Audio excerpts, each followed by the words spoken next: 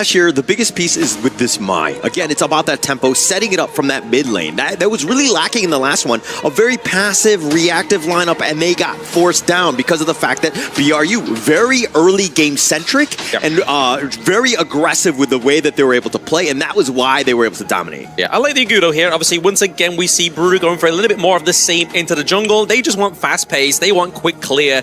They want to be able to give themselves into the lane, into taking that siege of the turrets earlier on once again. But we look at Team Flash.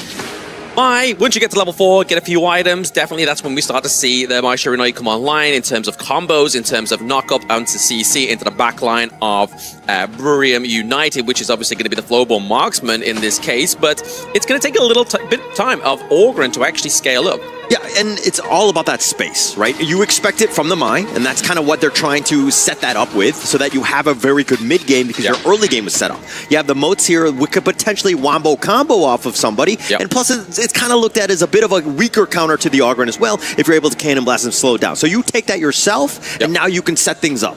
Yeah, I mean, if we saw anything from Team Flash, obviously they do know how to get the pickoffs right. They do know how to orchestrate a bit of a comeback into a team fight that not necessarily they took the engage for. Like, they saw it, they rather than disengage, they thought, okay, bet, let's go blow for blow. And then they come back. So I do agree with your point there, Motsu being able to kind of set this up for either a pathway of Mai Shiranui or Orgren in these team fights. But we are getting a little bit more sustained here onto the side of Burium United. We have that Hu1 that's going to be looking to go into that mid lane. Yeah, it's a perfect counter pick here because, again, the Mai is about the fast, aggressive blow-up, right? The glass cannon style. But you have the Yuan, which is the polar opposite. You're going to be very sustaining. You're able to out-heal. As long as you're able to withstand that initial burst, you're going to be able to kind of even out-heal him. So this is a great pickup for now. But the problem is, you say initial burst, we do have a secondary burst here, which is obviously going to be the Chicha. So we now have potential of, if it doesn't work the first time, we have Chicha come through with the damage. And they now actually have a sufficient front line. This is the thing that they didn't have in game number 1 for Team Flash, was a sufficient front line, but now they have the Byron, they have the Orgren. I feel like this is definitely a comp here that could get Flash a 1 point onto the board. Definitely, definitely. And I mean, it definitely makes a lot more sense. It's way more balanced. They shore up a lot of the weaknesses.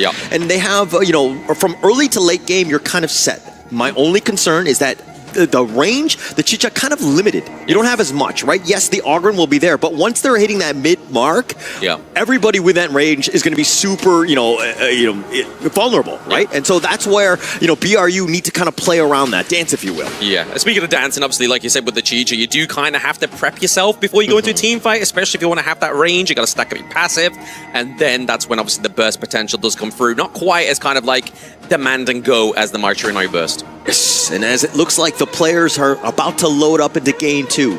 Must win, I say, right? Because if you're at the EWC, you lose 2 series, you are going home, unfortunately, from the play-ins. You don't have too much time to explore Paris, if you will. I mean, depending on which airport they flew in, right? Obviously, there's an airport quite close by. Like, there is an airport quite close by. I made the mistake of flying in from CDG. Took me an hour to get here. I could have gone literally maybe 15 minutes max, but that's my bad preparation. So I can hope the Team Flash and Burium United have better preparation in this game number 2. Yeah, and I think that for both of these squads, this draft looks a little bit more 50-50 to me, right? You don't see one that is skewed one way or the other, but this is going to be about those team fights. If BRU is able to win one, especially with the setup that they have, you have the Dharma Truth, the Zhangfei Umbrella Outburst, and then you win that team fight, you're going to just start losing towers because this Agudo is going to be a problem. Yeah, there's a lot of crowd control, absolutely. Crowd control, but I think the most scary thing is here, obviously, yes, we know that Orgren can do a lot of damage, but can you kind of out-damage the sustainability that the side of Burium United have?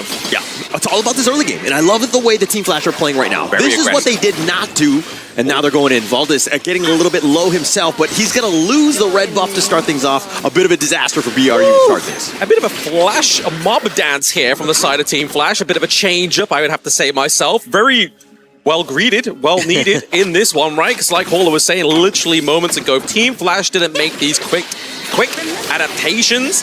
It's looking very bad for them. Not looking good. I mean, it's not over. It's still very early. We haven't even hit the 2-minute mark. No. But setting yourself up, those are the little wins that you need to really, compound your lead. And now BRU, they're going to do a little bit of pressure onto Hayduck as well.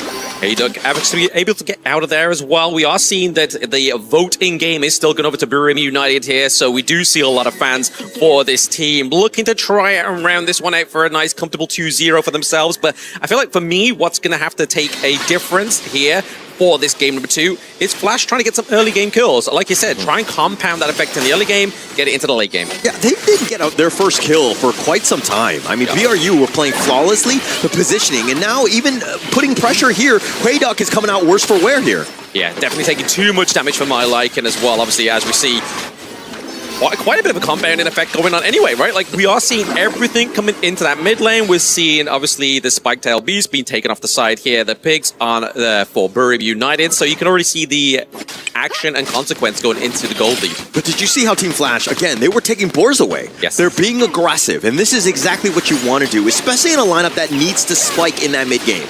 If you're having a terrible early game, but you're going to have a rough time. So again, you want to be aggressive. You have the timer, and now with this Crimson Golem, it looks like it's going to be started here. Taos is looking to take that away, but Valdez gets the smite. Valdez does get the smite there. I mean, it's kind of looking like here Julius has got squatters' rights into the enemy's jungle, right? Like, he's just constantly like, you know what? I got the timer. I've got the key to your property. I'm going in there. I'm stealing what I need, and you can't stop me. But fortunately there for Valdez, this time around, he was able to successfully steal back his Crimson Golem, which now I feel like is the moment in time where Valdez may be able to try and gain a little bit more momentum for himself. Yes, it's all about momentum here. And if we're looking at both sides right now, net worth, neck and neck. This is what we wanted to have seen, especially with these AOV squads. We knew it was going to be competitive because they're coming in almost from the same footing, if you will. Yeah, something to prove as well, right? Like, this is a different battleground. Yes. Like, this is not their home. They are here, and they are looking to make a name for themselves, and definitely, right, so we haven't seen them go up against any HOK teams yet within KWC, but only time will tell how well they do. But currently, just looking a bit for tit for tat, right? Just trying to basically have a bit of a calm before the storm, before those neutral objectives get online in around about 20 seconds. Yes, we're almost there, but to the point of kind of, letting everyone understand the situation here. If you win this, you have a potential to make the groups, right? Yeah. And now Tofu, it looks like Julius is looking to go in, path of passing on. He finds it with the Conductor of Souls. It's going to be dodged out by the Unending Sorrow, but they get the pushback with the Ruin Gem, and they find it, but Julius went in too far. Rin is going to be picked off as well. 2 members down, and BRU weather the storm, and they take 2 themselves. I feel like that was kind of like a rin, like a chainsaw, right? But it wasn't aggressive enough for the side of Team Flash. He gets taken down.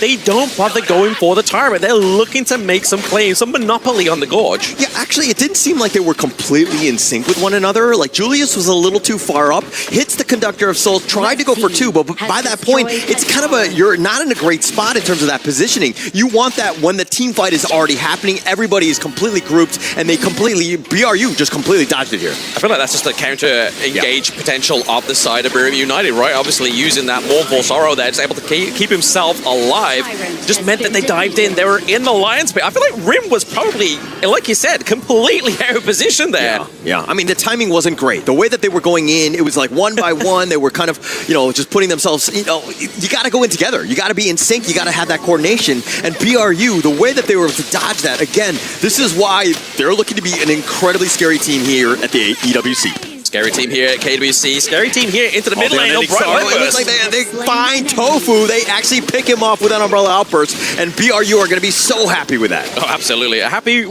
and more, right? Obviously able to get a bit of damage onto the mid lane, create a bit of priority, just kind of give themselves a little bit more room to get a bit more reactive, right? Because that's what the problem was in that early game. Yes. They weren't able to react because they didn't count on Team Flash invading in the jungle. Yeah, did not expect it, but now that net worth lead completely shifted in favor of BRU. This is a huge situation, and now the Overlord, that is going to stem a little bit of the bleeding for Flash. feel like I'm watching the stock market here with that gold, you know? Like, we saw in the early game, it was kind of fluttering up and down, but it definitely put your money on Burium United here.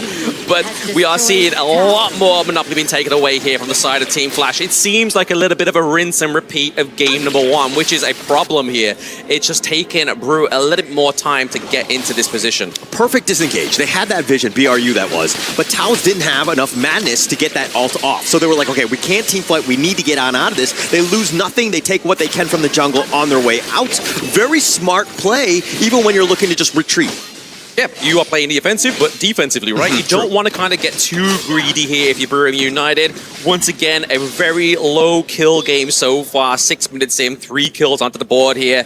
But that's not what's important. It's about creating that nice cannon blast. Bot side. Oh, the Kachusen as well, but the Aerostorm just zoning them away. Team Flash, a good attempt, right? That's the kind of setup that you're looking for, but they actually find Taos sticking around a little bit. They have the cannon blast onto him, but they're not going to continue on. It looks like BRU, again, just dodging most of the attacks by Team Flash. I think this is the beauty of obviously the mode 2, like we're saying in the draft, right? You're able to use that cannon blast from a very safe distance, disengage for your teammates, kind of almost like a second chance card, get out of jail.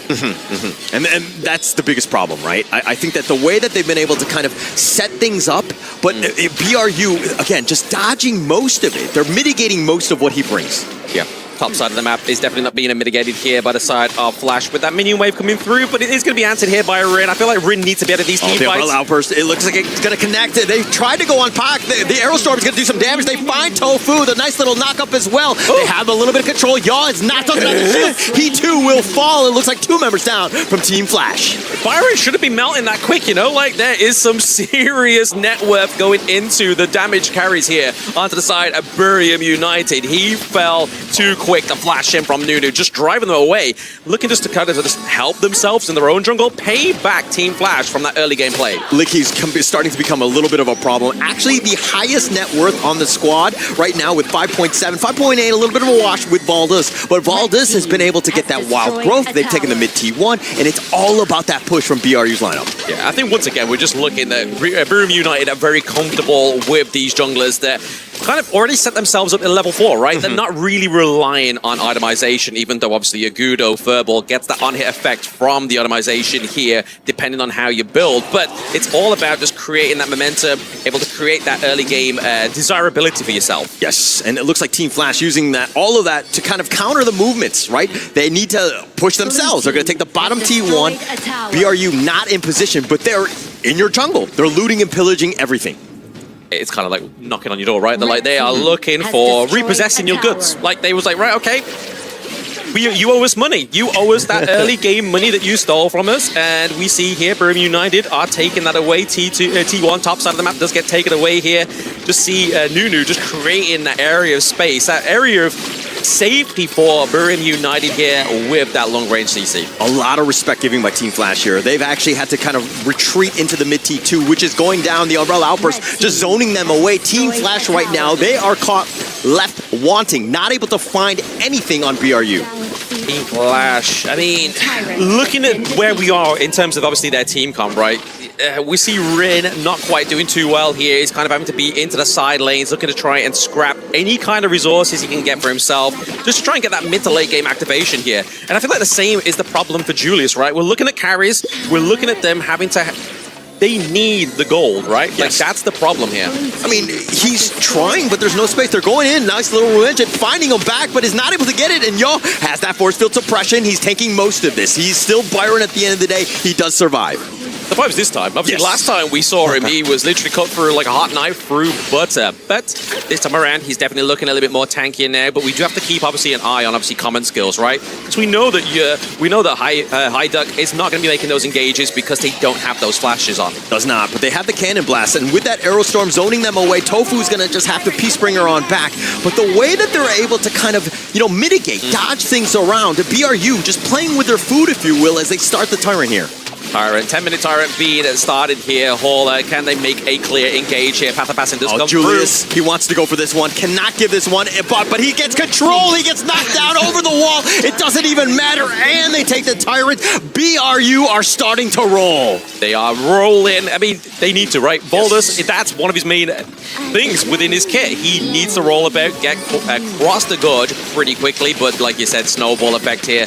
Tyrant takedown. T2 takedown into the mid lane. Just really open up the base here of Team Flash. They're able to just slow roll it, right? I mean, you have that Agudo. This is a huge problem right now. Yep. Now, I mean, this is a lineup, Team Flash, that needs that mid game. They have not even achieved it. Oh, I mean, timing-wise, we're there, but their net worth is not there, so they're not able to overcome this huge net worth differential of 6K. Correct. They're not scaling correctly with time, right? They are literally just trying to kind of like stem the bleeding at this point. They have to just make sure that they're playing a good defense. Obviously, they do have the T2 top side of the map there, so they could kind of try and play around that, you know, like try and get pressure onto Buriram United's top side of the map, the Clash lane there, and then try and maybe go for the Overlord, because it seems like neither of these teams are going to go for it. Yeah, I mean, the positioning is flawless. They haven't lost a single member. The way that they're able to, again, they slow siege, they see numbers, and then they're like, okay, we have an advantage, let's go. And they take things out. They take all of the space that's given to them, and BRU with yet another tower in that top lane. They are looking to try and get that T3, but I mean, nice pressure here down bot side. This is going to correlate to obviously the Shadow Overlord. If you want to go for it. It defines it, but Liggy's going to be on back. They've already taken the top T3. The Unending Sorrow tries to go for the back line, but he will fall. Nunu just way too deep. Julius gets stunned up.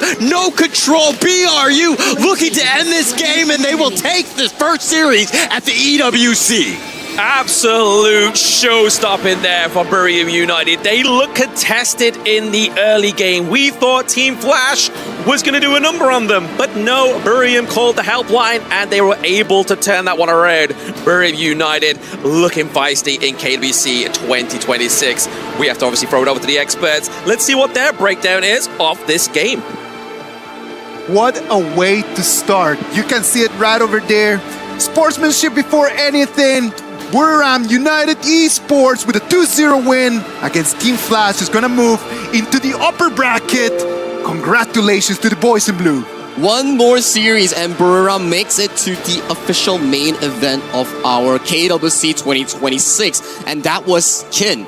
An absolute domination of performance coming in from Buriram United Esports. It will be squads. It's just total dominance for that one. I mean, we take a look at the later parts of the game, right? Yeah. It's the last potential fight, game-winning moment. The Mai gets a huge knockup onto two of the different members on the side of Team Flash. But the damage, the life bars did not go down at all. Of course, because there was not an actual advantage in terms of items, in terms of gold. There's nothing in there. Let's just try to figure it out. Where did that happen? Where does this come from? Team Flash at the 345 marker. Right before the Tyrant, they decided to go and engage into a fight that I did not see like a good decision.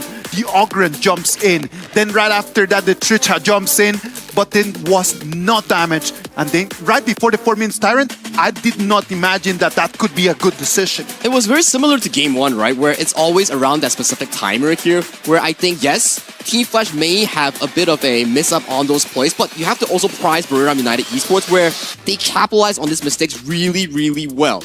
I want to point out here for you on the Byron. We were talking about this. His first item was not the Pure Sky. He actually went for the Frost Sky Embrace. I like the idea of it. You get the slow. They want to have the team, you know, come on a 5-man jump onto the potential target, right? But that was not going to be the case when they're behind on gold. Another thing I want to pay attention to is Rin, is Chicha. The Chicha pick is a great pick, but it's a very late game pick. Of course. And throughout the first 7 minutes of the game, Rin was at the T1s on the top side, bottom side, but they could not take a T1. And Buriram, in that moment, took 6 turrets. And just in terms of that, like you can see how Buriram United Esports had a little bit more of a preparation, a little bit more in-depth, I would dare to say, just compared to their counterparts of Team Flash. The way that they just played the game, they came with a very clear plan, and I believe that this is what the other teams are going to be taking notes on. Their game is not about fighting. Their game is about turret destruction. They come in with the 2 picks that they had over there. The main idea of here was just give me the turrets. And you talk about the 345 in game 2, but you link it back to game number 1. Clear goal coming in from the side of Buriram United Esports, taking down that tier 1, taking the red buff, and then snowballing the game. 8 minutes, 5,000 goal lead, only a single kill for Buriram in game 1, but that's just how they snowball the game into total control in this game 1. And they understand the win conditions of each particular draft, right? Down here, first target to fall after Tofu was Julius. Julius was meant to be the recovery effect. Butterfly gets the assist, come back into the fight and get those finishing blows, but it was never the case. Like even in a situation you're a 4v5, just look at the goalie here. 4,000 in the favor of Buriram United Esports here. Licky barely touched by any single member coming in from Team Flash. And as of this point, Julius is like, guys, I gotta head back to the fountain, get some health back. But then while the time is on his way back, it's already too little too late. It's so difficult to play this game because not only in game 1, game number 2, they had all the answers as well. Valdez, the moment he drops his ultimate, sure, that's fine.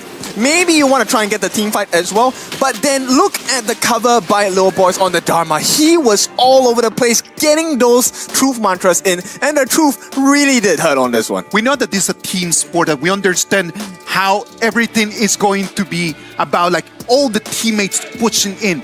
But it's important just to understand that some of them just shine a little bit brighter than the rest. When you think about Buriram United Esports, who do you think was like the biggest star in this 5-man formation? Nunu. You should have waited, we should have counted, and then we're going for Nunu because I had Nunu as well. Okay, we'll work on our teamwork, but it's okay. This is the Buriram gameplay, right? You go first and I'll back you up. I think I agree with you guys in terms of Nunu. Nunu in both games was ideal for any team, just being able just to deal the damage, to just be able to just protect as well. Well, what about if we go on stage and we try to see and hear a little bit more from the players? Mara, take it from here. Let's see exactly what's going on there. From the winning team, Buriram United, we're here with Nunu, the mid laner. Congratulations! And how was that you received the very first match win here at EWC? How is that for your confidence? How is the team's mindset right now? ก่อนอื่นเลยนะฮะก็ขอแสดงความยินดีด้วยนะฮะรู้สึกยังไงบ้างครับที่ตอนนี้เนี่ยเราคว้าชัยชนะแรกของทัวร์นาเมนต์ EWC มาแล้วฮะดีใจครับเพิ่งมาเล่นด้วยครับก็แมตช์แรกก็สนุกครับ Yep, I'm very happy and excited that we already achieved the first victory and like we are very happy to be here too in Paris. And one thing we were really happy about, you used the new AOV collab hero Lorian in the mid lane. They're the very first team to use that in EWC. Now, Lorian has a really long stun. And when you get your opponent, well, it's a guaranteed success for you, especially when you were getting the farm laner in game 1. How much fun was using Lorian, our new AOV hero collab, for your first match? มาพูดถึงในตอนเกมแรกบ้างนะฮะเราหยิบลอเรียนมานะฮะซึ่งเป็นฮีโร่ที่เป็นคอลลาบอเรชันกับทาง AOV นะฮะเนื่องจากว่าตัวนี้เนี่ยมีสตันที่ค่อนข้างเป็นเวลานานเลยทีเดียวเมื่อเราเนี่ยว่าแลนสตันได้แล้วเนี่ยค่อนข้างจะเป็นการการันตีได้เลยทีเดียวมีความคิดเห็นยังไงบ้างครับก็รู้สึกว่ามันแตกต่างกับเกม AOV ที่ผมเล่นครับเพราะว่าโลออนเกมนี้ก็จะเหมือนกึ่งโป๊กนิดนึงครับเพราะว่าสกิลเขาค่อนข้างแรงครับYeah, so Lorian in this game is kind of a bit of different from the AOV that he has been played because it's like in this game it's kind of semi-poke. But you know, we really enjoyed watching you. How about some tips for everybody watching looking to use this new hero Lorian in the ranked games? What would you like to suggest for them? Any tips for the rank?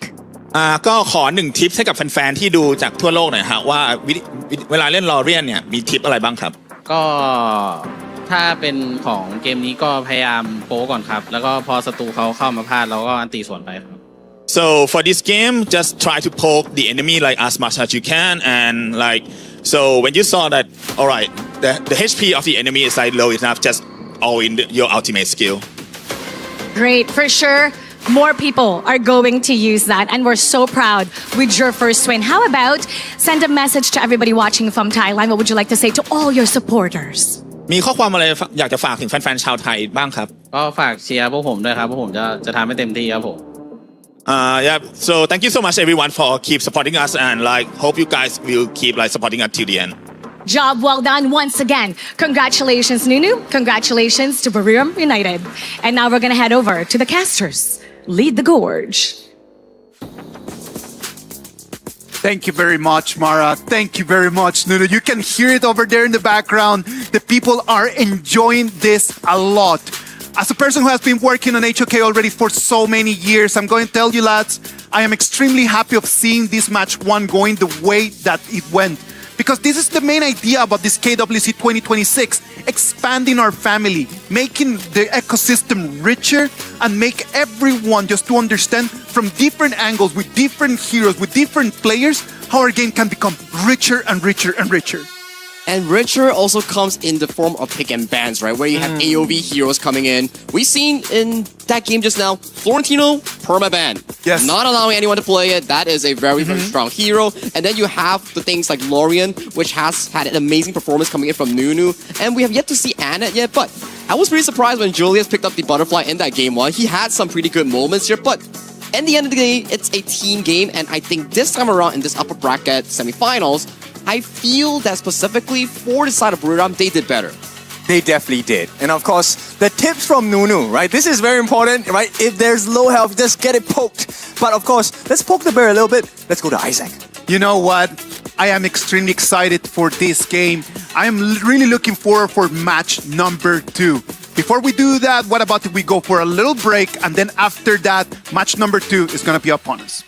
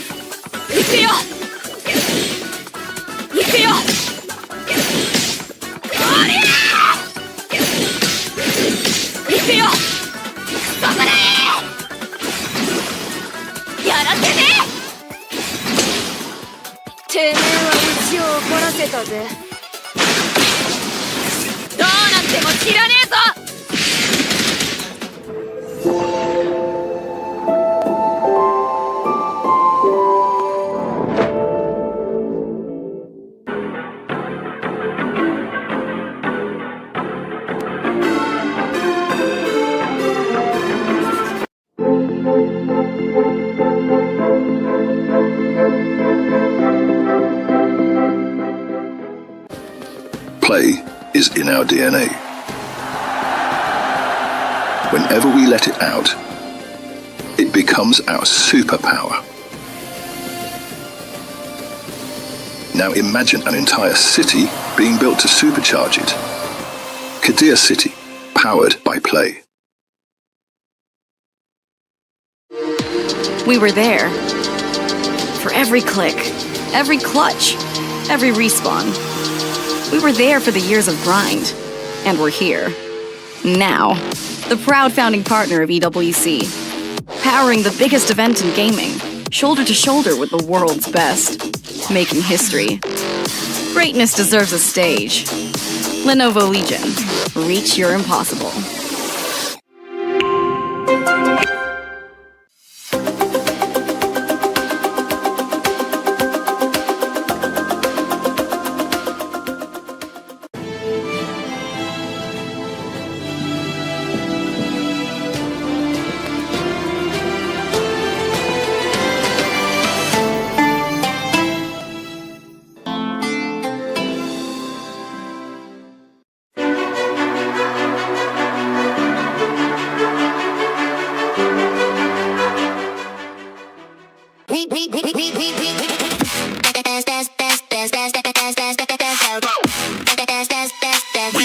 Esports World Cup.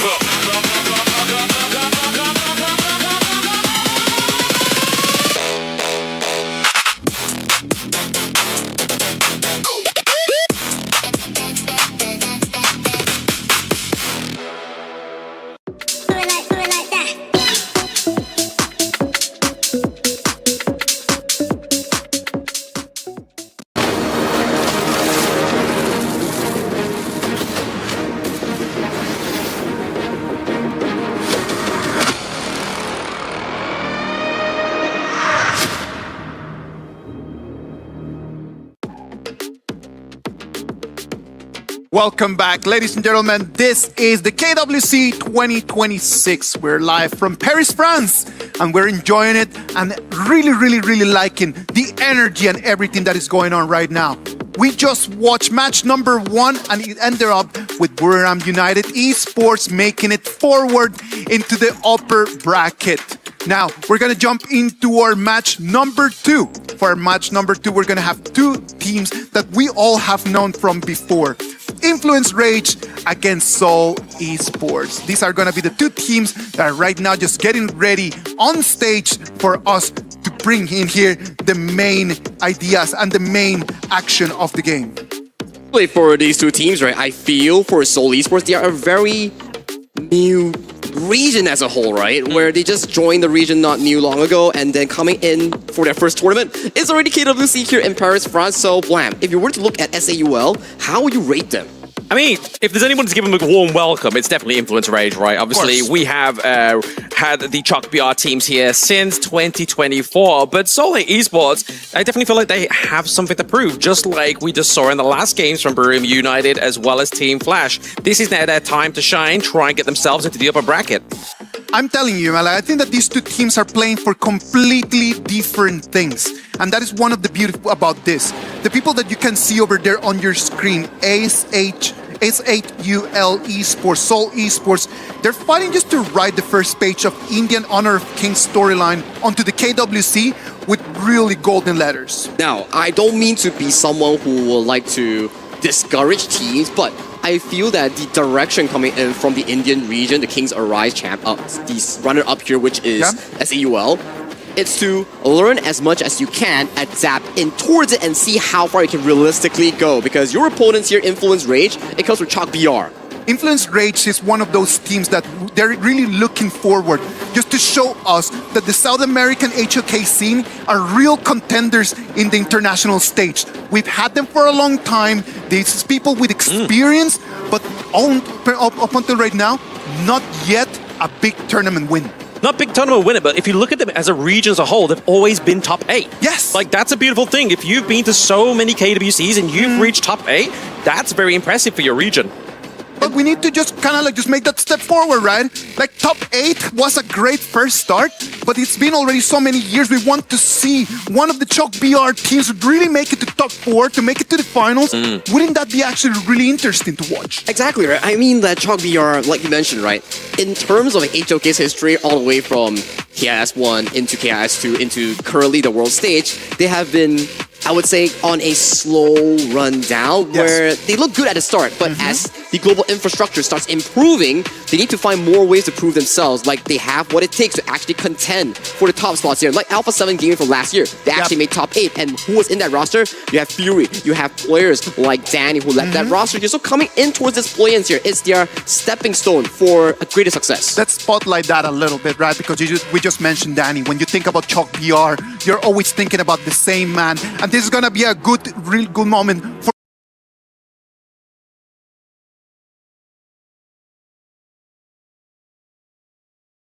Danny just to prove that, right? Like, it's gonna be a completely new team, a new roster. Can he really just play to the level that he needs to play in this KWC 2026? I really think so, because I mean, last year we kind of like doubted him as just a solo tank jungler, but then this time around, obviously last year, he proved to us, he was like, right, we can be the assassins, we can play the game.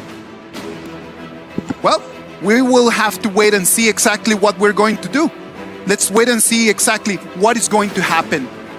We are going to have Influence Rage against S8UL Esports. These are going to be the players. This is going to be the teams. Ken, Holler, what do you guys have in mind?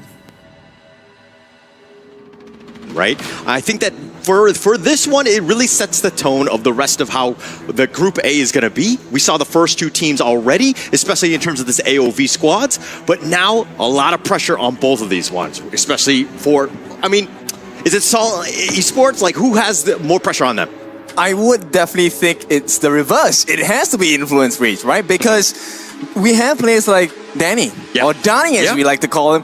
He has experience in AOV as well. He should know what's coming under the covers of that punch. Yes, definitely so. And I think that for him, in terms of experience on the international stage, he probably has the most throughout the entire, both of the squads here, right? So I think that for looking into this one, Danny is probably the guy.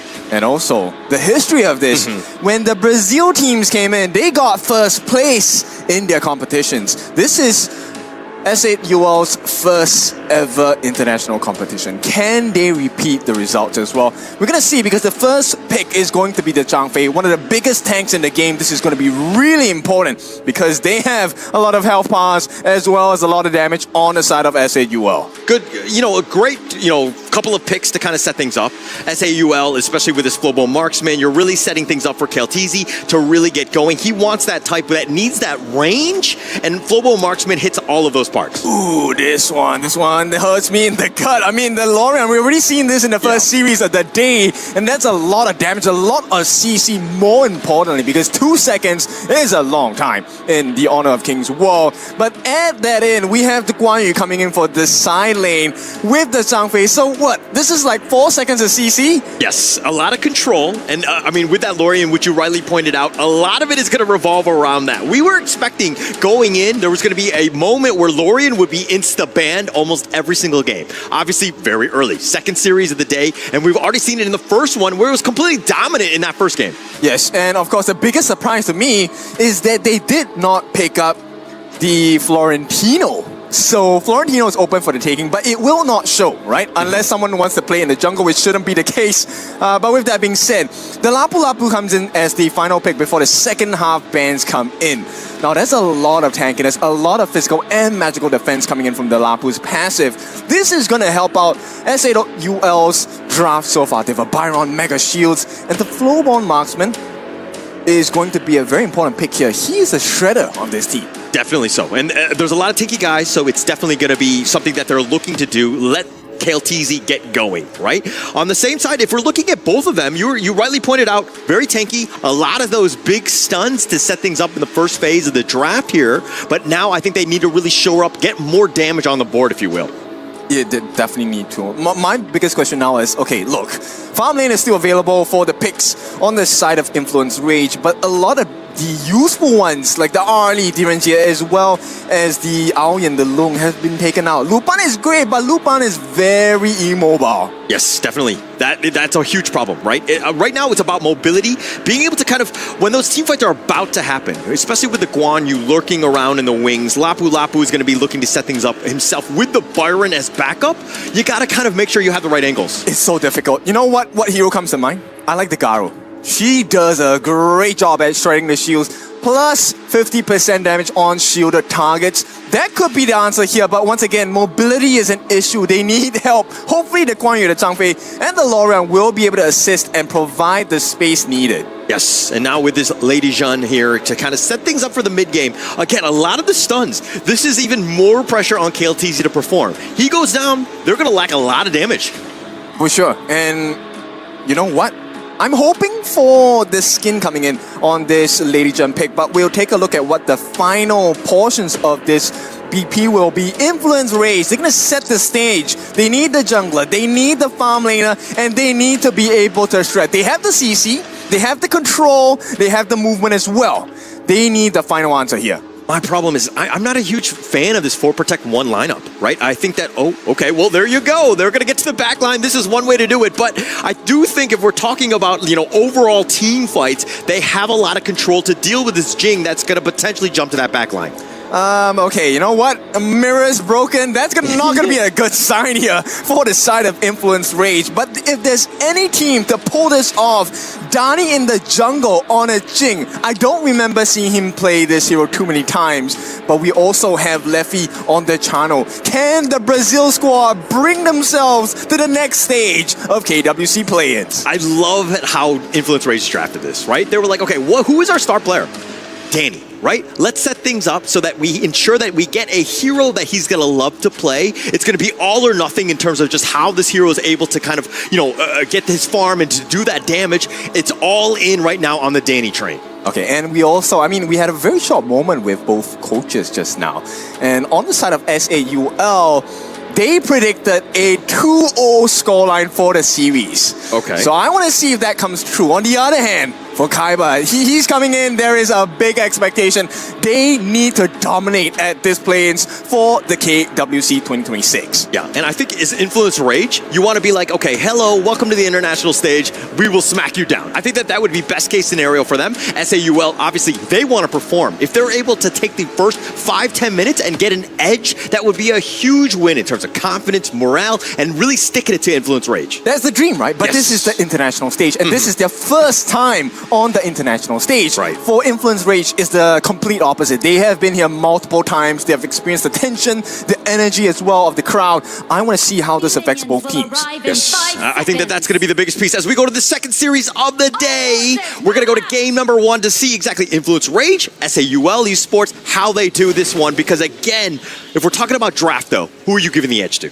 I actually like the side of Influence Rage a little bit more, but simply because there is a potential for flashy and very confusing intense moments that will be brought over to the side of SAUL. So if they don't know how to deal with this, SAUL might fall in this first game. Yes. All about space. I can't speak more of it because Keltizi is the guy. He's 100%. Are they able to kind of get on point? He needs to stay alive, ensure that he gets as much time with the solo experience as he's getting in this bottom lane. This is what they want to do in terms of just kind of setting him up for success. Easier said than done, because at this point, China, with the Soul of the Wolves as well, it kind of dilutes the value of a flowborn marksman pick, because yes, you can pierce your targets, but if they're all at different angles, you can't get the amount of wave clear speed that you want.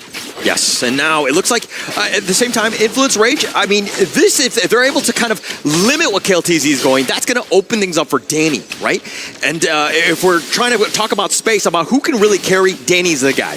It has to be. And ditching is a big pick here. They need this lady in the mirror domain and dimension to be able to shine. And this is going to be the first big objective you're talking about, right? The goalie. Can they get the EXP and the goalie over to the side of Danny? Because if they can't, then SAUL, Kong is going to show him a world of hurt. Yeah, Kong is definitely the guy that needs to step up, right? Make sure, I would like it if SAUL were to be aggressive and to take away some of those Azure Golems, because you take away that blue buff, Danny's not going to be able to farm as much as he would like.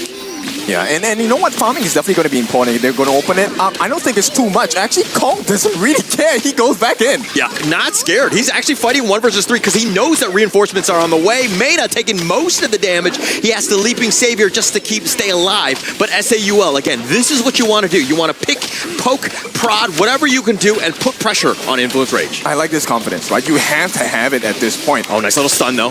They flash away Extreme, just staying alive. Doofy had his back, though. Okay, so 2 minutes cooldown, 120 seconds for the flash. Yeah. That's a good skill to take out, common spell to take out from the side of SAUL. Right. But it's on the extreme. The ladies, and she can play from far, so it doesn't really matter that much at this point. Definitely doesn't really matter. I mean, Extreme is the type where he's kind of like the secondary support, right? He doesn't have to get those items. Maybe you get the Venomous Snap, but nice little control. They find Fury, the Leaping Savior, the shields are on point. Fury looking to limp away, but now here comes the Razor Cavalry on the back. Tempest with a nice play, but Kong is going to go down. They find Extreme as well, and SAUL have to just limp away with 2 members down. We are afraid of the Tempest Dragon. No, you need to be afraid of the Tempest Guan Yu. This is the one that hurts. One more. Yeah, KLTZ flashing away, just trying to just pick and prod with Leffy on this one, who again created a lot of that space. Now this bottom T1 is under siege. And this one hurts, because right now this means he's missing out on the minion EXP and gold. This is not looking good for KLTZ as well. Now we take a look at the goal lead, right? Close to 3,000. Oh, nice little stun. Oh, Doofy finds Leffy. He tried to soaring signal back to safety, but he got caught out. The charge is just too much from Doofy. Not the kind of peekaboo that Leffy wants to. And you know, the fact he came from the left, that was great. Leffy, as he goes into this one. Now, I mean, that's going to be a huge win for that. But now, if we're talking about how they want to play this one out, Doofy, nice little control, finding 2 members in the brush. But again, it was more of just impeding the ambush attempt. Yes, it is. And right now, this laning phase is, I think, even Stevens for now, but the goalie's definitely in the side of Influence Rage. And 4 minutes, Doofy hiding alone here. Oh, he's all by himself, but there's 3 members that tried to go on. Good This is great in terms of that spacing, right? Doofy took a lot of that damage, and now it's going to set up for this Tyrant. Oh, now they find him. Doofy getting a little bit too low, the Raging Sea, but he's going to be picked off. Kong is too low himself, and they find 3 members. Influence Rage are starting to create that space.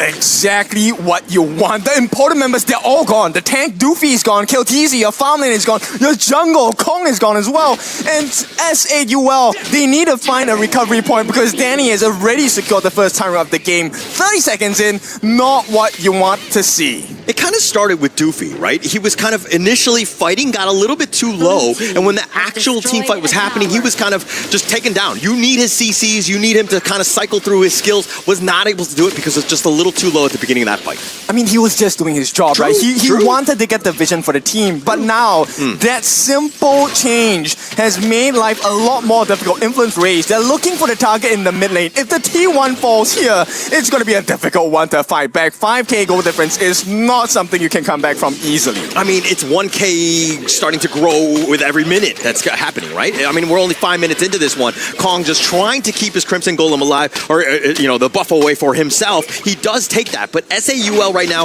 they are absolutely reeling. They need to calm down, find ways to get back into this. Okay, I mean, it felt like you were telling me to calm down because it was looking kind of scary for Kong at this point. 0-2-0, no assists, no kills, 2 deaths. This is not where you want to be at this point. Do not. And look at how Influence Rage completely zoning them away. They've kind of just, springboarded past that T1 mid to push them further back. SAUL right now, they're starting to group up together, and that is a losing proposition. Yes, when it rains, it pours for this one because now the jungle is getting taken away. You don't get the EXP from the lanes anymore. You don't get the EXP. Here we go. They dive on this one. They find Kong, who has to roll on back, but the Razor Cavalry, the pushback is unreal by Tempest. Miriam is solo himself. He's starting to limp away, but Influence Rage have already taken a huge opening with 2 members down. They're going to take the bottom T3 as well. Okay, what's the call here? Do we go in for more? Because there is no more Extreme, there's no more Kong. They have the 2 tanks left. Kilteezy actually right now is a very, very crucial positioning. If they can take Kilteezy down, there is no defense. There's absolutely no defense. I mean, he's the guy that needs to just do the wave clearing. He needs to get that farm. But again, if we're talking about space and XP, he's just overall, he's fallen really behind. Leffy has a 2-level advantage over him. He also has a 2,000 gold advantage. It's 2 for 2 at this point. And you know what? 7-1 in terms of the kill score. It's looking all Brazil at this point. It is, definitely so. I mean, they're taking everything. I mean, they can't even get to their own Crimson Golem because of the fact that they've been zoned away. Influence Rage playing this one phenomenally here as they've completely zoned them away. And they play this really safely, right? Both Crimson buffs, one on Fury, one on Leffy. The big pokes, they don't even need Danny to jump in. He doesn't have to take the risk. Yeah. And that's the thing. I mean, when you have Fury, you have Tempest, all of these guys that can be those frontliners, and Danny can just, secondary initiate, which is what you want to do because he's very vulnerable. He's able to find that damage, and he's able to burst them down when they need to. Yeah, Fury definitely was watching the interview, right? Yes. We meant the advice for new players, but Fury was like, okay, that sounds good to me too.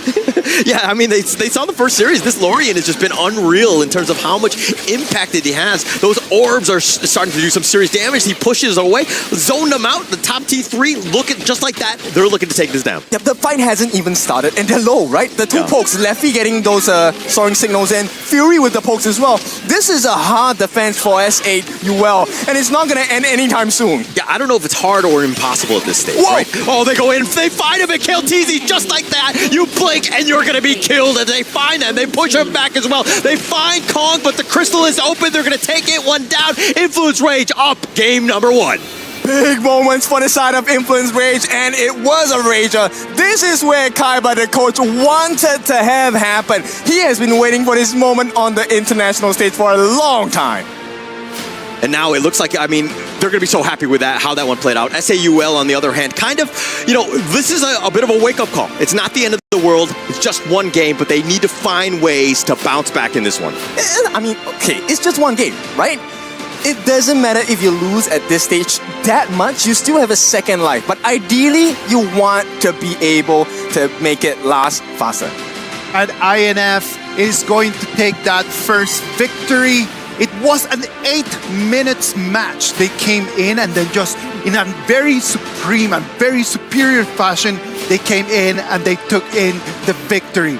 Lads, break it down for everyone, please. mean, it's just a very big difference in terms of experience, right? Where we see, yes, individual prowess coming in from players like Danny on that Jing finding multiple angles, and also the Guan Yu. That was a magnificent performance in ending that game in that crystal area here. But in terms of the individual performance here coming in from SAUL, you can clearly see that they are really lacking behind in that team understanding in terms of macro and micro. Oh, absolutely. I mean, there was definitely... We do have experience on the side of Solar Esports, right? Obviously, we do have Kong there. He's probably going to be the driving force, giving and ushering all this experience over to the team. But when they have Influence Rage, Chuck VR, that's been going since, what, 2022. There is a wealth of more experience there for Influence Rage. And you could see just in the main difference when we were talking about Danny, right? Like, Danny in here, he comes in with the Jim pick. He's the person that opens the game over here for Influence Rage, right? Like they come in the 4th minute, the Jing, just the initiation over there in the blue zone. It is what makes everything just turn around. What about if we just go for a quick break? When we come back, it's gonna be game number 2 of this match number 2.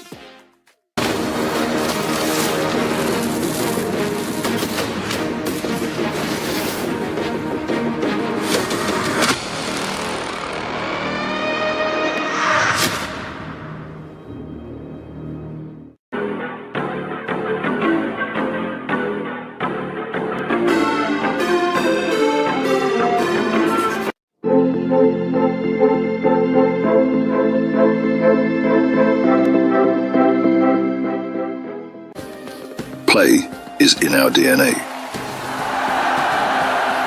Whenever we let it out, it becomes our superpower. Now imagine an entire city being built to supercharge it. Kadir City, powered by Play. We were there. For every click, every clutch, every respawn. We were there for the years of grind. And we're here. Now. The proud founding partner of EWC. Powering the biggest event in gaming. Shoulder to shoulder with the world's best. Making history. Greatness deserves a stage. Lenovo Legion. Reach your impossible.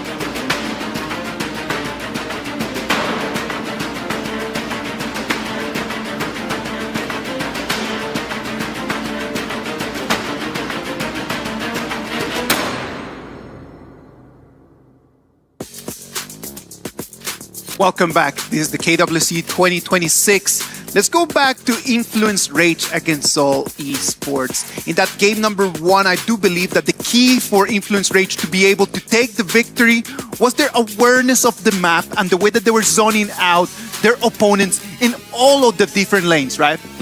I feel like it's a very good point, right? Where you have the Unbridled Outburst coming in from Maina, and also Tempest coming in from the back with that Guan Yu's ultimate here, which actually limited a lot of space coming in from the side of SAUL to find those early game markers here. Yes, you want to play the double marksman composition like what Buriram did, but in the end, if you can't get the early game going, laning phase, jungle, you're just going to get sandwiched by that double in game. Of course, that is not going. It's not going to work out, right? Like, because at the end of the day, like, you need to be able to have an advantage if you want to play with that double marksman composition, right? Absolutely. I mean, if you want to play with that double marksman compensation, you then going to try and like create that space for yourself, right? But then, like you said, if you got the Guan Yu just pushing you into the jingle, it's kind of just like, where's your space? You've not got it. If you don't know where to be, we're going to force you into that right place. They did have at the beginning of the game, they had one opportunity just to take that first blood that might have just turned things around. Like, it would have actually just made everyone just feel a lot better with themselves and could actually turn the game around, but they couldn't just capitalize out of that. And especially when you talk about these moments here where you are losing not only by draft, you're also losing by team fights here. So it's really difficult for the players on the side of SAUL to realistically find a footing for those proper team fights. There we go. Obviously, they need to find the proper team fights. I feel like Solar Esports does definitely need to kind of just go back to what they know. Trust Kong maybe lean into that a little bit more in terms of the experience that he has for the team. But it's all there for them to show now. This is their showcase. Do they go to the lower bracket or do they fight for the upper bracket? Casters, they need to tell the story. They're gonna have to just tell us the story of what is going on in here. Take it from here, lads. Yeah, thank you so much as we go into game number 2 to find the draft. For me, it seemed like it was too much of an all-in play on the KLTZ, especially with this Flowborn marksman. I feel like you need to balance it out, right? I think that you can't put too much pressure on one guy. Everybody needs to step up. Yeah, it needs to be a balance in terms of who gets the resources, how do we distribute the resources for this. And at this point, I think, you know what, at least in game 1, Kong, I felt, did a decent job of trying to resolve the situation, but time was not on their side. Yeah. I mean, you don't have much time when the spacing is going to be completely taken away, right? There was that initial fight where 3 members got killed right before the Tyrants. That was a bit of a disaster in terms of a start. You need to kind of come out 50-50. Maybe you contest, take that away. They were not able to do so. I mean, this is one of the things, right? They were pretty tanky, but they only had 2 points of damage realistically, right? One from the Gudo, the other from the Flowborn marksman. So at this point, once again, we're going to re-explore the BPs. Lianpo is going to be a big pick. Zhang Fei is going to be a big pick. These are the big tanks, right? No more Lapu Lapu for them on the side of S8UL. I'm wondering if they want to go for utility roams instead. I think it makes sense, right? But I think that for me, maybe you let Kong not just play like the tanky style junglers, but let him fly too. Let him play like the Jing, Luna, those styles, right? They are aggressive. Let them play, again, use his advantage to create space. Now KLTZ will have a much easier game. Okay, I like the idea of that, but it's kind of a difficult position to be in because right now they're just going to start up with the Chicha. Chicha, as you all know, flex pick, can be played in the farm, can be played in the clash, can be played in the jungle. So I like this movement from SAUL.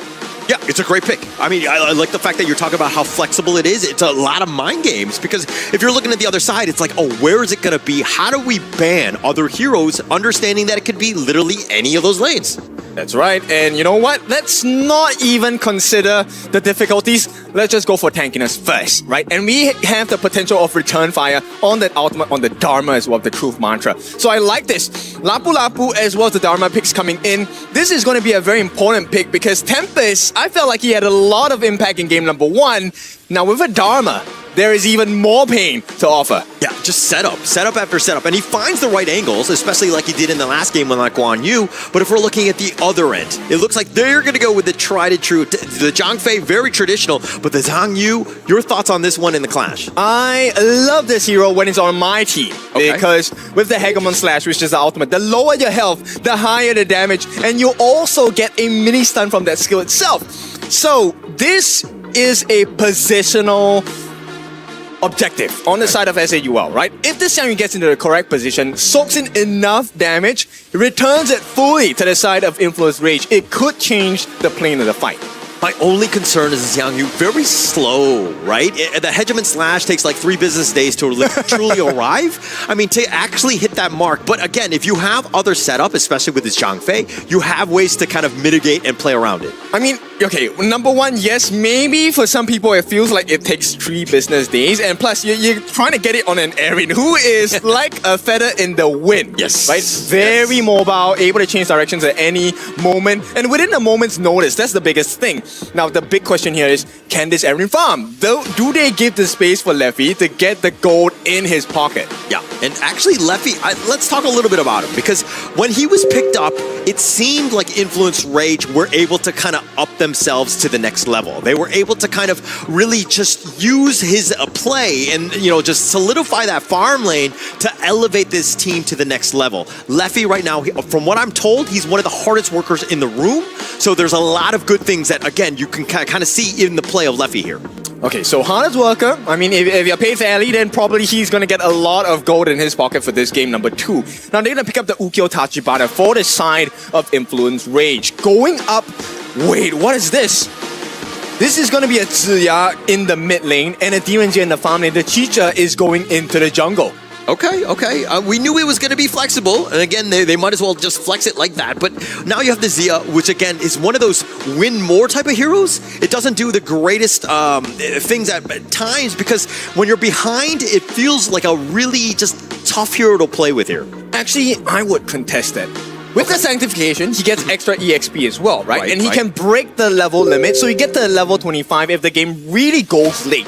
Put that on a Chicha, put that on a DNG. It changes the whole situation of the team fight. Right now, you have to have many other considerations as well. Now, they're gonna finish up the draft on S8 UL's side, or no, Influence Rage with the Nua. I like that. There's a lot of burst damage, a lot of mobility, very quick rotations from the mid lane as well. This could change a lot of things. And actually, it's about that range. You have a huge the artillery bombardment from, you know, the next level, or the next map, if you will. I mean, he's able to just stay alive. He's able to kind of stay out of harm's reach, especially when they have the Zhang Yu as well as the Zhang Fei. Both of these guys that are looking to find that backline. You know, I always think like that when I play a Nua, but somehow I find myself in the loving arms of the opponent team. So hopefully, this doesn't happen for the side of Influence Rage.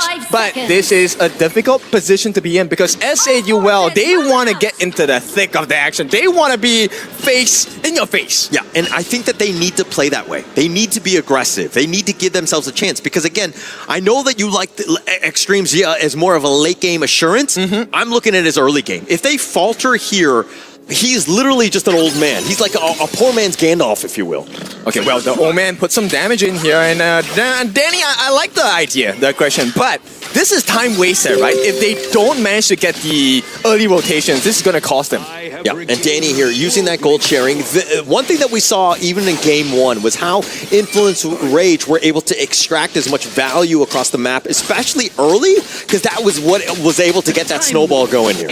Yeah, and more importantly, right, it's also, they now have the information about which buff was started. True. So this is going to impact what they're going to be thinking about, right? In the next 90 seconds, how do we want to plan our rotations? Do we want to care about the mid lane, right? Right now, this is free EXP that they're losing if they don't get here on time. Yes. But look at how all 3 members, just like that, right? Influence Rage, all of them are like, okay, let's use that gold sharing. That wave is about to crash into the tower. So they've kind of, again, extracted as much as possible, sticking to a 3-man posse here. Okay, I like this, right? I'm just going to sidestep into the Hyper Roast. Revenant, Spark, as well as SAUL Esports will break the meta of HOK Global Esports. As it stands now, it's looking a little, new. Yeah, I mean, it's so hard to be like where these teams are, especially when you haven't played against some of the levels of these teams who have been playing around for year after year, right? So it's a little bit, more of a kind of a free roll for SAUL as they kind of find their footing to find. Nice 2-man stun with that Universal Law, which has been dodged out. Influence Rage, get on out of there. Okay, did they burn the common spells? No, they did not. But was it worth the exchange? It puts fear in the minds on the side of Influence Rage, right? This is a possibility you have to consider.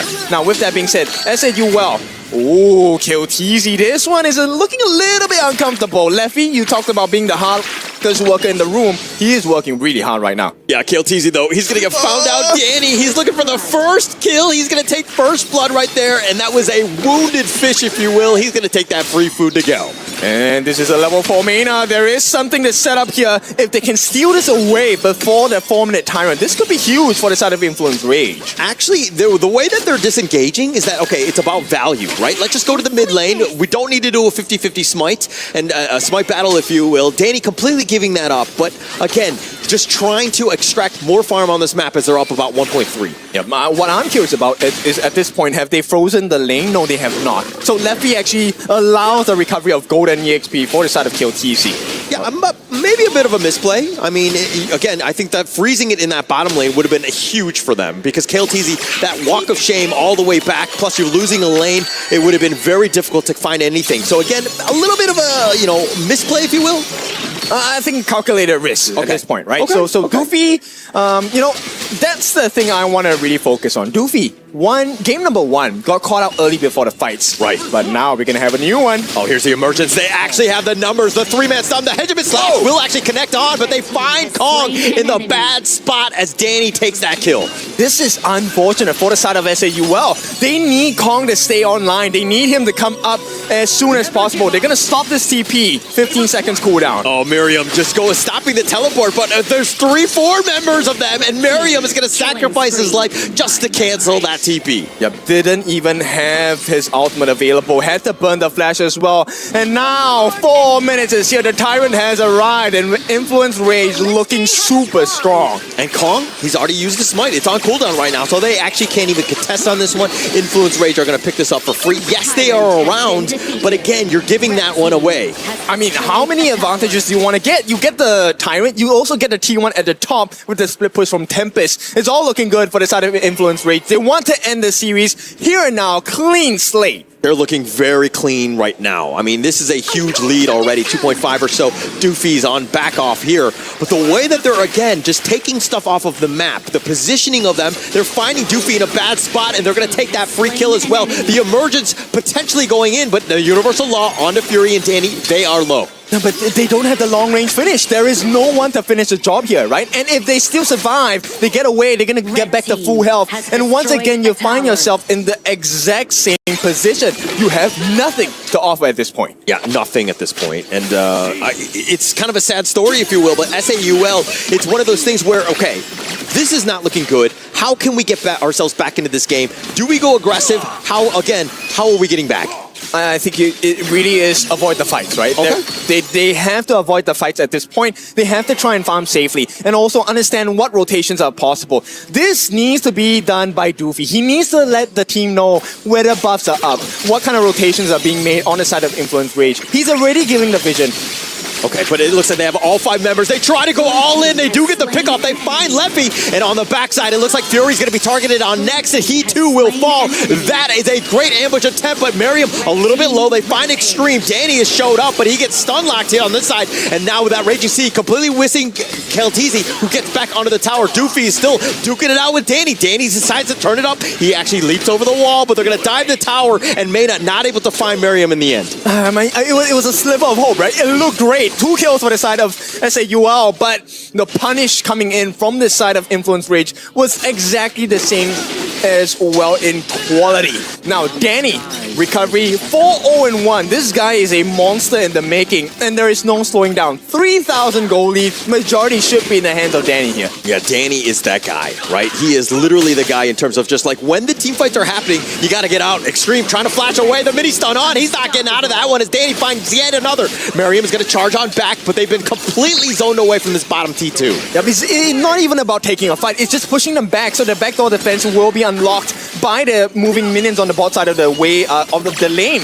And right now, Influence Rage, they have absolute control over the gorge. Yeah, absolute control. I mean, SAUL were able to find a couple pickoffs. Things were looking decent for them in terms of this comeback, but then Danny shows up and you're like, wait, actually, we are really that far behind.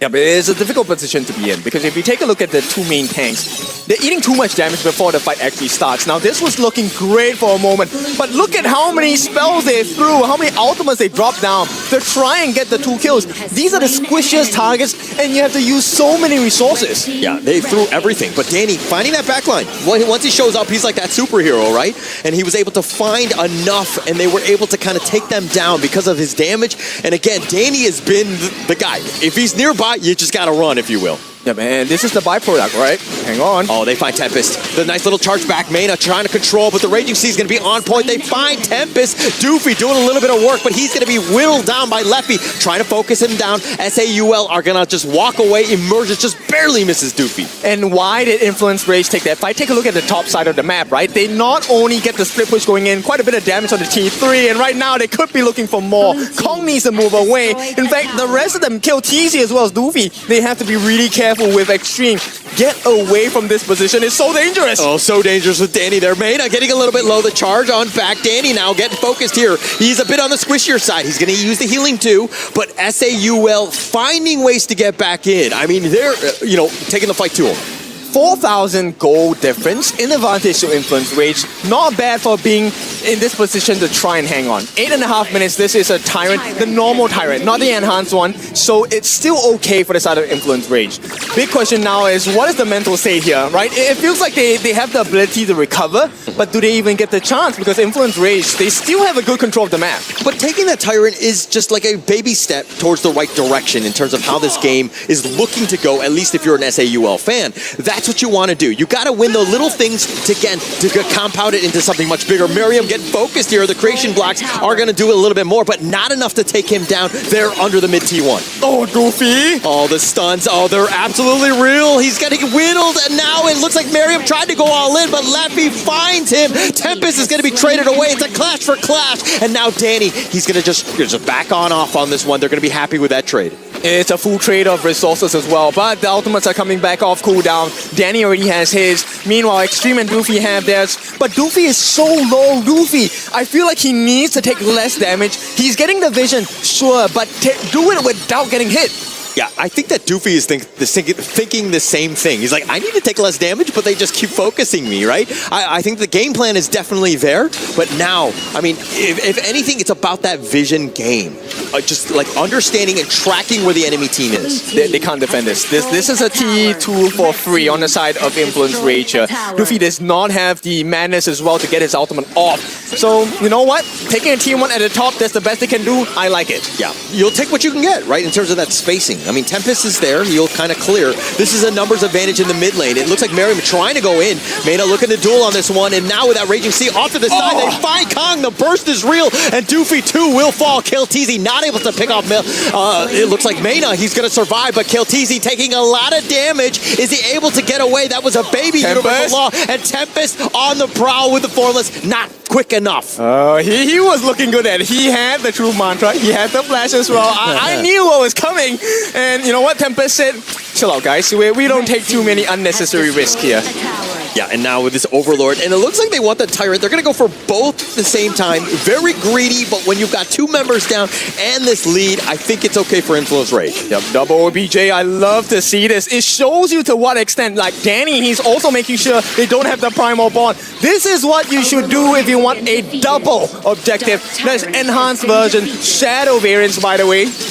Yeah, synchronized, a big neutral taking, right? That was the perfect way, but again, DJ can break this one down. Yeah, I mean, this is all down to Miriam, right? He wanted to get the setup.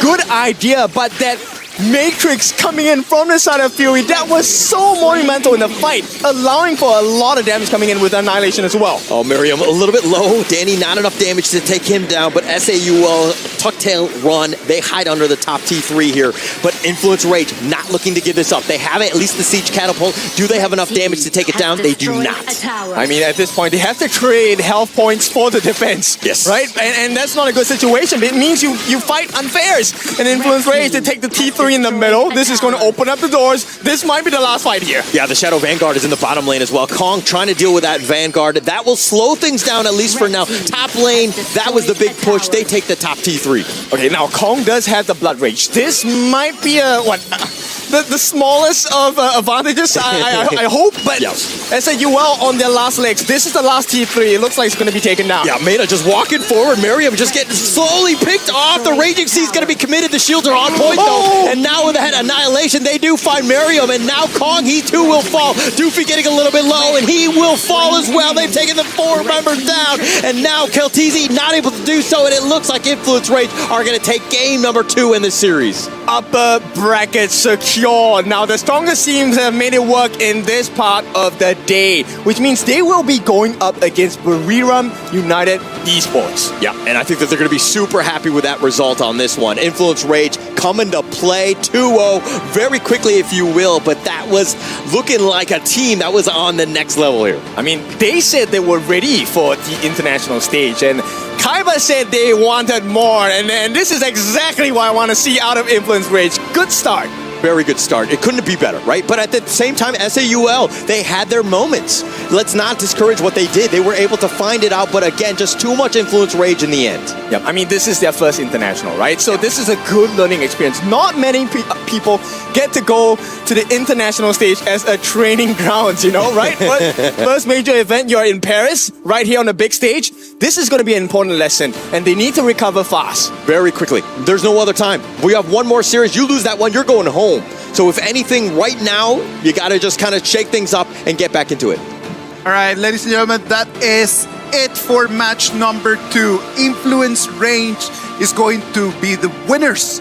Influence Rage is going to move forward in the upper bracket, and today they're going to be playing against Buriram United Esports for that first ticket into the group stage. And the both of them, on how they exactly played the series, it was very, very similar in a very dominating fashion for both Buriram and also the side of Influence Rage, where they choke out their opponents through map resources, force them to take uncomfortable fights, and then that 10-minute mark, when it hits, they clean up the game easily here. And you gotta say, when we go into the upper bracket later to decide the first Group A slot into the the group stage, that's gonna be interesting because it's really hard to predict who's gonna win out. Of course, no, but before we jump into what's gonna happen into that upper bracket, right, let's just put our eyes into SAUL, right? They had some moments, some sparks of really top-level performance in this game as well, right? Yeah, they did. I mean, the draft-wise, going into a best-of-3, there's so many more better picks I feel like you could have gone for. Obviously, like the Zhang Yu here into the Clash lane. I mean, what are you really doing, right? What are you charging into? You're charging into a creation block of the newer? Like, what do we want to really achieve here with this Clash lane pick? It didn't seem like it was actually coming into fruition here.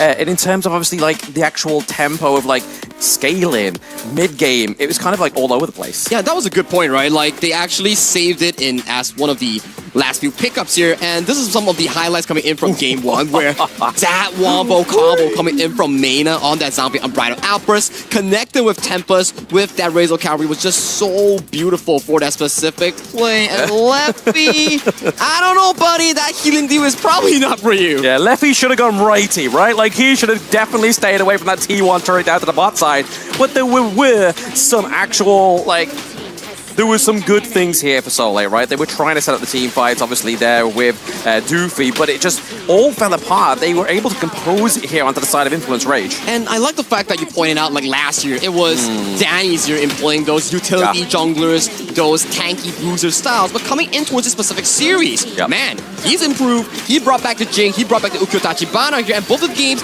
0 deaths occurred for this jungle player. His identity has always been like that, right? Like, he's always been an assassin. Oh, yeah. He's always in the jungle, getting the resources, trying to get the kills. That is exactly the Danny that we know.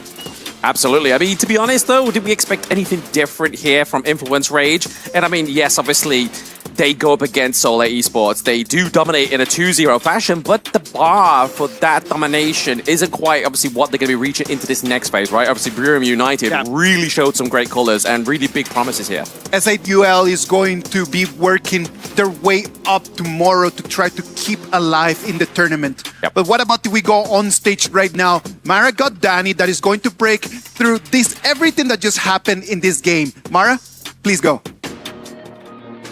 We're here with Danny from Influence Rage. Congratulations.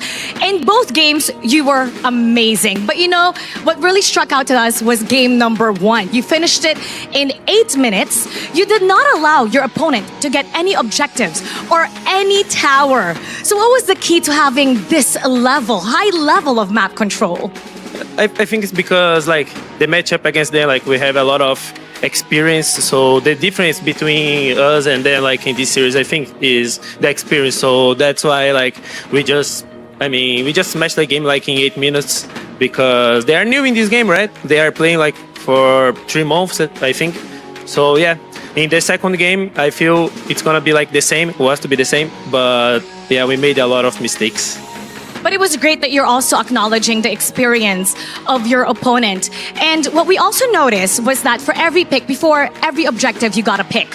And how important was it for your team to have this level of aggressive play style to have such a convincing win? Yeah, this is the style that we like it to play also in Brazil. We are an aggressive team, so we like to fight a lot. We like to invade. We like to fight like for everything for the TPs. So yeah, this is the style of our region, I think. So yeah, that's the difference. And with that, fight, we're gonna see another one later on. So Influence Rage, your team, will go up against Buriram United as our 5th match of the day. And we want to see and hear about your honest predictions for that one.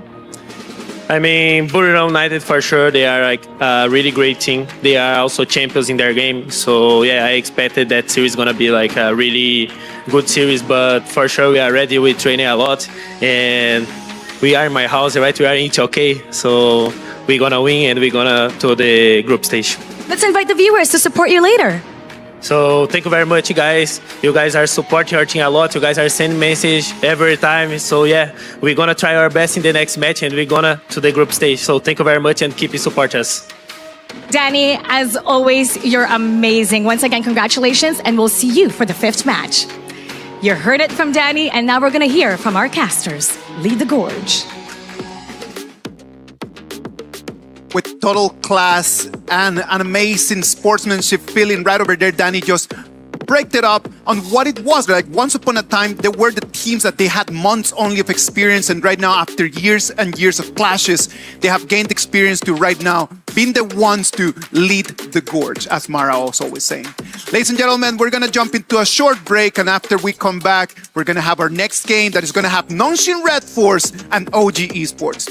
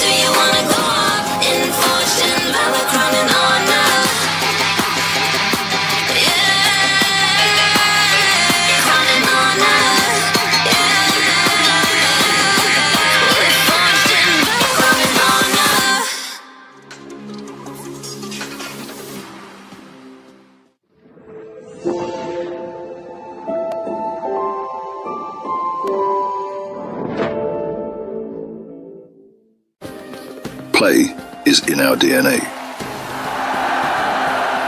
Whenever we let it out, it becomes our superpower. Now imagine an entire city being built to supercharge it. Kadir City, powered by Play.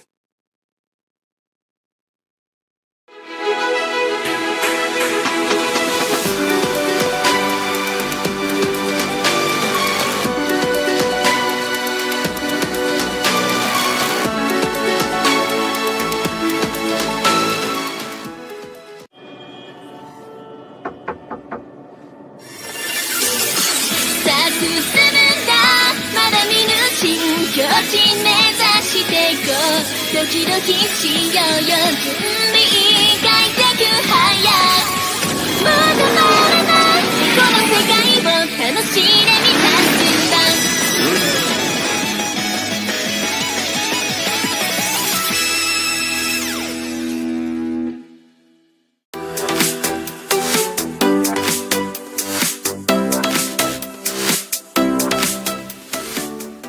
The human body was built to move. Not trapped at a desk in one singular posture for 12 hours a day. It's time your chair evolved. This is Secret Lab Titan Evo.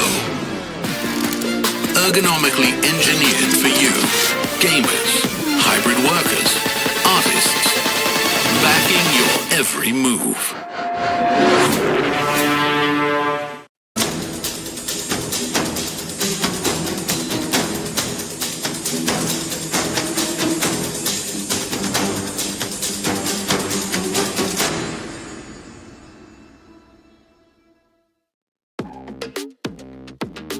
Welcome back.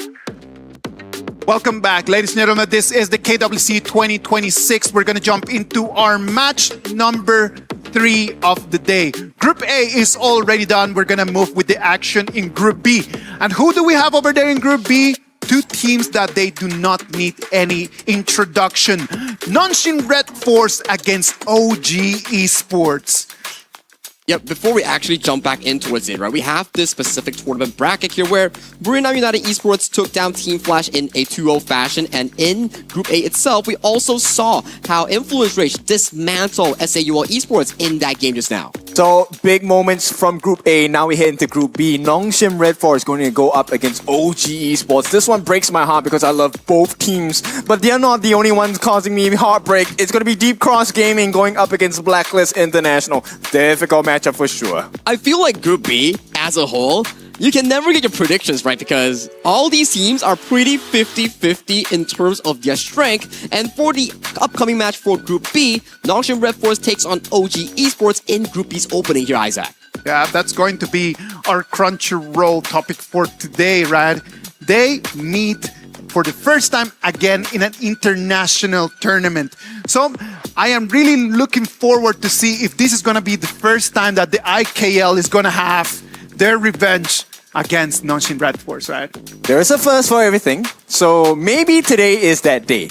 But I also want to talk about how this team is constructed, right? We talked about the replacements that Nongshim Red Force has done throughout the second half of 2025, coming into 2026. A lot of big changes for them, and those changes have brought them a certain level of success. OG, on the other hand, the 5 different teams, 5 different members, did they produce the same result? I mean, you gotta look at it from a perspective, right? Where Nongshim Red Force, yes, 2 members out. We have Ratel and also Namu as the new players here. And then you look towards the side of OG. They moved from previously known as KMW, now KML, to IKL with their star player Dao Dao. And it has been going pretty okay thus far, where they've been finding wins, they've been finding momentum, but they ended 3rd in IKL. So if you're 3rd in IKL, can you beat KML's 2nd place? I mean, numbers are very important, right? And but these numbers keep changing. That's the thing. OG Esports, as they walk their way to the stage, can they find the confidence to break Nongshim Red Force apart? And to talk about this specific roster, right? Yes, it's coming from different players, different background, coaches, and everything. But if you look and dive deep in towards it, Omkru is their coach. He was top 8 last year with Bigatron by Vitality, and Dao Dao with OG, top 8 as well. And Neil, also Bigatron by Vitality here. So you actually have a lot of players coming in towards this roster that has sufficient competitive experience in a top level. Okay, I agree. Yes, you have the quality, but you have to find the balance. The flavor is so important. It needs to be just right. And Nongshim, I feel like they have found that exact flavor. The heat, the spice, the different rotations. I mean, it feels like I'm cooking a pot of noodles at this point. But yeah, they have been cooking so far for Nongshim Red Force, and I like this roster. And to go back in time slightly, right? When was the last time we saw OG Esports? It was all the way back in March or April when IKL was still happening here. So it has been, 4 months since their last gameplay. But for Nongshim Red Force, they represented Republic of Korea back at Asian Games qualifiers, and they look amazing here. So it's about available information versus delayed information that has been not available for quite a while now. Of course, we have seen OG Esports already, like they have had a little bit of a sabbatical already for some time. That could work into different ways, right? Like they could have actually just spent all of this time just trying to work their way into understanding the meta for this KWC 2026. On the other hand, we could always just think about like, is this non-Shin Red Force that has been competing a lot more right now, is that gonna give them an advantage or not? I want to talk about a very small piece of information. Yes. Omkurus Yes. used to be a professional AOV player. Oh. So he has some information for OG. So I'm wondering if he's going to take what he has seen just now from the Buriram and Flash games, as well as the Influence Rage and S8UL games, and bring us to a completely different world for this best of 3. Let's just spot like the coaches for a bit, right? Like because both of them have very different styles. They have a very strong identity, and they coach their teams in very different ways, right? Yes. For me, I think Coach YK, which is the coach coming in from Nongshin Red Force, is about discipline, doing things at the correct timing here. And the draft is actually very, I would say, stable and static here. Like, you pick A, I counter with B, and then we slowly pace off with the global ban picks here. But for Omkurus, you've seen his games back in Big Control by Vitality here. Zhuangzi jungle, Marco Polo farm lane, weird picks all around. Did it work to a certain extent? But that's the thing that makes this person special coming in from the side of OG Esports. It's his flexibility in actually taking on the blame for his team for draft mistakes. But with mistakes, there's also risk. And with risk, there's also high rewards. I mean, that's a responsibility, right? You give the tools for the team, but it's up to the players to be able to execute the movements to perfection. Correct. And I feel like the hero pools, I want to just pinpoint into the jungle. Yep. Haku against the jungler Dao Dao. That one's interesting because both heroes, they have very deep hero pools. Yeah, and towards this point, right, I think as we watch so many games of Nongshin Red Force throughout the years, I feel like Nongshin Red Force, at the very least for Haku, there's one specific hero that he doesn't have in his pool, Jing. Which Dao Dao 100% has. Okay, maybe we won't get to see the Jing though, because I think Dao Dao is more comfortable on the Luna. Yeah, okay. And yeah, both junglers are pretty comfortable with the Luna here. We've seen highlight reels from them back in their KME, KMW days, so maybe coming in towards this draft here, Luna might be one of the specific picks to look out for, but in terms of the traditional drafting style, I still feel that Pei, Aoyin, these are definitely top tier, and then the AOV hero starts coming in. Florentino has been banned, what? In almost every single game, and we have yet to see a single appearance of it, and every time there is a Lorien, it has been showing amazing performance thus far in this tournament. I like the fact that it's 0% show rate for Florentino, but it seems to be 100% win rate, if I'm not wrong, for all the Lorien games we have seen so far, right? So the moment you pick Lorien, you win the game. Let's hope that that stat continues, because I want to see more Lorien games. It's really interesting how they use that total of 2 seconds of CC. It's an instant delete button. And towards this specific pick of Lorien, right? Yes, it may seem like a very strong pick. It is. I have it ranked at like tier 0.5 to tier 1. Okay. This hero is exceptionally good that you can pick it in the first phase. I believe in a longer series format in the BO5 and BO7. This hero either highly pick or almost 100% pick and ban. Now, what kind of heroes counters Lorien here? Based on my conversation with some of these pro teams, they mentioned like hard engage like Mai Shiranui, hard engage like a Guan Yu, for example. These things are what you can actually try to dissect the Lorien pick. Yes, and you know, one of the discussion points we have, besides the mid lane matchup of Lorien, we expected him to be picked quite a lot. It's also about the roam. So on the roam side, you know, we talked about Kui coming into play in this meta. I have not seen a single Kui today. Can I please be blessed with one game? Just one. I feel like Kui, I will definitely 100% want to see it here, and if it's anywhere, it's definitely going to be here because Namu has picked it a lot of times before in clutch games. But Isaac, what do you think? I'd really look forward for the Kui, man. Like the Kui is one of those heroes that I just enjoy so much watching. Like just the ability that it has, like the way that you use that hero with the hooks. But well, maybe they will let us watch it. Maybe they won't.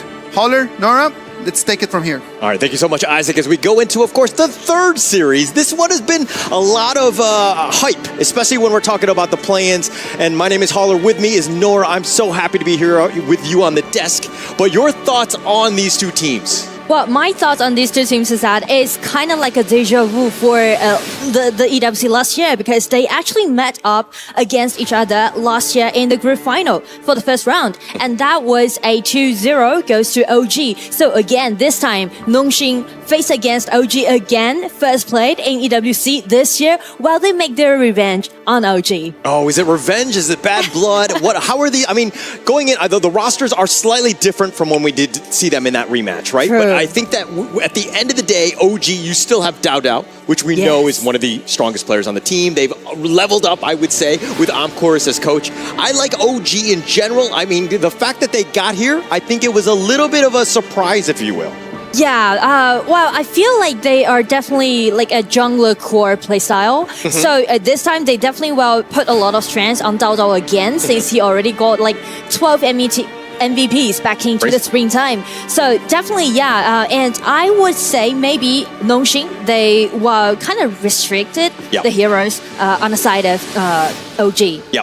And I think that Nongxin's on the other side. You're talking about jungler. Let's talk about the other side. It's Haku, right? Yes. He also is a very aggressive one. I don't know in terms of like level, if he's the same level as Dao, but he's still, I would say the team success revolves around his play, correct? Yes, I totally agree with you. So I'm looking forward to seeing like both assassin jungler play against each other. Okay. And for the BP phase, actually we can see Mai will be the first one, goes over to Nongxin Red Force. While Illusion is definitely going to be the shot caller of the game. Yes, and actually this is one of his signature heroes. Yes. He will almost always pick this one because, again, the Mai Shiranui, there are many reasons to like her, but she's also about that tempo. Illusion loves to play these types of mobile, high damage type of mid laners, if you will. Yes, I feel like he's always going to pick Mai every time, each game. But Lauren's been so popular right now so far in EWC, and it's actually doing well. Yeah, it's actually done very well. It's funny because it's been available, even in the Asia Games qualifier, but no teams were really willing to pick it. But we've seen it time and time again. Every single series, it's been first phase picked. It is incredibly strong. I mean, even in my own ranked games, the Lorien hero absolutely destroys. So, I mean, seeing it on the big stage, your thoughts on this? Well, I feel like maybe it's because it's kind of new, so teams and also the players need time to get to know this hero more throughout the game, and also because of its long attacking range and also the burst out damage coming from this Lorien, so it can do both good in the laning and also in the team fight. Yes, it adds quite a bit, right? A lot of flexibility. That orb and that damage is unreal. Yeah. It kind of controls things. But if we're looking on the other side, Nongxin's lineup, I mean, the Aaron, the Zhang Fei, the Mai, these are more traditional Honor of Kings esports heroes, correct? Yes, and it's pretty solid, I would say. Agreed. Like, you can never go wrong with the Zhang Fei pick, and also with this Irene. Well, I do like the Irene pick because it's kind of just guarantee the output through the team fight. So I would say Nongxin Red Force is looking for a very well-rounded composition for the team. Agreed. And I think that it's funny because they see the Arlie. They know that, on the other side, it's going to do definitely its own damage from a hem. Yeah. But the Aaron has kind of risen in popularity in terms of like a counter. It has that like homing missile, if you will, but it has definitely play. But your thoughts on the Aaron overall? Yes, I feel like Aaron is kind of like a safety pick because Arlie, definitely you can manipulate this hero in a more artistic way. But if you, just go for small mistakes and everything might just fall up because of the Arlie pick. Okay. And it looks like they're going to go with the Guan Yu, a little bit more of that control, because you know that if they're going to jump on top of you, you have that Razor Cavalry, push them away, kind of make things very easy, especially when you're talking about a Lorien with those orbs, to kind of be in that bad spot. And you want to control the battlefield as much as possible. So the Guan Yu always tried and true in the Clash lane. And I do think this Guan Yu might be the pivot of the whole composition goes to OG, because we mentioned about how well-rounded that Nongxin is trying to form up with their format, but like for this Guan Yu pick, he can easily disrupt about this Irene and just kind of being such a great threat among the team fight. All right, it looks like the last two picks have been locked in by Nongxin Red Force here, Umbrosa and the Ying. And we've seen Haku love this hero Ying. It's definitely done quite a bit, but the Reptel Umbrosa has actually added a nice wrinkle into this lineup as well. True, and also a lot of players thought Umbrosa can be such a great counter pick towards this Guan Yu because you can do good at the laning phase, and also because of the poking damage coming from this Umbrosa, and also you can easily get attached to this early during the team fight. So I do think Umbrosa might be the hero for Nongxing this time. All right, and now it looks like OG are going to finalize their draft, picking up the Kaiser here. They're going to go as tanky as possible to kind of deal with this, to be that frontliner. But in terms of draft, though, who are you giving the edge to? Well, it's very hard to say actually, because for this Kaiser pick, if he really do this Kaiser well, you know, when the Kaiser is using his ulti, then he can actually block a great amount of damage dealt by this Umbrosa and also by this Irene. Okay. So if he play it in a wise way, I would say I would put my money on OG this time. Okay, you're gonna put money down? All right, I'm not gonna do that. I'm not here to gamble, but I think that I do like the idea of the draft. I think it's very smart. The Lorien and the Arlie will definitely be doing a lot of the damage. You have so many guys to like CC, you've got crowd control in terms of like, you know, moving people around as well. So it adds a lot of, you know, ticks on the boxes, if you will. But if we're looking at the other side, the Nongxin one, for me, it's about this Umbrosa and the Ying. Yes. Are they able to find some of these, the squishier, like the Lorien and the Arlie here? Well, I think like the Impic, the main point about this Impic is trying to get her eyes on this Guan Yu and try to block Guan Yu away during the team fight. Okay, all right, we're going to find out. This is the third series of the day, game number 1.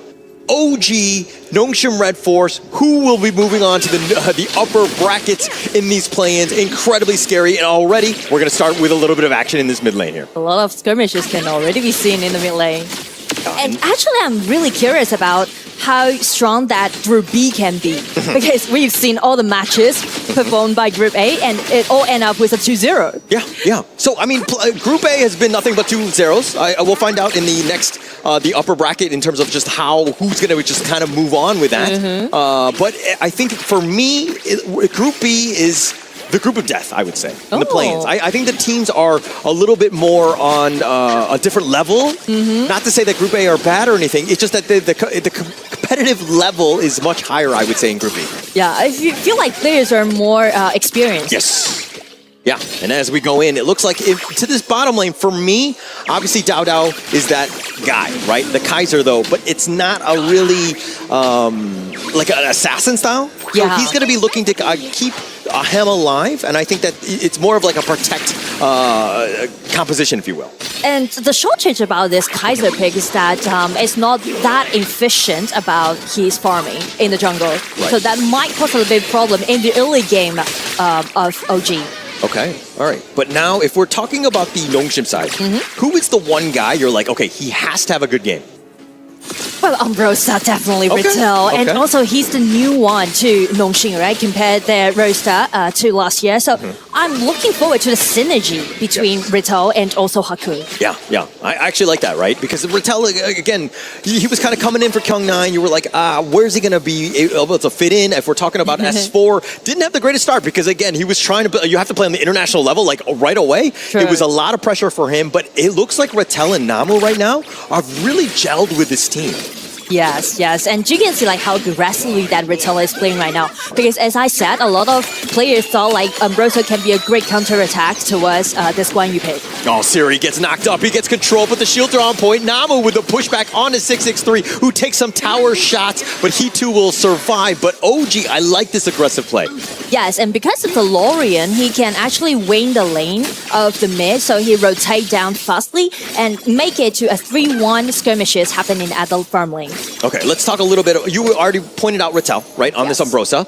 But in terms of lane matchup, how does it do against the Guan Yu overall? Well, I think Umbrosa can do great against this Guan Yu pick. So, and also Umbrosa can actually support to his team members faster than this Guan Yu around 4 minutes mark. Okay.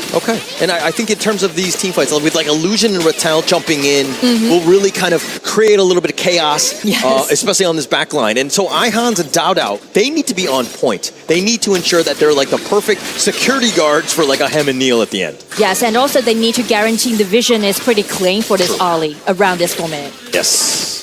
By the way, what role do you play? Wow, mid. Okay, you're mid. Okay. Are you a Mai? Well, player? Could, No? maybe. Okay. All right. Or I can be the Xiao Qiao. Okay. Like simple, but... Yes. Excellent. Okay. But now in terms of this like mid-game matchup, right? I mean, the Mai on the one side, the Lorien, like how does Neil deal with Illusion as a Mai here? Well, I think Mai can be the first hand to, just open the skirmishes. But for Lorien, you need to make sure that you poke enough and then use your skill 3 to dash in. Got it. Okay, so it looks like the setup has been there. I mean, this 4-minute Tyrant is about to be started. Namu with the vision, but it looks like both sides right now really not looking to fully contest here. As OG, again, they're just like tethering it, but Dao Dao's not even close to this Tyrant. And because it's too early for both teams to... just rush the dragon because the damage out is definitely not enough. They need to scale up a little bit more. Okay. So they are a little bit hesitant about whether they're gonna go for this dragon or not. Got it. They're kind of afraid of if they just wait all their skills onto this dragon, how they're gonna handle the team fight come afterward. Okay. But it looks like they're going to start the Tyrant here, and they want to put the pressure onto Nongshim to have to sort of react. The Tyrant getting very low. The Umbrella Outburst is not enough. They've already taken the Tyrant. Ahem will take that one out, and now Dao Dao is going to be backing off. OG get that right pick off, and Nongshim left wanting. Well, you feel like OG, they have their own pace, even though we haven't seen any kills happen right now yet. But you can see like they're waiting for Dao Dao coming into this camp and try to guarantee the dragon for them in the early game. Yeah, the spacing was actually on point, right? The way that they were able to take it, because Nongshim, it seemed like, oh crap, they're starting it, we need to get there, and they were too late. OG with a perfect fortified area, ensuring that they secured it. There was no 50-50 smite battle. True. So it's pretty much like OG, they are presetting for this dragon. True. And now Nongshim on this other side, like we knew it was going to be close, but the net worth is still in favor of Nongshim of all things. But now here comes the Razor Cavalry. They actually find him, and Haku trying to get onto the tower. He will be fine, but first blood is going to happen elsewhere as Namu does fall. But Dao Dao fighting 1 versus 2. They're going to continue with that, but OG taking the bottom T1. And you can see like the same trick that OG did against 3 versus 2 with this Nil coming up down and help Aham to get that winning lane at the bottom. Yeah, actually huge, right? Taking down Namu and then taking the tower. OG right now, that is a huge win. That's going to open things up in terms of spacing. Nongshim right now they have to respond in some fashion. Yes. All right, but now back into this mid lane they go. I think Illusion, one thing I haven't seen too much is that he's not really rotating too much. He's kind of just sticking with it. It seems like OG are kind of spotting out where Illusion is at all times. And the detail about that is because you can see every time when the minions coming into the mid lane, Dao Dao is always being there. So it's always going to be a 2 versus 1. So Mai and Illusion can't really get control of the mid lane. Bitter farewell. Oh, the nice pushback. The ult was unreal by Namu, but he's going to be whittled. He's going to be focused down. Ihan's not able to find the right target. OG, again, they're trying to fight, but they can't find the right target. I mean, like a nice ulti down by Namu, but the problem is that not sufficient for the burst out damage coming out from Nongshim, because we mentioned about how important Ambrosia should be there. True. But you can see, after the skirmishes happened, actually the positioning is not that well for Nongshim. Yeah, they weren't able to. I mean, the positioning, yeah, they had to run. They couldn't really take that team fight, but that created space for Siri to take the bottom T1. So overall a win, I think that they're going to be happy with that at least. Yes. All right, now into the top lane they go. OG, they will continue with this push. Nongshim have responded in kind, but the biggest factor for me is that how the game is going to go is based on these mid T1s. Both of them are still standing. Net worth is literally neck and neck. Yes, and also the split push might be very important in the middle game. Yes. And now it looks like they're going to be aggressive here. 663 with that bitter farewell. He heartlinks on back to safety. He will be fine, but Nongshim again, you got to protect your jungle as much as possible here. You can actually feel like Nongshim is trying to make something happen, but the problem is that you can't find your target appropriately. Yes, you can't find it at all. I mean, Dao Dao right there, he was not able to take the Azor, couldn't even attempt to go for the smite because it was hidden away in that brush. Too dangerous for him. Dao Dao is just looking to stay alive. That's true. And also like OG, they are separated and they are making things happen simultaneously. Yes. At the top, at the bottom. So that kind of just makes some trouble for Nongshim. Yeah, and that's the spacing, right? That's how good teams are going to play, because they're going to put pressure from all different angles, and like what side is going to actually crumble. And I think that OG have responded correctly, I would say. Yes. All right, now it looks like the Azure Golem is going to be taken away. Dao looking to go in. He's a little angry. He's going to be pushing on back. And it looks like Neil gets a little bit low. He's trying to stay alive on that side, but they find Haku. The pickoff has been real. Ihans is looking to run away. Ahem is going to sacrifice his own life, fighting 1 versus 3. But double kill on his way out. It looks like it's a 2-for-1 thus far. But 663 so low, he too will fall. Siri gets that pickoff, and he's going to get under the tower. They turned it around. It was just bait, and they find Dao as well. We thought like Noshi might fall apart after the attack happened, but the thing is that Siri survived throughout the team fight and dealt like sufficient burst out damage to this team, and this might be the turning point of the game. I mean, that was definitely, it's looking to be like the tipping point, right? I think that if you're not able to kill Siri, why are we fighting, right? Yes. I mean, Haku, it's going to attract a lot, but again, Nora, please break this down. Well, I mean, like nice controllability coming from In this time. He actually guaranteed that Irene could be in a very safe place at the first beginning. So you can see like no damage actually is dealt to the Siri. So he can play in such a comfortable way. And everyone just played around with Siri and just pushing forward. And it also didn't seem like Ahem was finding Siri, right? Yes. Like he needs to just focus on him. Illusion and Haku are a bit of a problem, but you gotta leave Rattel and Namu alone. Those are the last guys you need to take on down. Sure. All right, now it looks like we've kind of entered about the 10-minute mark. The Shadow Tyrants, the Shadow Variants are going to be spawning now, but with this slight lead, is this going to be enough for them to take over this game? Well, I feel like 10 minutes mark is definitely going to be their pivot because enough equipment that we can see made for Siri, so they're like playing as a bodyguard around Siri right now. You can see that the position is quite decent, and they try to guarantee that Siri will be put into a really comfortable setting. Yeah, that's not easy to do when you're able to kind of, again, just create that spacing. You said it was like the bouncer, the security guard, and it did a really good job of, because OG could never find an angle to even contest. Very smartly played by Nongshin there. And if you are looking for a door opened by OG, I would say put Ehans under the spotlight, because Guan Yu might be the only person can make that happen. Yeah. But if he's able to find that perfect Razor Cavalry, they could completely shift this game into their favor, right? Yes, they have that chance. So it's a never say die attitude, assuming you're able to find that right angle. And now it looks like the Umbrella Outburst just on the side, completely whiffing, but they find Illusion. That's going to be picked up. 663, he's going to fall as well. And now Dao trying to focus it down. They find Rattel, who's got a secondary life, but he's been pushed onto the tower. He will survive as he flashes away, and here comes Haku. Off to the side they go. Ihans trying to go in, but he's going to sacrifice his own life. Dao not able to find it, and again, Siri survives. Siri survived again, and he's definitely going to be the hero of Nongshin this time. I mean, like, everything just kind of seemed optimistic to OG, because Illusion is a little bit harsh in that play. But the thing is that once OG came in, they feel like they got numbers in advantage, and then the target was Umbrosa. Yeah. They didn't really pay attention to Siri. That's a problem for OG. Definitely. And rightly pointed out, because again, he's got that secondary life. So Rattel's like, actually, I'm doing my job. I'm tanking this. I have that secondary life. True. And it just played that one perfectly in the sense of just like absorbing all of that so that the rest of them can do that damage. Siri, again, staying alive with this. True. All right, now it looks like OG have to find a way to, again, find like an avenue back into this game. It seems like OG right now have their number. And I feel like OG really need to, be more careful to Siri, and also Ehans need to be at the back. Yes. Yeah, Ehans, it seemed like he was going in, but the fight had already happened. It's better when he's kind of coming in, sweeping them into your side, so you have a much easier chance of just like taking them all down. True. All right, now OG on this side. It looks like, again, they're still grouping up, looking for that angle. Nongshin not giving anything. Even Siri playing very aggressively up front.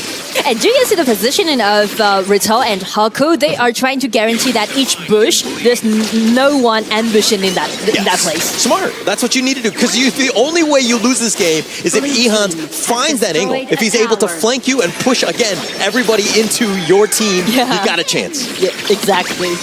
All right, now this bottom T3, it looks like Siri, off to the side they go. Ahem is trying to deal with a wave, but Dao, I mean, he's tanky, but at what cost? The Invincible Warrior is going to be committed, but now he's going to look to just run off, but they find Illusion, who dove a little bit too deep. The bottom T3 gets taken down. Nongshin, I think, are going to be happy with that trade. I feel like the way that how Nongshin is operating this game is that Illusion is kind of baiting OG. Like, he's sacrificing himself and trying to make sure that everyone just put all of their efforts onto Illusion and just waste all their skills onto illusions. And it kind of just makes Siri to be very comfortable. I mean, you see Illusion jumping in, getting onto that side. She is very squishy, so it's a very juicy target, if you will. So I understand OG's lineup, but I think right now you got to be like, okay, it doesn't matter about anyone else. The only thing that we need to do is find Siri in these team fights. Exactly. All right, and now it looks like if we're talking about damage, Neil on this Lorien, this is why we were talking about it in the pregame, in the draft. This Lorien is going to be a problem when you're able to do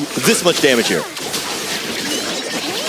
Tyrant getting takedown. He's a little bit low, but Haku gets the smite. It looks like he steals it away. And with that Umbrella Outburst, they've got a little bit of control. Dao Dao is on the run as well as the rest of them, and they find 663. Rattel has been doing some serious work as they get the knock-up on the Dao Dao. Are they able to take down the Invincible Warrior? Yes, they are, as Rattel slices him down.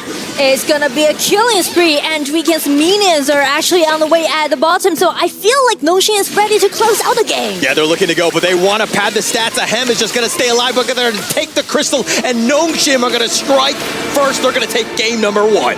Such a great game played by Nongxin. You can see like they are very patient, even they fell behind in the early game, but they're just wait for Siri to scale up and just play around Siri and just pushing the game into the end. Yeah, it looked like a very favorable game for Nongxin, but in the end, it was like, find Siri. That's the only thing we need to do. It's like, where's Waldo? Where's Siri in this case? We take him down. We got ourselves a chance. Unfortunately, OG, we're not on the same page with that.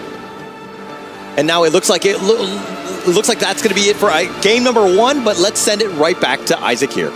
Nongxin Red Force, it is actually done in here, taking that victory. It is going to be an amazing performance for them. OG Esports, on the other hand, they had the advantage at the beginning. They had a couple opportunities to turn the game in their way, but they were unable to actually take them right now. Yeah, it was much of a stalemate in towards the early game where we see, like, I think at the 8-minute mark, there was like barely any kills and only one.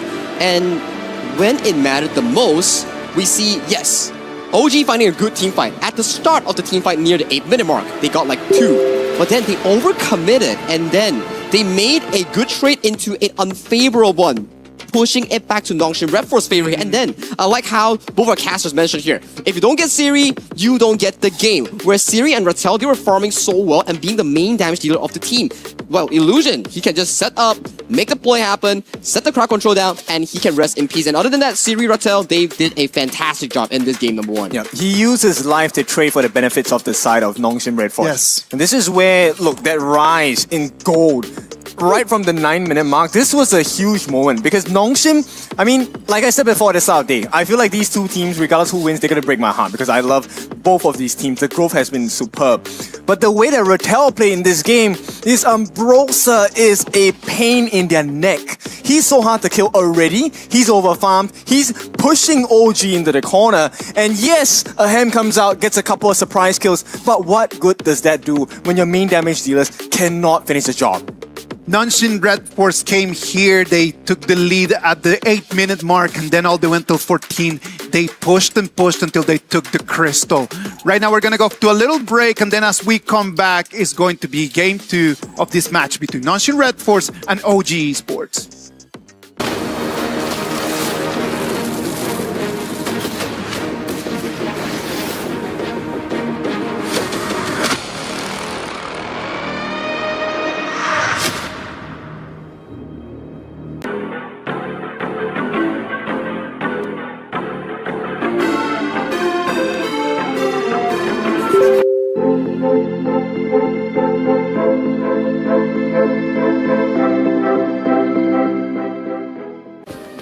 Play is in our DNA.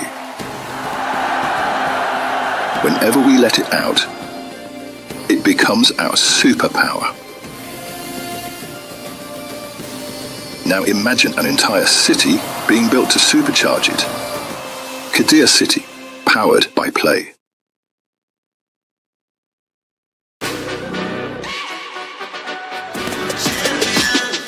This ain't no regular thing. Came for the ring, you know what I mean. You see my name in the lights, better get right, I'm champion.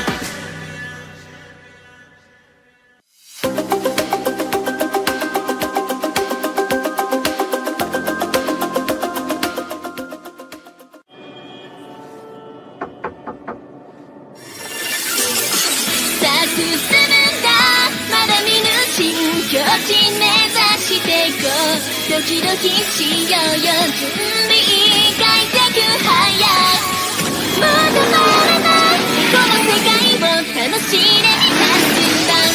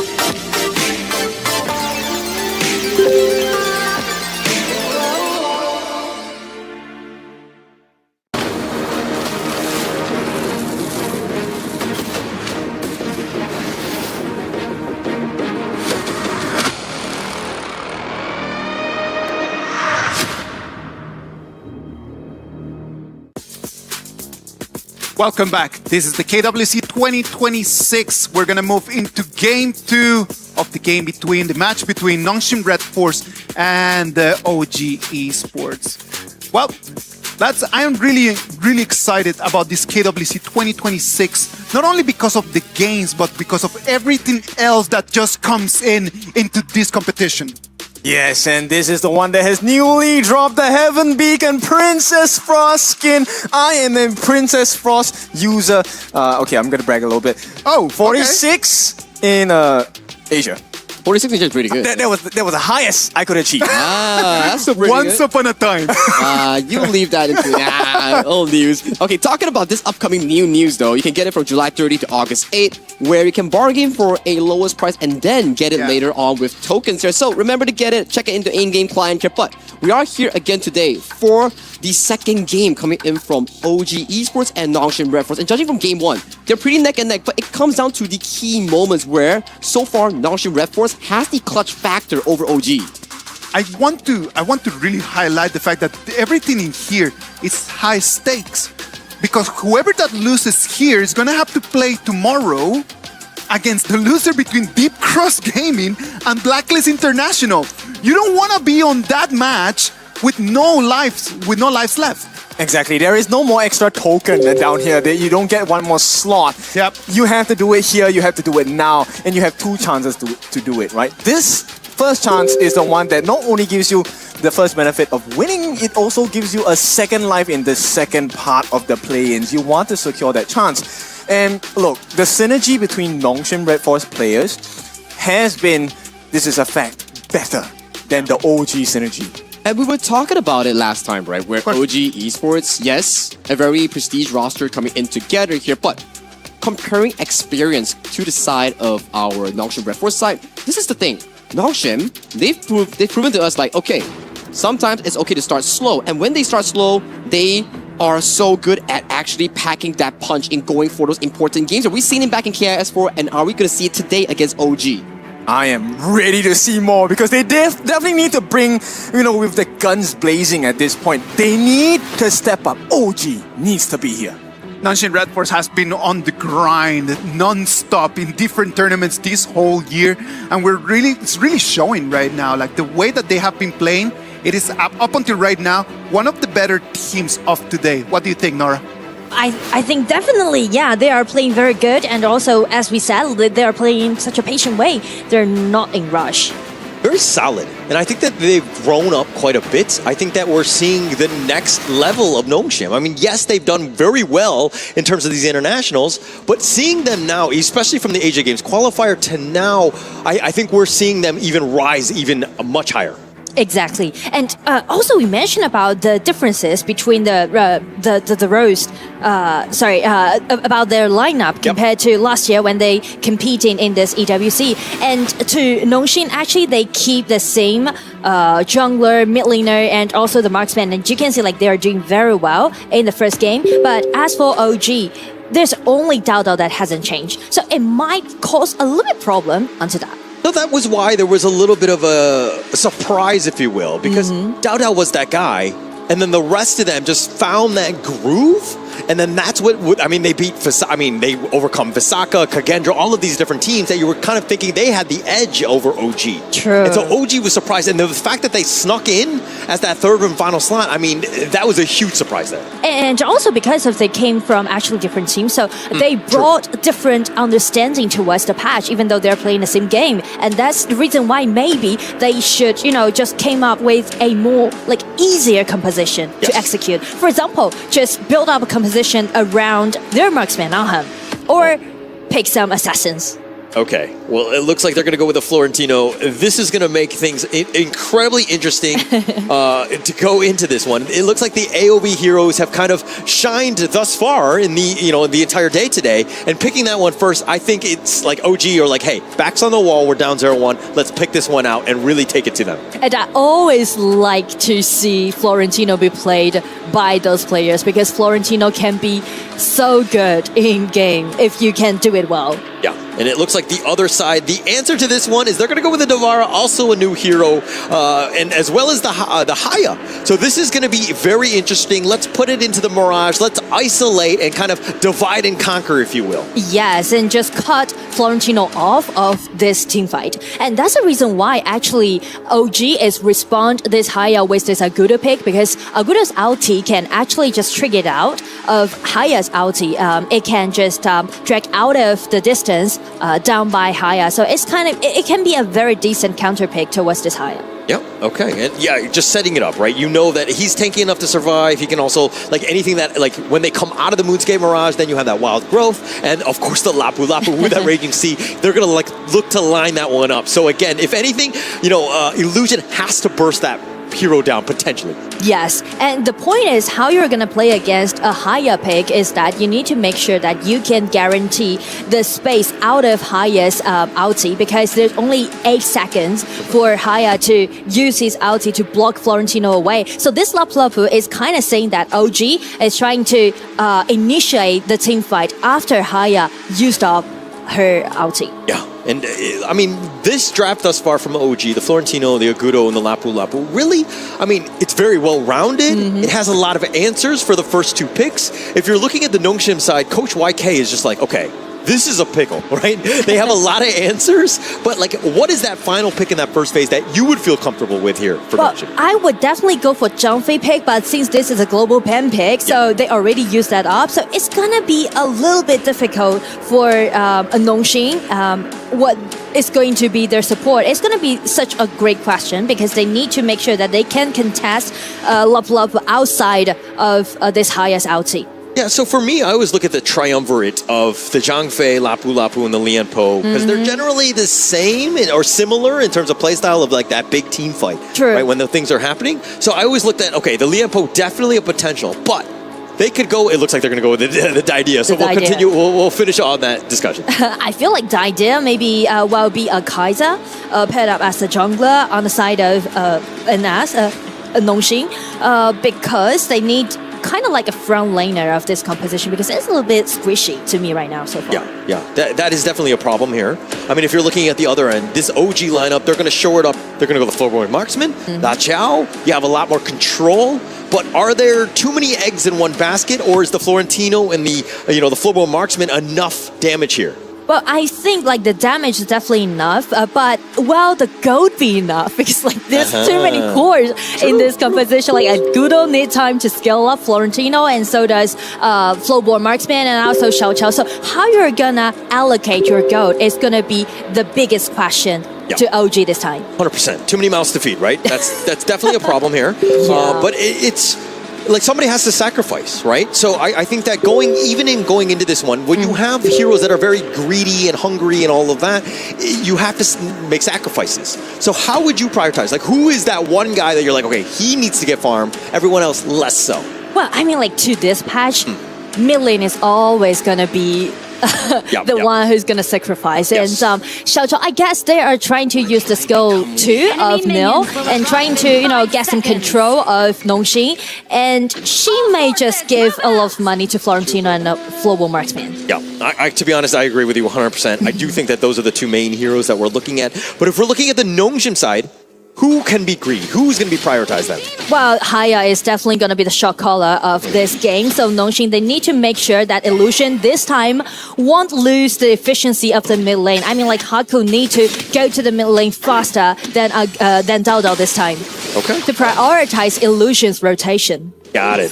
So it looks like, Nongxin have the advantage thus far, going in 1-0 in terms of the series.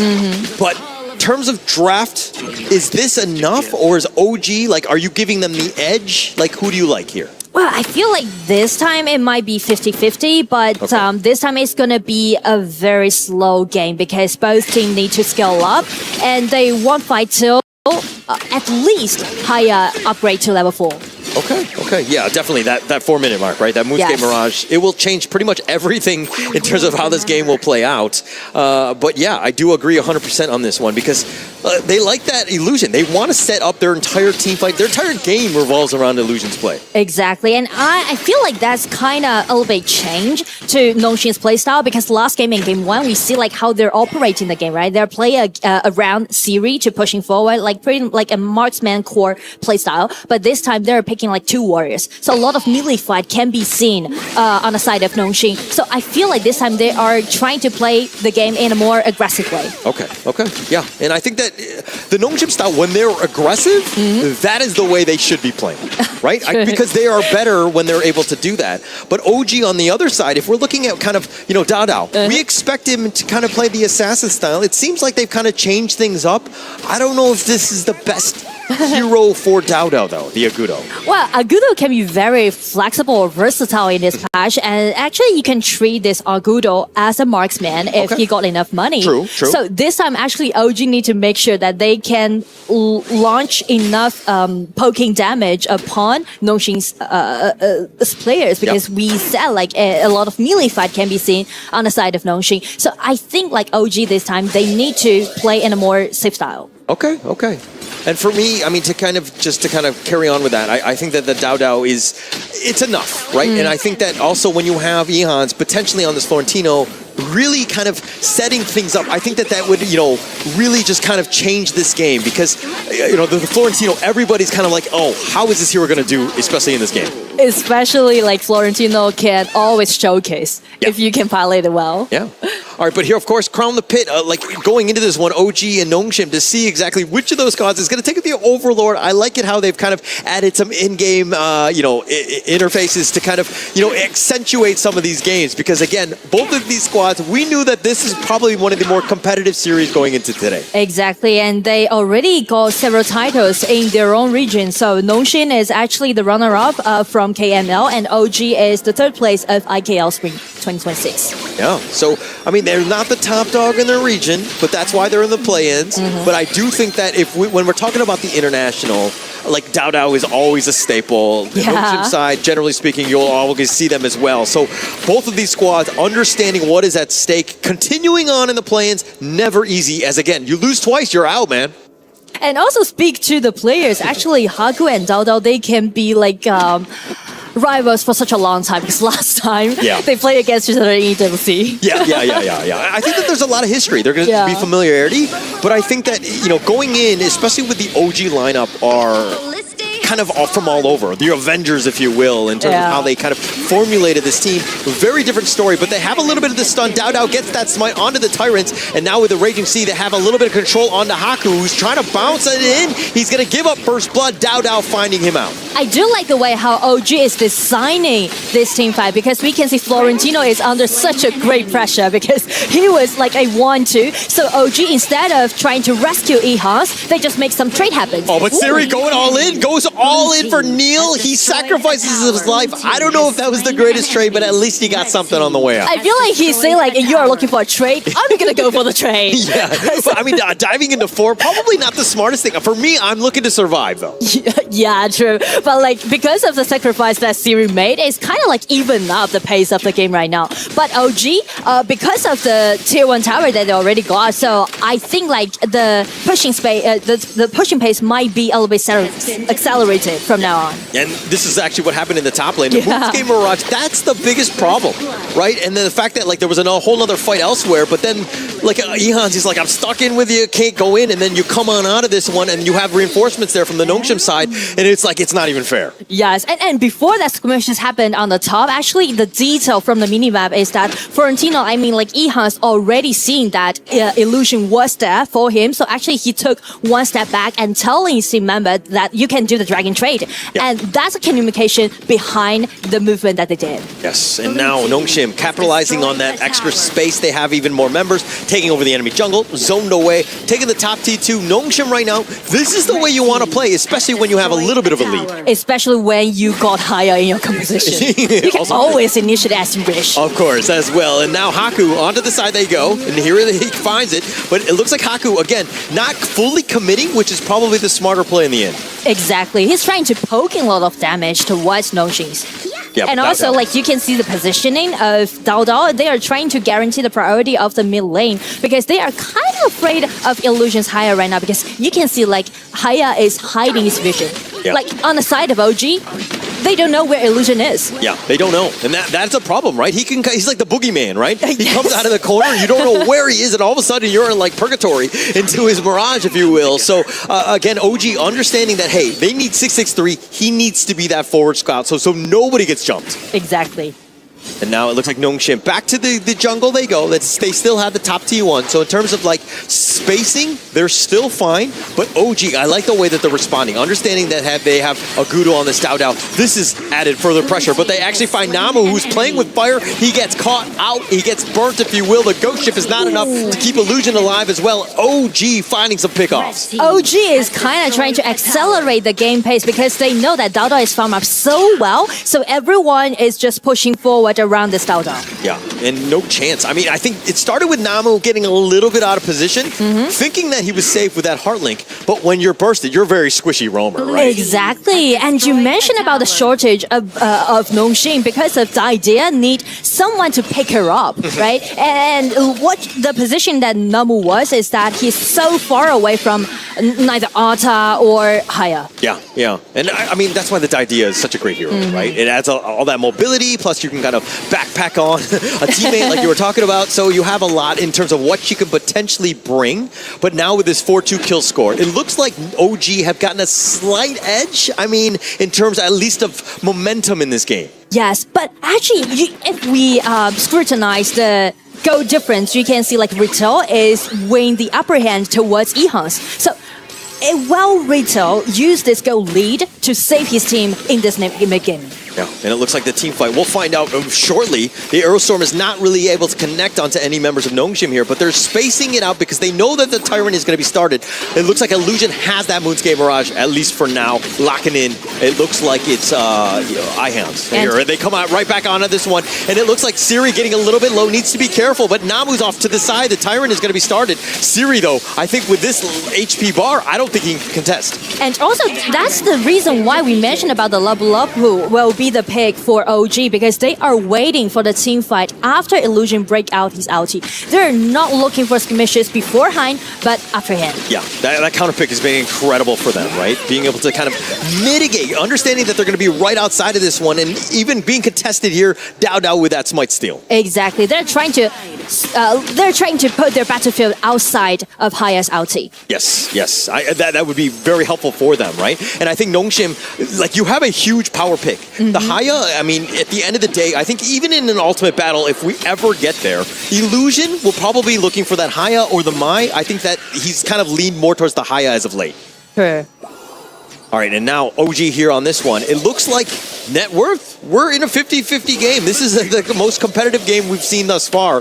Can OG find a way to, again, get on top of Illusion, take down Siri in some fashion? Well, I feel like they can do the split push first, but they need to make sure that they want the team fight won't initiated by Haya without this Agudo. Okay. And now using that Agudo, as you're talking about, with that wild growth, taking the bottom T2, Nongshim have no answers, but they have the Moonscape Mirage. They at least caught a Predator, and if it comes right back out, are they able to blow him up? I don't think he survives. As they do, they're just going to sacrifice him, understanding that, hey, Ihans, sorry, brother, you're done. Sacrifice it is, but the problem is we are heading to 10 minutes mark, and without Florentino being survived, it's going to be Nongshim's time to turn the table around, maybe. Yeah, it's a huge power play. This is a golden opportunity, but Dao still has that smite, right? So Nongshim, if they want to fully contest this, they probably need to control Dao before they go in. The Tyrant is going to be leashed back in. And we are talking about Alta's ulti. Well, he get nice control upon this Agudo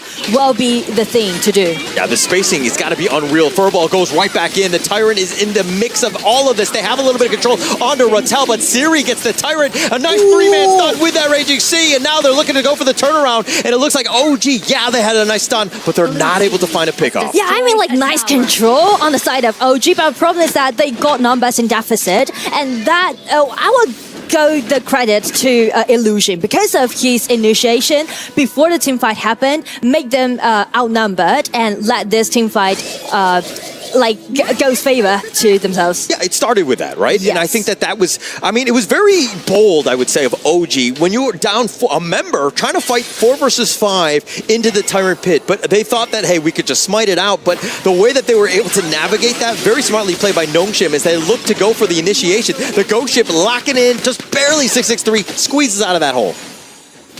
And now it looks like Nongshim back to the Overlord. This is probably the next big thing. They have Primal Bond. They're not going to fully commit here. And also the top side of the map, we mentioned about a goal difference between the top laners. So actually they... Oh! Illusion, they actually made him pay. And now he actually expended his flash as well. He's not able to survive, but they want to continue this fight. Neil with that goal and tries to stay alive, but a Ham gets picked off. Neil will as well. And Nongshim off the backside, taking them all down. Dao is like, Autobots, roll out. Let's look for survival as he drops the Wild Grove. But Haku, it's like a personal vendetta, if you will. He will chase down Dao to the end. That's a team ace. And I mean, the top lane, I feel like they're trying to close out the game, but the mean is not there for them. All right, MVP tower. Okay, Rattel, a little bit of a miscalculation there, but I think in the end, Nongshim will still finish this game out as they do have the minion wave off of that ace, and they will take the game number 2 and the series here. Really well played by Nongshim. And I feel like it's kind of like an ace game after that team fight happened. You can see like the resilience from on the side of Nongshim. They are trying to make a lot of things happen, even though they stuck in the mid game. Yeah. And because of the Illusion, again, he's gonna be the wisest mind of Nongshim, I would say. That's why it comes back to that drafting. Nongshim will always focus on Illusion because you're able to make plays like that. Incredibly smart by Coach YK, setting themselves up for success. A nice 2-0 there. But let's see what the analysts have to say. Isaac, back to you. This was the closest match that we have had in the whole day. It was a stalemate all the way until the 12th minute, but then in one fight, one little mistake, Nongshim Red Force comes in, pushes the way through, and they make it all the way to the Crystal.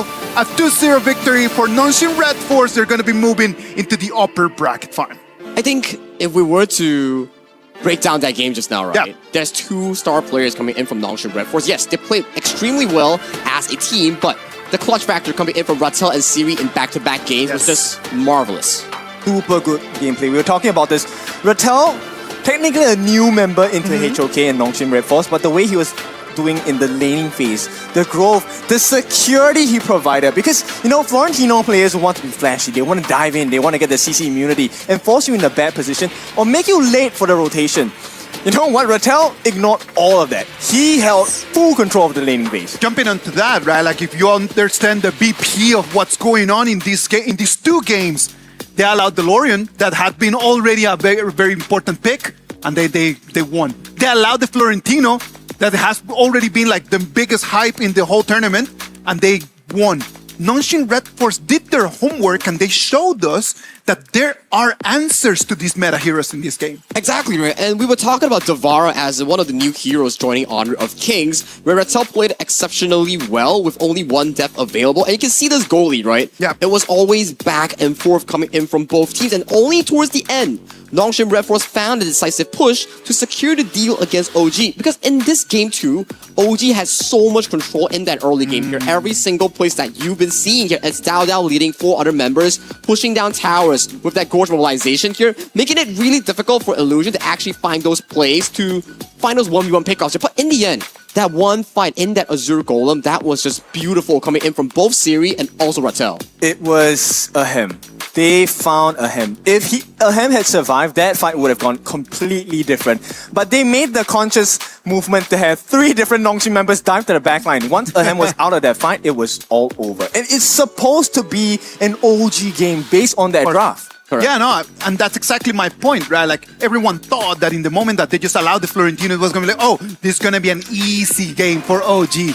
But when you look at the highlights, if you pay attention to it, Nongshim Red Force always had the answers in these 2 games. Like, you can see through this game, right? Every time it's a very 50-50 layup here, and as of this point, OG actually had the lead, but they overchased into the enemy jungle for the side of Nongshim Red Force, and they got punished by Siri here, almost getting taken down, gets popped in by the Redemption here, and then he scales in exceptionally well, and in game 2 as well. Early game was still in OG's favor here, but the late game team fights are what makes it special coming in for the side of Nongshim Red Force. I feel like there was a lot of pressure onto Ehans on this Florentino pick, right? And I mean, it goes both ways. Number one, Nongshim definitely did their homework. The constant use of the Mirage onto Ehans instead of Dao, you know, to force the objective steals, that was a big change in mindset. And it came successfully for the side of Nongshim Red Force. And it just stops Ihans in his building, right? Like, because then he cannot keep farming, he cannot keep building, and then he just falls in the game. And now, we looked at to this specific point, right? Like, you can see every single moment, OG pushing tower, getting objective lead, but Ihans going to the backline here. Yes, you got Illusion. Take a look at Rattel and Siri's positioning here, sandwiching the members, and immediately, Siri popped the spell 1 flash, jumping towards the backline here, isolating Ahem. And as of this point, Rattel, Siri left untouched. It's already a done deal if you lose your flowball marksman in that late game team fight. It's a crazy position because when you're playing in a team fight, right, most of the time, you're kind of looking at the farm lane as, all right, you need to stay safe. So you stick together with the team. But because of the draft that they have, it's not good to stay together. You're playing against a Chicha. And you know, with that snipe, if you stay the team, everyone gets hit. And Ahem wanted to leave safety for his team, so he went out alone towards the back. But that was totally 100% prepared for Nongshim. 3 different angles, 3 different members jumped on Ahem. That was the end of the fight. Well, Nongshim Red Force right now just showing us exactly how this game is supposed to be played. That was a lovely performance by them. Can we agree that has been like the strongest team in these 3 games? What do you think? I think so, yes. The way that they structure their team fights, the way that they build the minion wave, the way that they take patient rotations here has been pretty top-notch out of the play-in teams here. But I do think that Buriram has shown signs of success as well. But they won't be meeting each other until the group stage later on if they make it to the playoffs here. So it's hard to say because opponents are also vastly different coming in from both teams. All right. Ken, what do you think? I think it's definitely the case for the side of Nongshim Red Force. Definitely one of the better teams. For now, out of the 3 we've seen, best. But the way that this game was won was just pushing to the absolute limit, right? There were fights where nobody took a fall, but they were left with the last possible hit, right? One more stun, you would have been out of the game for at least 30 seconds. Well, OG Esports is going to be playing tomorrow against the loser of our match number 4, the second match over there in bracket B. Ladies and gentlemen, let's take a little break, and then when we come back, we're going to bring you the action of our match number 4 of KWC 2026.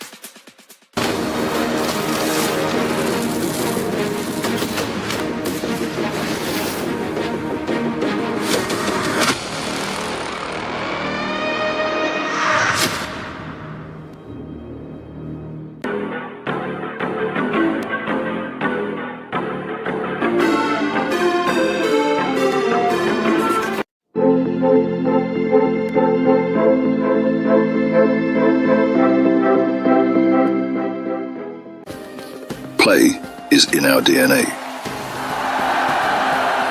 Whenever we let it out, it becomes our superpower. Now imagine an entire city being built to supercharge it. Kadir City, powered by play.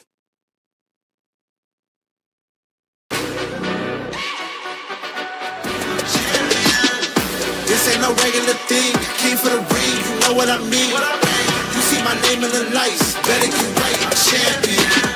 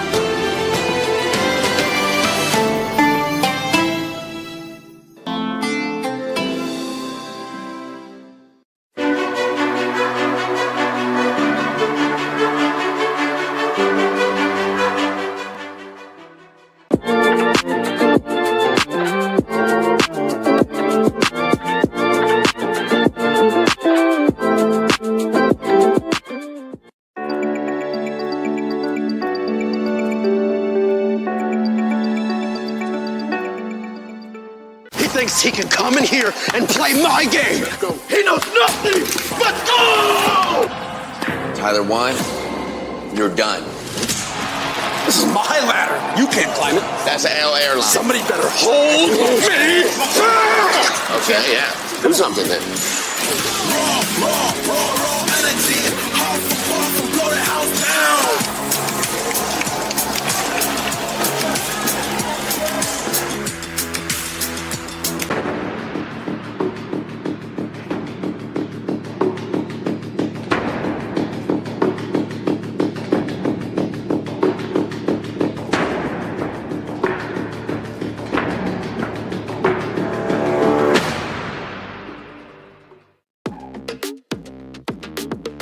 Welcome back. Ladies and gentlemen, the pieces are slowly falling in place. Right now, we already had the first 3 matches with the first 3 winners that they will still have an opportunity today to try to seal that ticket into the group stage. For the losers, they're going to have to wait until tomorrow just to see if they can continue this KWC26 or if they need to pack their bags and head back home. What about if we move into match number 4 of today? Match number 4 is going to bring us Deep Cross Gaming against Blacklist International. Holler, Sagi, what are your thoughts about this game? I mean, just like you mentioned it in the backstage, right?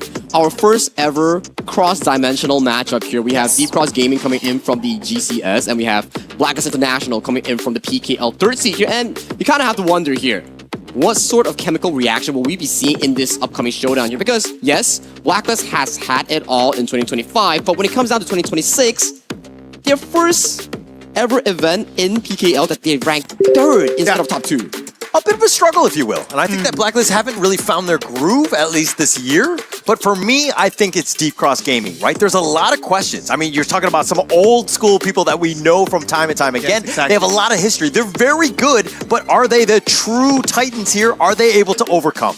It's going to be our first AOV against HOK, right? Like, it's going to be like 2 teams with different understandings of the game. 2 teams that are going to come in, try to demonstrate what their understanding of the patch, the understanding of the meta. I am actually glad the fact that this is going to be our match number 4, that it was not our match number 1 because they have already had a chance to see the other teams just getting there. So the nerves, the truth, already are a little bit more calm. Now, question for you, Isaac. Go ahead. Would you... Okay, so the last 3 series has been 2-0 all the way. Yep. Will this be the same one for this upcoming series between Deep Cross Gaming and also Blacklist International? Oh, that's gonna be tough, man. That is actually really hard to say because Deep Cross Gaming, as you can see right over there, these people, it's not that they don't understand the game. These are faces that we have been seeing over the years in other games. I do believe that what is going to define if this is going to be a 2-0, if it's going to be an even match, it's going to be if the Deep Cross Gaming players can actually build that chemistry that takes years and years and years of working together for actually be successful. That for me is the key. And actually, Blacklist International on the other side are hoping that chemistry isn't on point, right? Again, you rightly pointed out the fact that there's not a whole lot of time to really synergize and to ensure that they're able to play to a high level. But all of the players individually, very high level. But again, can you put it together when you need to here on the international stage? That is hard, man. Like, let's be realistic. If this would be an individual sport, I would actually say Deep Cross Gaming has it in the back. Yeah. If this would be an individual sport. But it's a team sport, man. Like, it's a 5 men against 5 men right over there. Blacklist International making it into KWC 2026 after 8 months. That, for me, they have not shown the real genes, the real face of Blacklist that we saw in 2025. So I'm looking at this on the other end. If you're talking about Blacklist International, maybe they've been sticking around for too long in this long-term marriage that they've had, because again, you're not able to change as much, especially since you've been there, with each other for so many years. Yes. Do they need new time? I'm not to say that they need to break up, but it's one of those things where, again, when you're constantly put in the pressure cooker, something has got to burst at some point. I mean, if we look to this certain topic that you guys have brought up, right? Yes. Long-term marriage versus the new squad, the new blood in town. For me, this is a make or break moment coming in for the side of Blacklist International here, because this team has had it all in 2024, 2025. But when it came down to this upcoming year, we talked about 3rd place, and then last year during EWC wasn't their best performance throughout the year here. So can they break their limits here to actually make it to the group stage and then reclaim their lost glory is what I'm expecting for the South Blacklist International. But for Deep Cross Gaming, you have an interesting roster. You guys brought up veterans in the international scene. You have Queen, but Queen is a jungler currently in the clash lane is what I'm worried about. We've seen it before back in KMW. Great play for Twisted Minds and was in the clash lane. That didn't go too well. Yeah, it didn't go well at all, but I mean, if you're going to get replaced or you're going to just look to do a role swap, you want somebody with the name God inside of it. And you've got God here from KGL. I think he's adding a lot, quite a bit, right? There's a lot of expectations. Is this team going to be enough? Especially now that you've got Sun in the farm lane as well.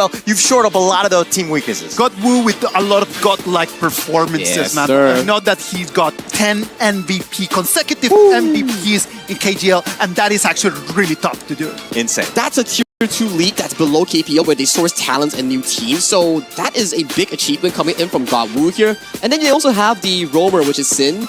He was a XF MVP from the GCS region from the mid lane, now role swap to the roamer role here. So there is always the question here, can AOV teams adapt to the HOK game? So that's the main thing that I want to see here coming in from Deep Cross Game. If they can nail game 1, the series is yours.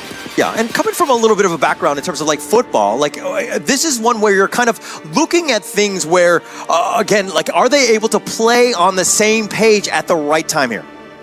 I really hope that the players are going to understand the difficult scenario that they're going to put themselves if they lose this match.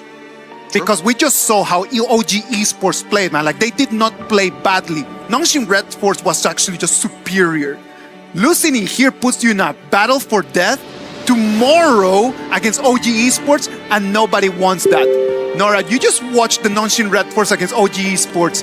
What are you looking forward in this Blacklist International against Deep Cross Gaming?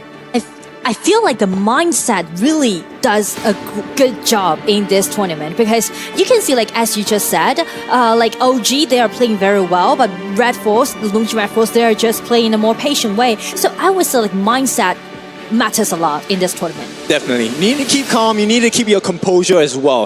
And for Deep Cross Gaming, I'm going to start off with this. This is a team that is newly put together. Yes, these players are all individually brilliant, but they're going up against a team that has played together since day number 1 when they joined HOK. Now I'm talking about Blacklist International. These 5 members, we have the twins, one in the farm lane, one in the mid lane as well. I mean, they do a lot of work. And we have our star jungler, Joshi. This guy, he needs to be watched out for. So Deep Cross Gaming, I want to see if experience or synergy wins. And also, like mentioned to experience, actually, this is the first time for Deep Cross Gaming to participate in EWC. But as for Blacklist International, actually, they did quite well last year in the group stage.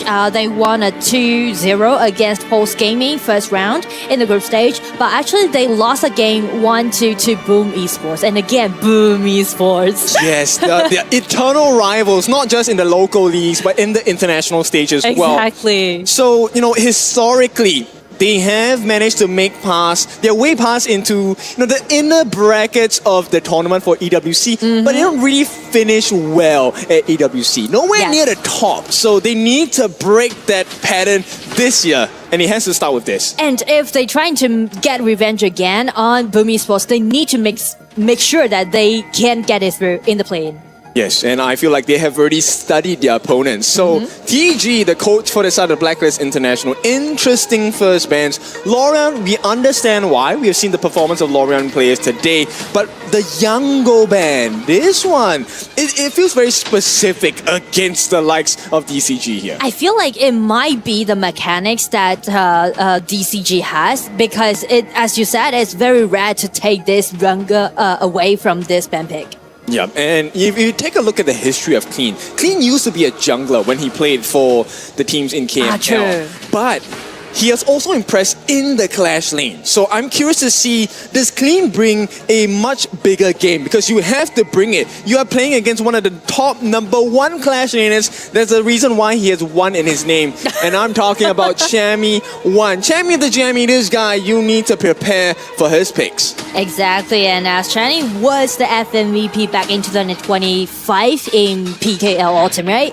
So yeah, it's gonna be a big question for Clean whether he can contest Chammy1 or not. But also, like from another point, I would say I'm looking forward to see God U play, because it definitely will be a contest happened between Clean and God U. Like, who did the best in the jungler? Who will take the part of the jungler in this team? So definitely God U with this pay pick in such a priority. I was like, he might be the shot caller of the game 1.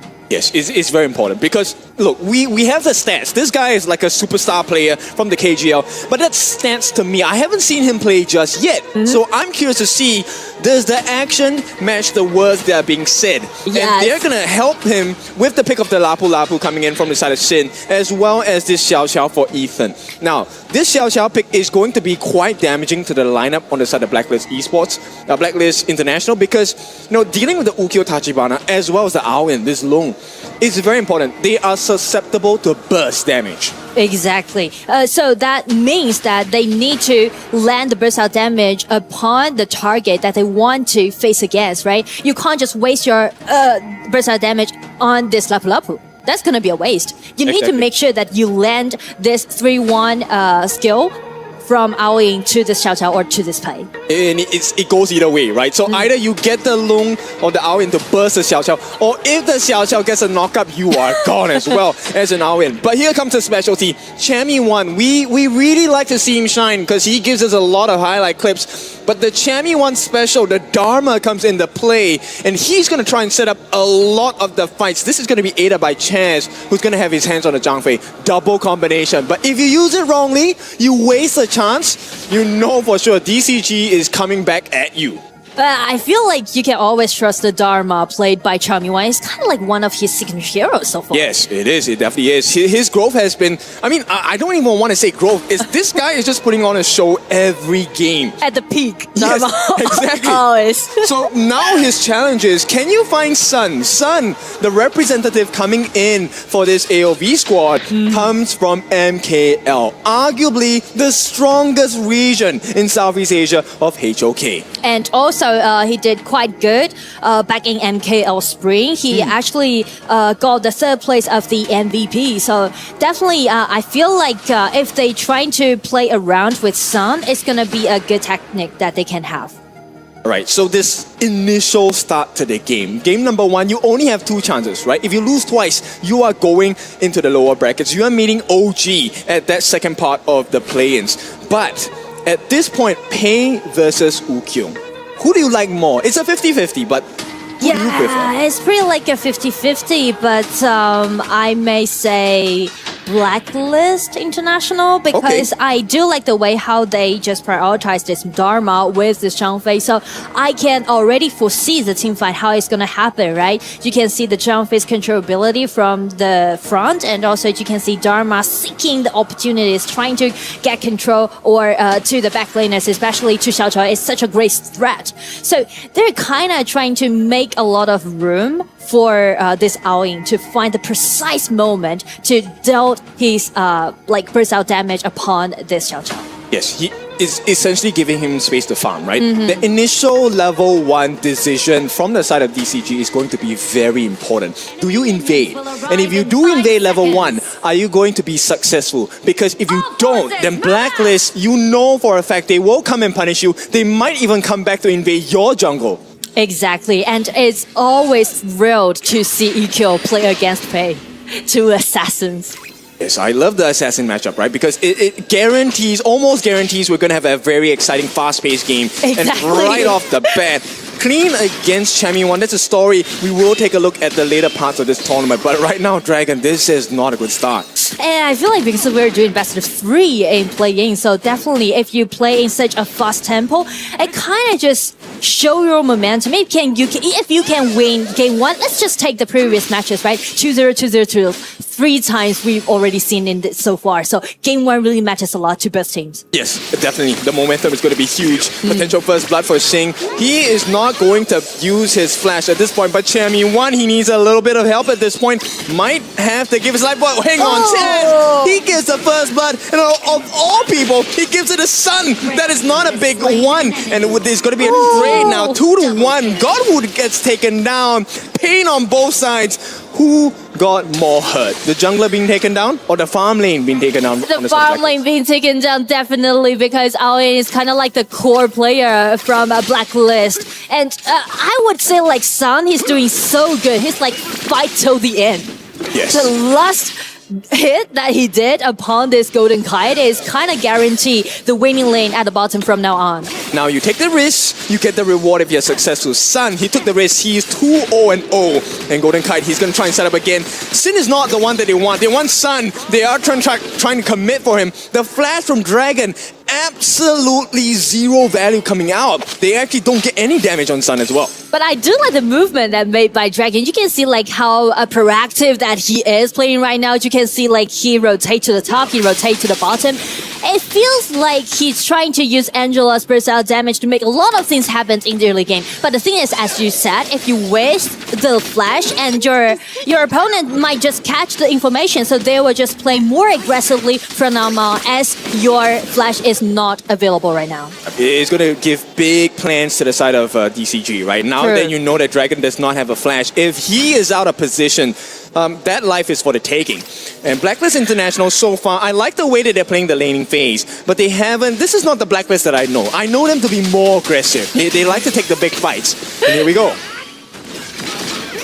Okay, it's a simple setup.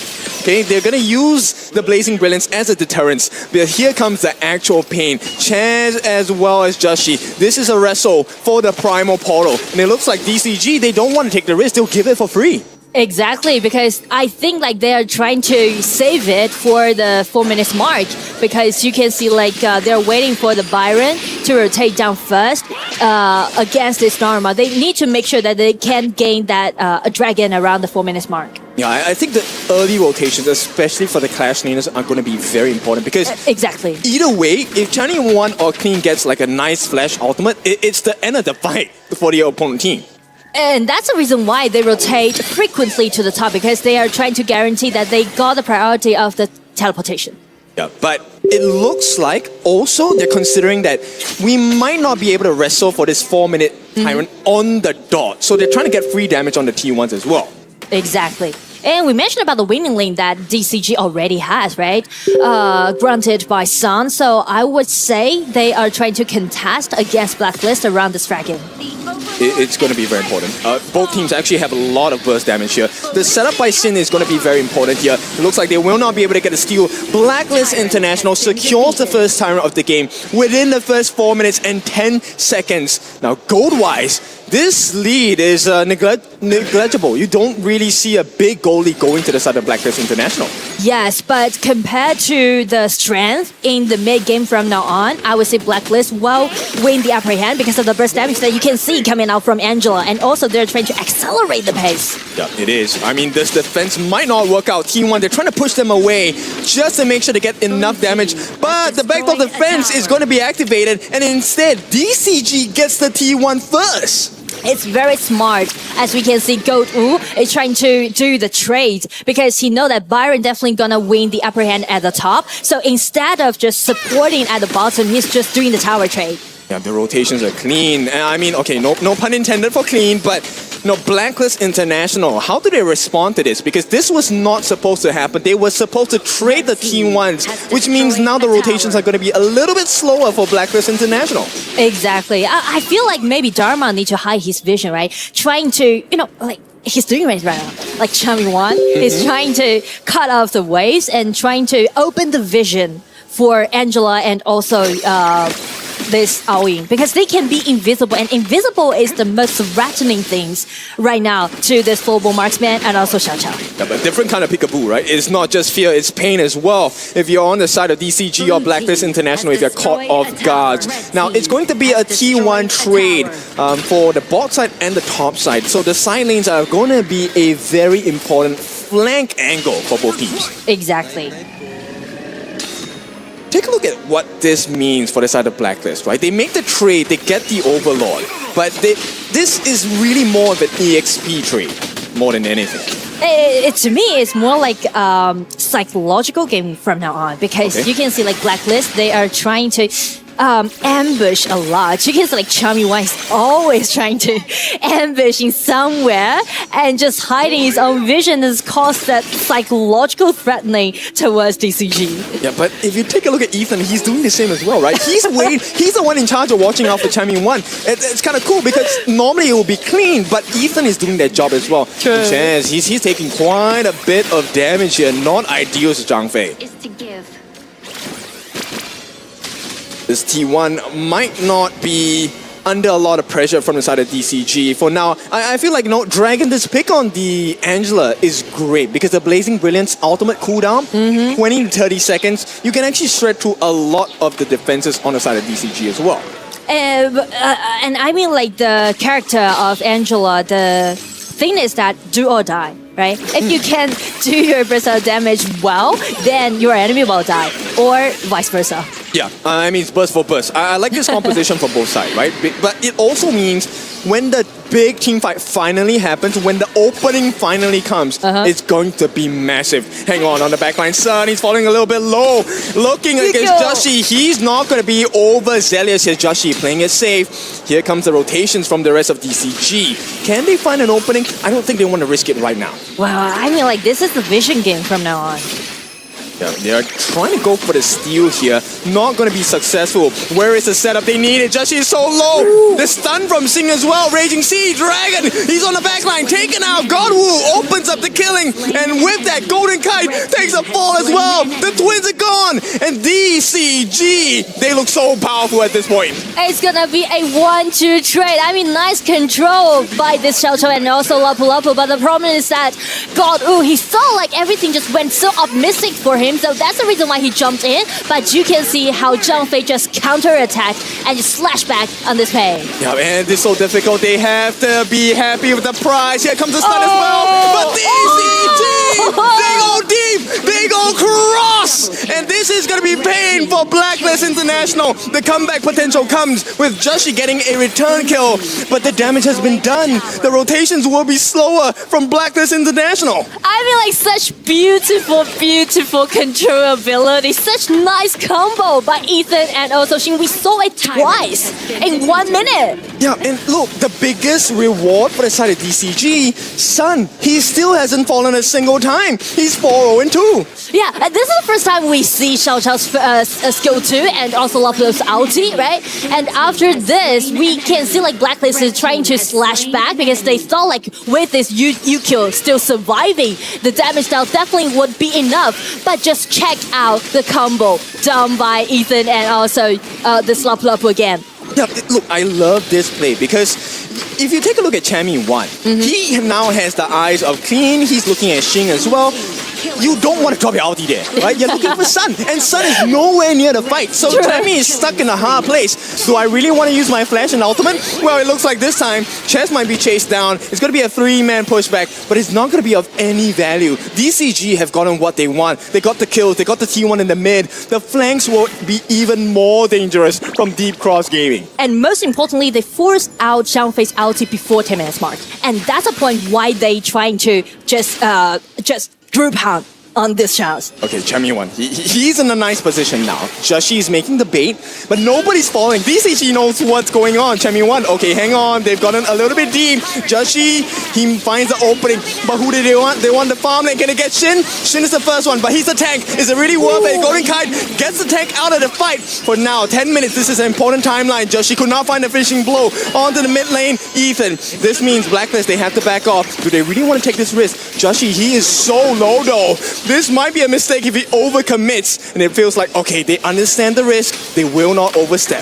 I feel like the hesitation from both teams is because that they can't suffer another loss from the team fight. Yeah, exactly. One more failure means this game might be going into their opponent's hands. Exactly. And it looks a little bit dicey, but Joshi is getting it done. They will not get the reset. Can they get the steal? They will not be able to. In fact, Ethan pays the price for taking a little bit too much curiosity here. It's going to be 6-5, but a Shadow Tyrant this time goes into the hands of Blacklist International. And it's definitely gonna strengthen up on the side of Blacklist, and you can see like a Golden Kite already fully equipped, I guess. He at least got 3 equipment from now on, so the burst out damage is definitely sufficient coming out of him. Yes, and right off the bat, just one big play. Look at the map now. T2s have been taken from the Clash lane. Top side is looking a little bit too hard to handle for the side of Deep Cross Gaming. Blacklist International, it might not be the biggest of goal leads, but it's close to 1,000. Exactly. And from the team fight, you can see like biggest problem on the side of DCG is that yes, the CC is really nice and it's very eye-catching, but who's gonna jump in? Is it going to repay? If you turn into the Tigress jumping in, and it will put him in such a dangerous position. Yeah, and they need to be close enough, right? Even if Clean uses a flash as a Byron, gets in, Storm Strike, gets the knockup, you have to be close enough. And that puts Sun in a very risky position because Chammy 1 is always on the lookout. Look at Chammy 1. He's always in those angles. Always, like all the time. Yeah, so, okay, Clean has founded him out. The responsibility falls on Clean now. Ethan would no longer want to be put in that shaky spot. There's a nice stun coming in from the side of Dragon. This might be the fight. Shin drops it down, but support kills. Yes, Godwoo gets that Shadow Overlord, but what cost is it? Because Sun, he has been found, taken out as well. Blacklist International, this is the power of BKL. It's an ace. It's an ace. It's so overwhelming. They are just backslashing on DCG as okay, as you wish, you can go for the dragon, but we are going for the victory. Yeah, this one is going to hurt them. Blacklist International. What a play. They don't care about the backdoor defense, and they will march on to game number 1 victory. All they need is just the minions coming in for the backdoor defense to be gone, and Blacklist International draws first blood. I do like the initiation that did by Chammy 1, and you can see like he's being so proactive all the games, and he's just trying to make a lot of things happen and trying to hide his vision, make a lot of ambitions happen. And the thing is that I would say Lun did quite good using his burst out damage, and also like the vision game that they played, it might be mattered the most in game 1. It's so difficult, but we'll take it. Isaac, please help us out here for game number 1. All right. Ken, Nora, thank you very much for that amazing game. I loved how both teams were fighting it out like Deep Cross Gaming. For me, it had the advantage when it came to the 1v1s. But as we just talked about, Blacklist International, the 5 members, they worked as a fist and not as individual fingers. Just how a team that's been sticking together are able to use that experience to overcome adversity. Yes. Right, Deep Cross Gaming, they got those micro wins. They had a bit of a lead. Yeah, exactly. But when at the end, it's about the power of friendship. I feel like it's a bit of like a repeat coming in from series number 3, where we had OG taking on Notion Red Force, where it was really similar in terms of the storyline where OG really dominated early game, but then when it comes down to the late game team fights, Blacklist International was really clean. Just take a look at Just G's gold here. 12.5k at a 12.5 minute game against Godwoo's Pay. One of the fastest farmers that we actually have based on the dot, 1,000 gold per minute in this game for Blacklist Jungle. Not gonna lie, man, like the way that the game started, Son takes a double kill in the first 4 minutes, then takes a second one. By the 10th minute, had already 4 kills in the bag with a flowborn marksman. That gives you a very big advantage. Yeah, very big advantage. And Jussie took advantage of that, right? I mean, it was the one where you're kind of like, hey, how would Jussie actually perform in this one? Would he be intimidated by Godwoo? There's a lot of history on him. And Jussie's like, I got this one. Get on my back. I'm going to go 4-0-12 or whatever he was in the end and just completely carry this game here. And we saw it from the game itself, right? Where the game play style coming in from Blacklist International's draft is like, okay, Just G, you go handle the side lane here. We let you deal with Godwoo. And Chammy1 is on the opposite end where he's going to be free roaming after 4-minute mark because he's not no longer going to take farm. He's just going to be like, okay, I have the Truth Mantra. I have the Flash. I will be setting up for some of these big plays for the team. I'm telling you, if the second game is going to be the same as this game one was, I am really looking forward to that. Let's go for a little break, and when we come back, we're going to go straight to that game number 2.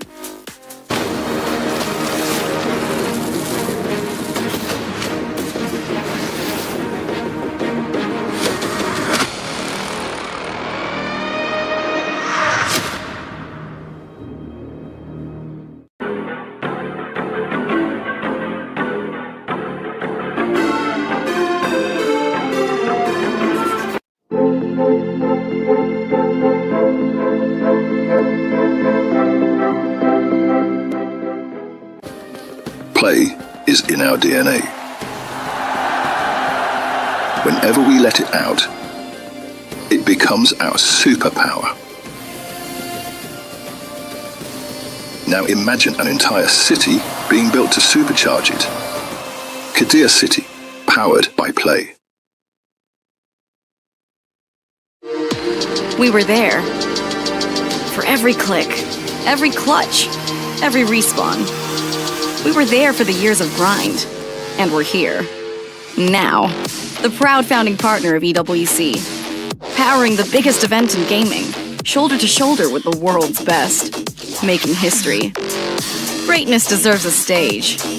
Lenovo Legion. Reach your impossible.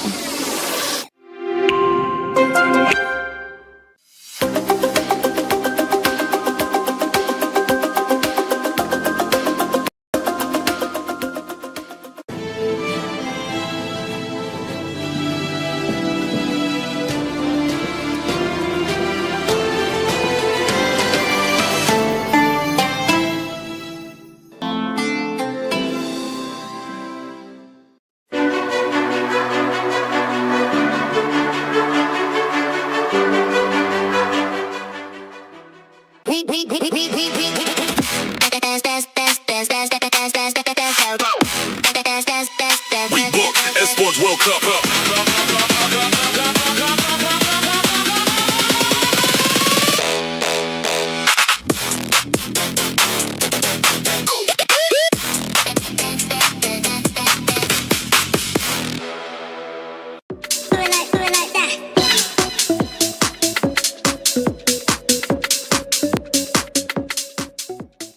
He can come in here and play my game. He knows nothing. Let's go! Tyler Wine, you're done. Raw energy. House from blow the house down.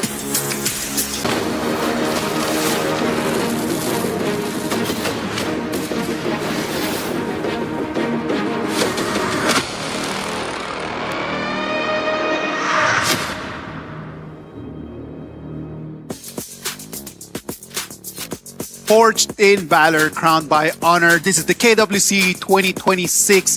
This was our match number 4, game number 1.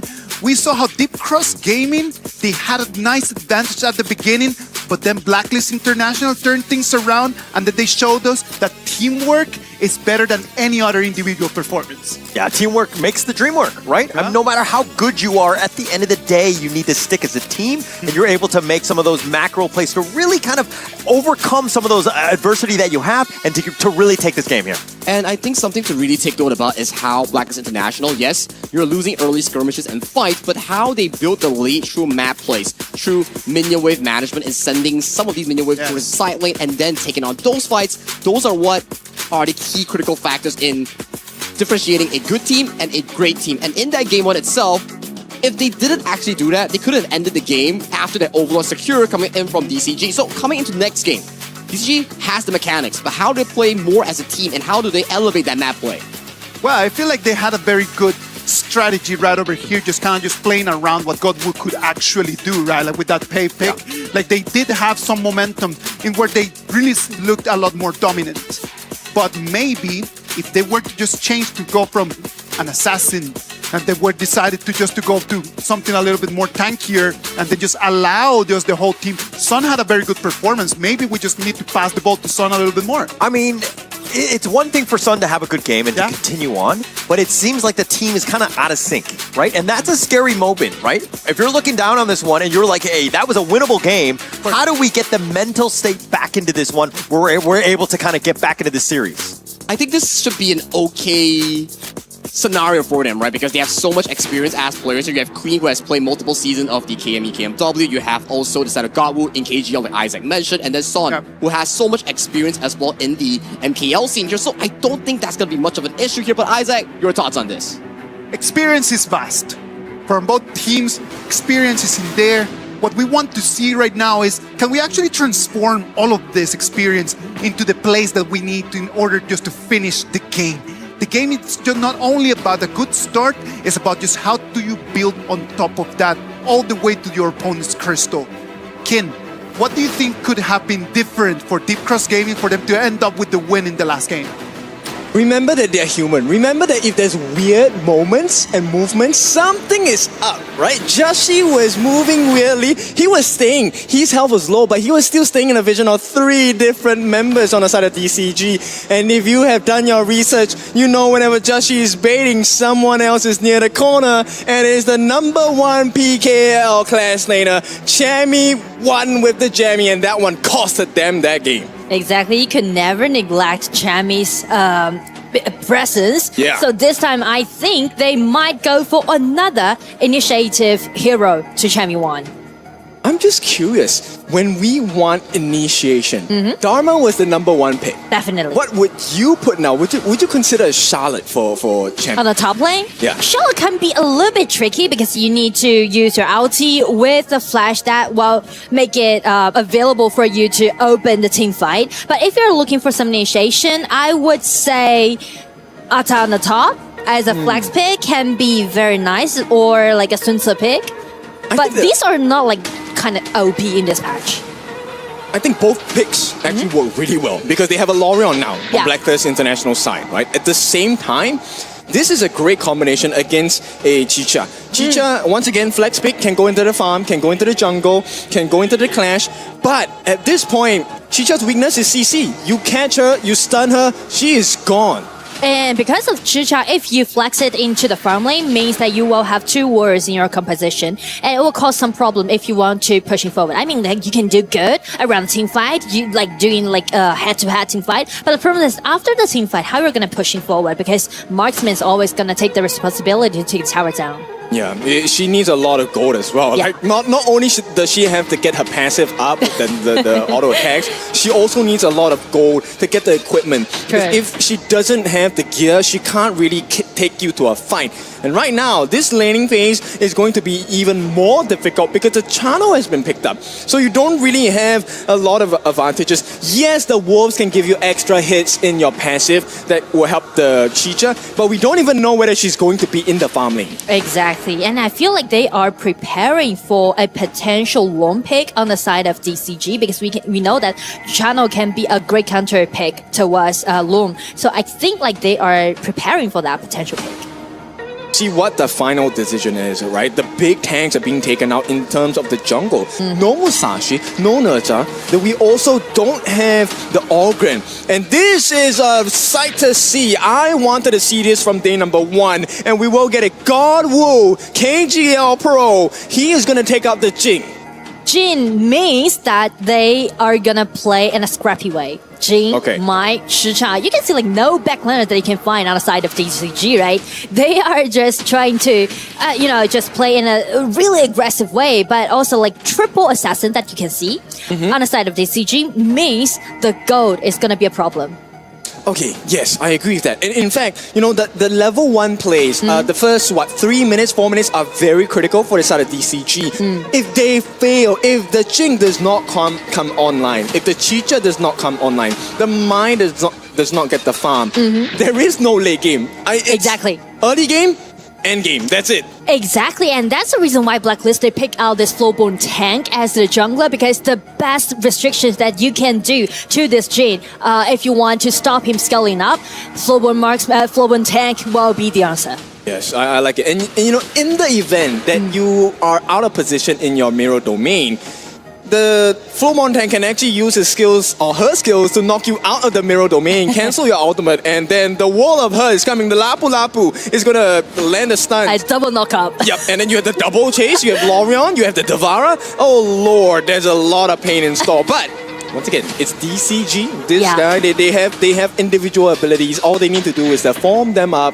Nice combination, nice synergy. Maybe they tie this series up. And I feel like we mentioned about the synergy in DCG for game 1, right? We can see nice combo made by them, very beautiful. But the problem is that there's no like last hit burst out damage coming out from the players. And that's the reason why they go for Mai and also Jing this time. Because like no backlaners anymore, everyone jumping in, play it in such a clean way. Is it going to be a mistake though? Because I know, like double edged sword. Everyone dives in, right? So exactly. if I say go, everyone must go. And if we don't hit the mark, it's a big problem. And we asked this question before. Is there a chance that everyone agrees on what to do, but when the actual fight happens, everyone does something different? Right? There is a chance that might happen. Yeah, it's two differences. If you say it or you do it. Yeah, exactly. And this laning phase is going to be very critical for the side of DCG. It's still the same for Blacklist, but more important for DCG here. And also you can see like they flex this Chicha to be played for Klein as a top laner. So that will make Sun suffers a lot during the laning because Alessio, very vulnerable in the early game. But this is one of the playstyles you have to be able to endure as a professional, right? Yeah. Sometimes the farm laner needs to carry the weight for the team. Meanwhile, the rest of them will try and get their farm up. And I think the responsibility now is not just on Sun, it's also on Clean and Godwood. The two of them, you cannot miss the last hits. You have to get every single thing here. Yeah. And it looks like Ethan did get that away from Blacklist. They need to prioritize the top duels on the side of DCG. But speaking to Blacklist International, I would say Jashi, this time with this Flowborn tank, he can play more aggressively as he did in game 1. Ethan, he gets the first knock-up. This is not enough damage. Where's the rest of Blacklist International? They smell some blood. They're a little bit too late though, so DCG should be able to walk out cleanly. Now, the second part of this fight is going to be for the Primal Portal. Space Sprite will be given for free. DCG, no way to contest. I mean, like the composition allowing them to do a very solid team fight on side of Blacklist. Oh no, Godwoo, this is why you don't give him the Jing. First blood goes into the hands. They're fulfilling what they need to do, and that is to get the EXP and the gold. And it's a double whammy because Golden Kai now will have a 0-1-0 scoreline against Sun, who was having such a difficult time in lane. And this kind of clean movement down by Godwoo is giving me this taste that maybe for game 2 he's gonna be godlike. Wow, okay, that's a huge statement. Let's see if that comes through here, because Godwoo, he's making the waves, he's making the rotations, and he's not slowing down. That's the most important part, right? Now, to slow down the Jing, what does Blacklist have to do? Well, if they want to slow him down, they need to use this like their jungler, the Flowborn tank, and also Lop to trying to make a lot of invasions happening towards DCG's jungle. It's the only way that you can shut this thing down. Okay, but is it worth it to do now? Because Jashi's level 5. He's one level behind God Wu. And this might be a problem because if you lose the next team fight here, which is probably going to take about 10 to 15 seconds, it might not come back in time for the 4-minute Tyrant. Yeah, but like you need to make it happen because you are playing this Flowborn tank. You can't just try to compete with this Jing with the scaling up pace, right? You need to do it quicker or you will just, suffer a lot from maybe like 8 minutes later. Yeah, I mean, it's called Flowborn Tank. It's not Flowborn Dead. And here we go. Chance is going to have to suffer the first attack. He makes it out for the time being. Actually will walk away with his life. Now, did they burn a lot? Well, it's just God Wu's ultimate at this point. But Clean, he is not having a good time. This means the lane freeze might happen in the Clash lane. This is going to be beneficial for Blacklist. It means Clean cannot reach on time for the 4-minute marker. A 4-minute marker coming soon on the side. In about 10 more seconds, the wave clear already being started by God Wu as well as Ethan. So this means Blacklist International, they have to be careful with the brushes. The positioning of God Wu is going to be so important. Exactly. He's waiting for this Lorien. He already anticipates his movement. Yep. I think there's a potential of a steal. God Wu is nearby, but he needs to do it now. Not going to be possible. Jashi will get that smite down. In the meantime, Xin actually used his unbridled outburst. Not a lot of results coming in. Is this the mistake that starts to crumble? It's looking a little bit dicey for DCG. Well, I mean, it might be something to do with this decision, but as you can see, another team fight happened at the bottom. Yeah, I mean, Ethan, he will make it out safe, right? And right now, Blacklist, they know it. They don't have to overextend. But in the mid lane, Jashi will be taken down. Jungler against jungler, 1v1. God Wu is the better one at this point of the game. But we are pre-5 minutes. The real damage is in the farm. What can they do? They have stolen the Azure Golem, but the punishment, Clean will be able to make it out. There is no punishment from Blacklist International. I mean, like, that's what I'm talking about. After this game, we might see God like Wu, right? The reason why they didn't contest with Jashi, with that dragon, is because they're trying to prioritize God Wu's farming pace. And right now, if you give him money, give him resources, he's gonna give you such a great feedback. I mean, he doesn't really have a huge lead that we're talking about, but he's doing a lot of damage already. Now, Chance will get the vision to the team. This means God Wu, they can make the immediate trade on that Overlord. And this will be another advantage for the side of Deep Cross Gaming. 2,000 gold deficit. Well, it's actually acceptable on the side of Blacklist International, but the problem is that they didn't do any invasions, right? They are just playing passive, right? Yes. I would think. Not as aggressive as I think the Blacklist fans would have liked them. The big problem here to me is T1 at the bottom, T1 at the top, both gone, right? And right now, there's a lot of pressure coming in from DCG, which is, I would assume it's a correct movement. I mean, it's because of the comp that Blacklist selected. Just give us that kind of sense that they're trying to be more scrappy.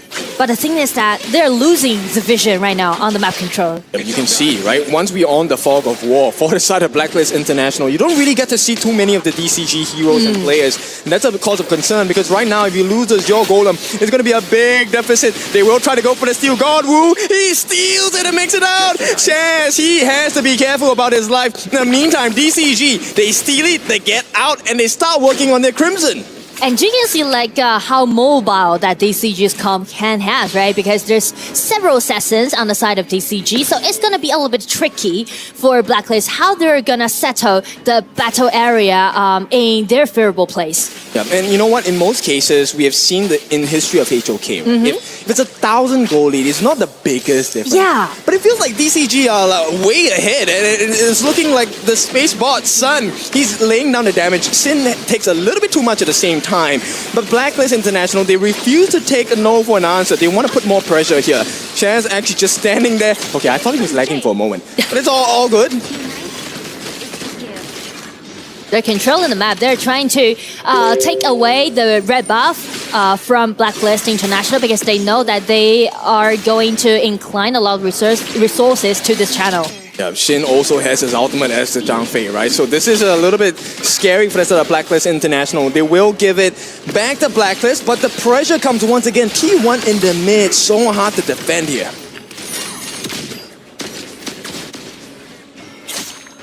Bottom side, Golden Kite. That one death didn't feel like much at that moment, but now you start to see the effects. The timers are coming back. DCG, they are positioning themselves every single time. The steal might happen. Godwoo is not going to be on time. In fact, they might have to give it up. He does not have smite.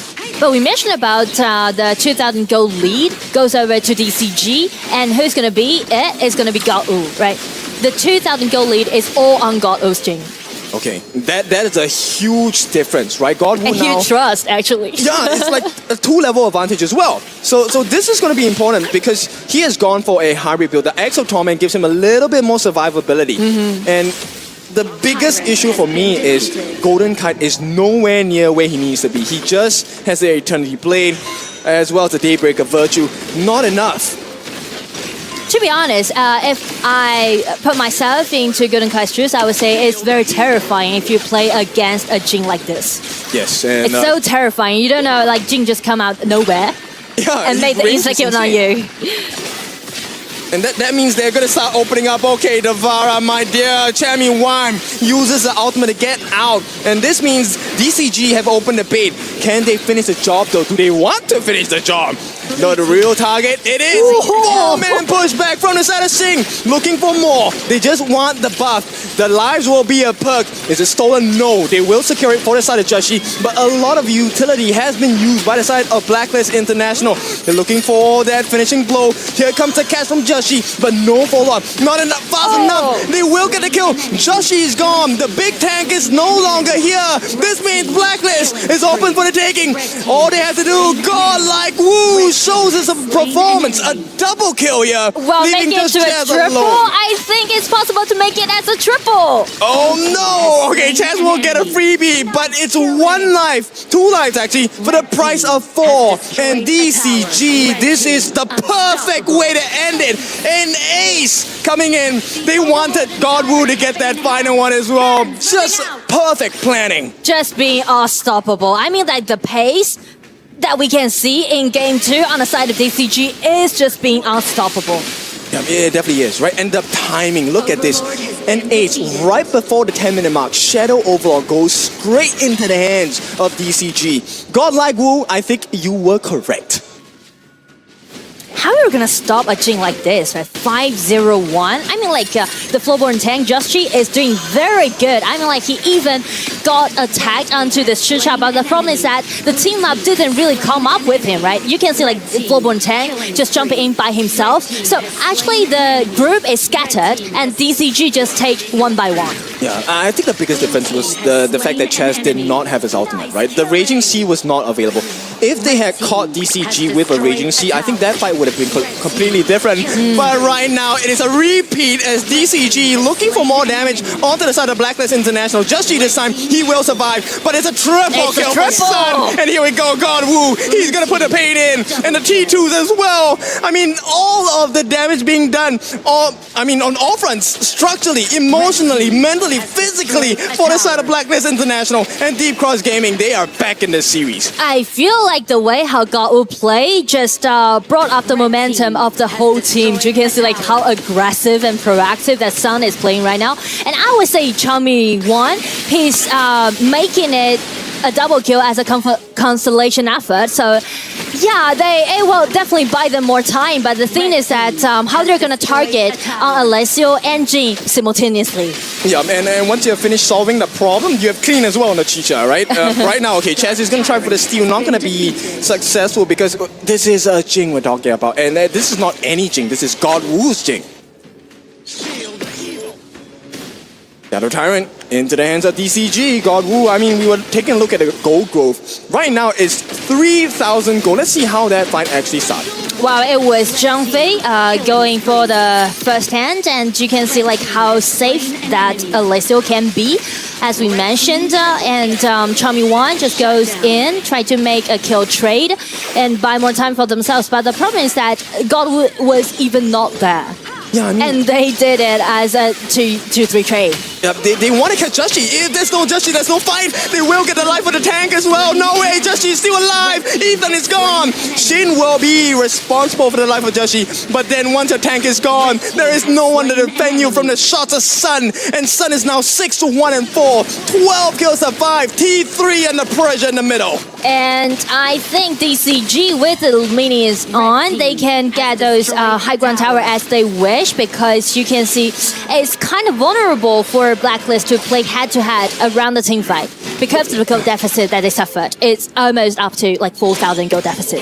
What are you supposed to do if you're Blacklist? Joshi's not tanking, Chance is not tanking. They're just throwing all the skills, right? But no effect. They can't find Sun. They can't even deal with God like Wu at this point. Well, I feel like maybe they can try to kite a little bit more before the team fight, because you can see everything just happened so fast, like in 1 second, and you can see like they are overwhelmed by the power of DCG, right? Because of the gold deficit they suffered. So with Lorian, with Devara, with Channel, actually you have such a great long attacking range, right? You can kite a little bit before the team fight happens. They're looking for the backlines here. Joshi will have to take a majority of the pain at this point. He needs help. He needs it now. It's not enough. Joshi's a little low. They have gotten a freeze on the clean on the backlines, but this is what we're talking about. They need the poke, but the poke is not successful. Chance and Joshi falling so low. Because, and also like because DCG is forcing Blacklist to take the team fight, because they know that they already got the upper hand. So they're trying to force them to contest with them by team fight and try to close out the game by these kind of skirmishes they made. A painful experience for Blacklist International fans, but for DCG, this is a team that's representing you from GCS. And this is the dream here. The AOE teams want to leave a mark and show you that they are the better team at this point, and it seems to be working. We want the 1-1 in this series. Exactly. But I do like the way how Blacklist is handling the situation right now, even though they suffered from the goal deficit. But they are trying to contest DCG again and again. And you can see, even though they're suffering from that, they are very painful, but the high ground tower, they're still holding on, right, for both side lanes. Yeah, I think that's very important now. They will try to force things out from Champion 1. They have successfully managed to force out the ultimate. And that's going to be a big moment, because DCG, they don't ever start the fight like that. It's just a poke. And once you run out of options, run out of counters, then the real fight comes. You're tired out. And that's where the finishing blow comes in. Exactly.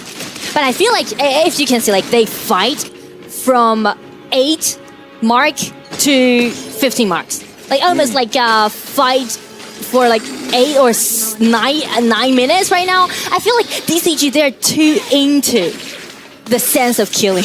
Okay. So, like they're not pushing forward actually. So this time they just unleashed the vanguards at the bottom. They know that they need to hurry up. I feel like this is the chance. Champion 1, once again, he's the target. This time, they will be successful. Clean gets the finishing blow. A little bit too much damage for the side of Blacklist International, but that's not the only pain they're experiencing. They have to defend. The T3s at the bottom will fall. There is no save for Blacklist International. And this could be the killing blow. One more Vanguard joins the cause on the side of DCG. A flash miss by Ethan. The punish comes in. Maybe this is the moment they're looking for. Here we go. Chaz gives a life with the Raging Sea, but they still have to deal with the backdoor defense. An attack coming in. They can't do it. Joshi's gone. No more tanks. And DCG, they come back. It's 1-1. And they even out. It's gonna be the first even match that we've seen so far for day one. Right, they are very competitive, I mean. I like that you mentioned that, but that's also because I'm the broadcast. There's a history here that, you know, the Kindofu curse is happening, and yes, it is. It's 1-1 now. We're gonna have to go for one more.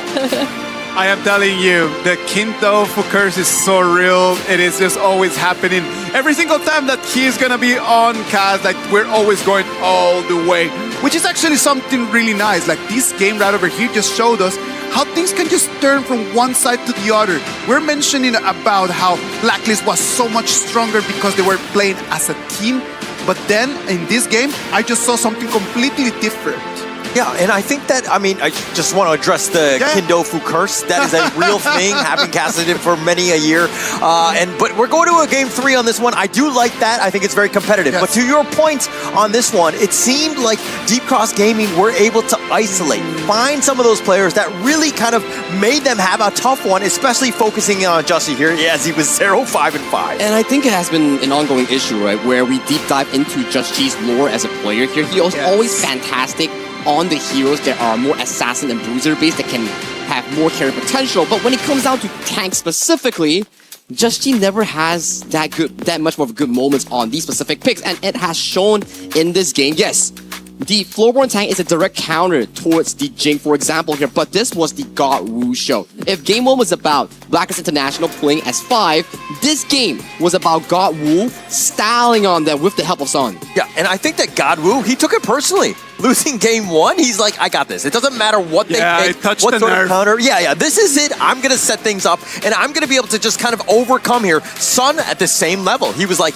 yo, guys, we got this. We're still a team. We're in a fine position. And look at these team fights, how they're just able to kind of take them down piece by piece. And this was even after a 4-man Lapu Lapu ultimate coming in from Chaz, continuing with the ultimate coming in from Dragon on that Lori, and they still couldn't make it work. You can just see how well the damage dealers position themselves coming in from the side of DCG and making sure that, yes, you have low crowd control, but as long as we avoid it, you have nothing in these team fights, and we are heading to our first game 3 of our day 1 play-ins. Son just gigantic in this match, right? Like, just amazing, just the way that God would just open the door, just a kind of little bit, just open the door a little bit, but then Son just 1 foot straight there, just kicked it open, and right now it is 1-1, and we're gonna have to go all the way until game 3. Yeah, he was just like, I'm here, right? I'm here at the EWC. I'm definitely gonna make my presence known. We're not gonna go out, you know, whimpering or crying or any of that. We're gonna go out all out on this one, and they showed up when they needed to here. I think this is the specialty coming in for Group B, where this group is such a competitive one. Anyone that slips up will be sent down to the lower bracket here, and you don't want to be in the lower bracket. You want a safe sanctuary. You want a soft guard that makes you qualify with ease here. But that Alessio pick coming in from Son, that was interesting. That was very interesting. What about if we just break it apart as we come back after this short break? What about if you give us 2 minutes just to get our thoughts correct, and then after that, we're gonna break all the action for game 3 for you.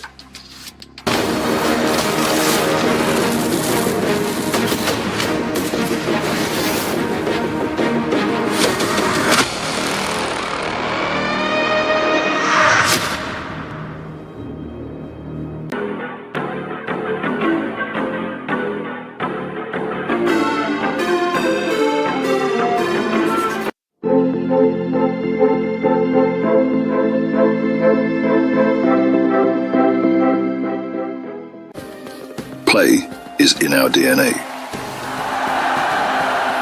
Whenever we let it out, it becomes our superpower. Now imagine an entire city being built to supercharge it. Kadir City, powered by Play. We were there. For every click, every clutch, every respawn. We were there for the years of grind. And we're here. Now. The proud founding partner of EWC. Powering the biggest event in gaming. Shoulder to shoulder with the world's best. Making history. Greatness deserves a stage. Lenovo Legion. Reach your impossible.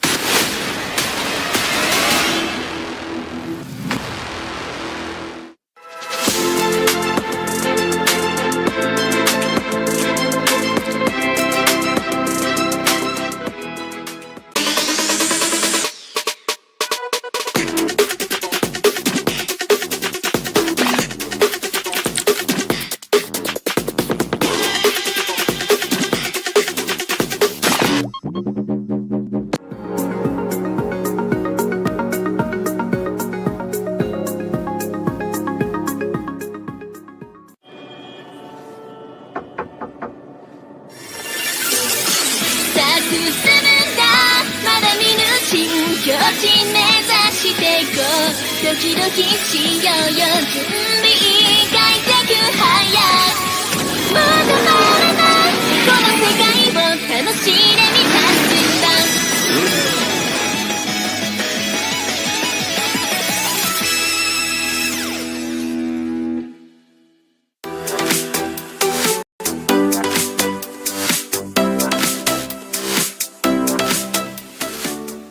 He thinks he can come in here and play my game.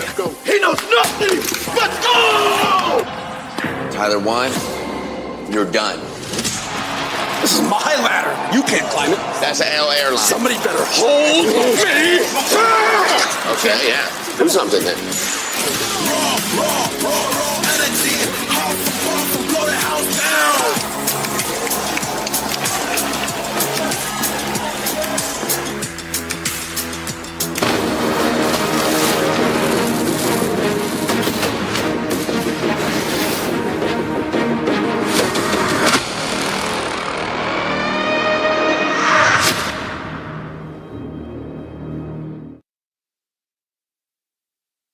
The Esports World Cup live from Paris, France. I'm telling you, this is not only top games, this is top vibes, because as we were right over there in the break, like this whole arena, the stadium with so many different games, so many different kinds of people going around, really enjoying the environment and just the one thing that we all love, esports. Yeah, it's all about the gaming. I mean, everybody's just walking around. Everybody's just so happy here. Yeah. It's a nice little convention. There's a lot of merchandise. There's little player areas. This is a haven for all gamers.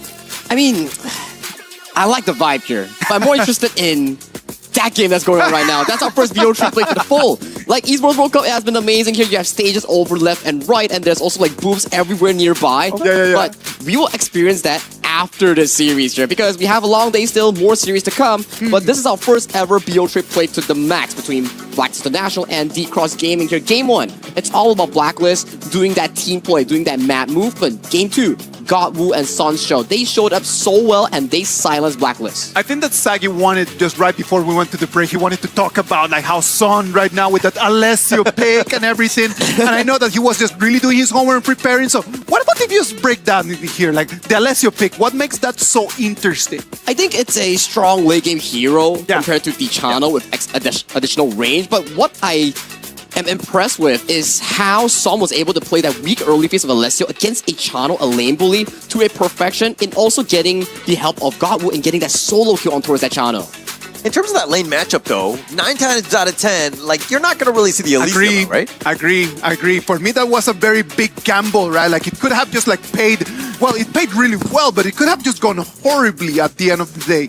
Like, he went there, like, he took that Alessio pick, and then he was able just to seal the deal. Right now, we're going to move into what for them is going to be the most stressful 30 minutes of their week. Because whoever that wins in here still has one more chance just to keep playing today. Whoever that loses is going to play OG Esports tomorrow just to try to stay alive. Ken, what are your thoughts right now as we move into Game 3? Perspective. Yeah, it's all about perspective at this point, right? If I am the coach on the side of DCG, I'm just going to tell the team, look, the story is ours. We have a comeback series on our hands. We showed them the best thing possible in the first day. And right now, all we have to do is to finish the game cleanly. The players are shaking in their boots on the side of Blacklist International. And I mean, like, since Godwoo is doing so well in Game 2, why not give him another assassin, for example, Luna, right? You can always shine with a Luna pick. Like, why not? Like, this man, his nickname Godwoo already showed his ambition, so why not just put his name in EWC? I like it. Showing the ambition, that's definitely important, right? And this is a very interesting one. Annette coming in. I know a lot of people have a love-hate relationship with Annette. In rank, in normal games, and right now in the professional scene as well. This is a hard matchup. This is Annette and higher. The wave clear is insane. The protection is insane. And I mean, you get the RLE on the side of Blacklist International. But is it enough? Well, I mean, like they already noticed that the protection definitely gonna be enough on the side of DCG, so they're taking out a lot of long attacking range heroes on the side of Blacklist, right? Gudo and also Arlie and also this new one. So they're trying to keep a really safe distance against this Annette and also Haya. Okay, that's a great idea, right? And then you can only protect what's within your ultimate. And that's one of the things that is I wouldn't say a drawback, but a feature of the hero, right? So this means they want to play the long range game. They need long reaching arms as well. And who better to do that than the Aoyan, the Lung? This is going to be important because once he gets within range of you, the auto attacks will reach you even if he runs away. Exactly. And it's very interesting that different players actually has different understanding towards this early play against Loom, because some may think early second ability allowing this hero to block away this 3-1 versatile damage coming out from Loom.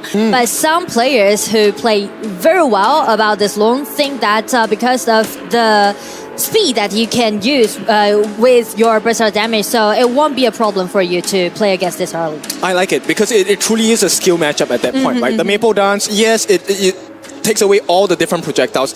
In fact, it could also potentially help you against the Haya. Now, there's a very small chance of happening. We don't know.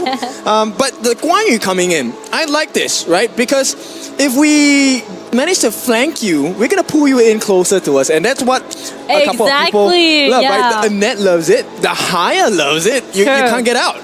I mean, like the way they are picking out this Guan Yu is showing like Kling is trying to push all the backliners to the front and let Haya to make it happen. Okay, but I think Blacklist, they saw the challenge and they extend their hand. I agree, we're going to go super tank on you as well. They pick up the Arta. This probably is a Clash lane Arta here. And also, they made a substitution. Ismora is coming in as the farm lane.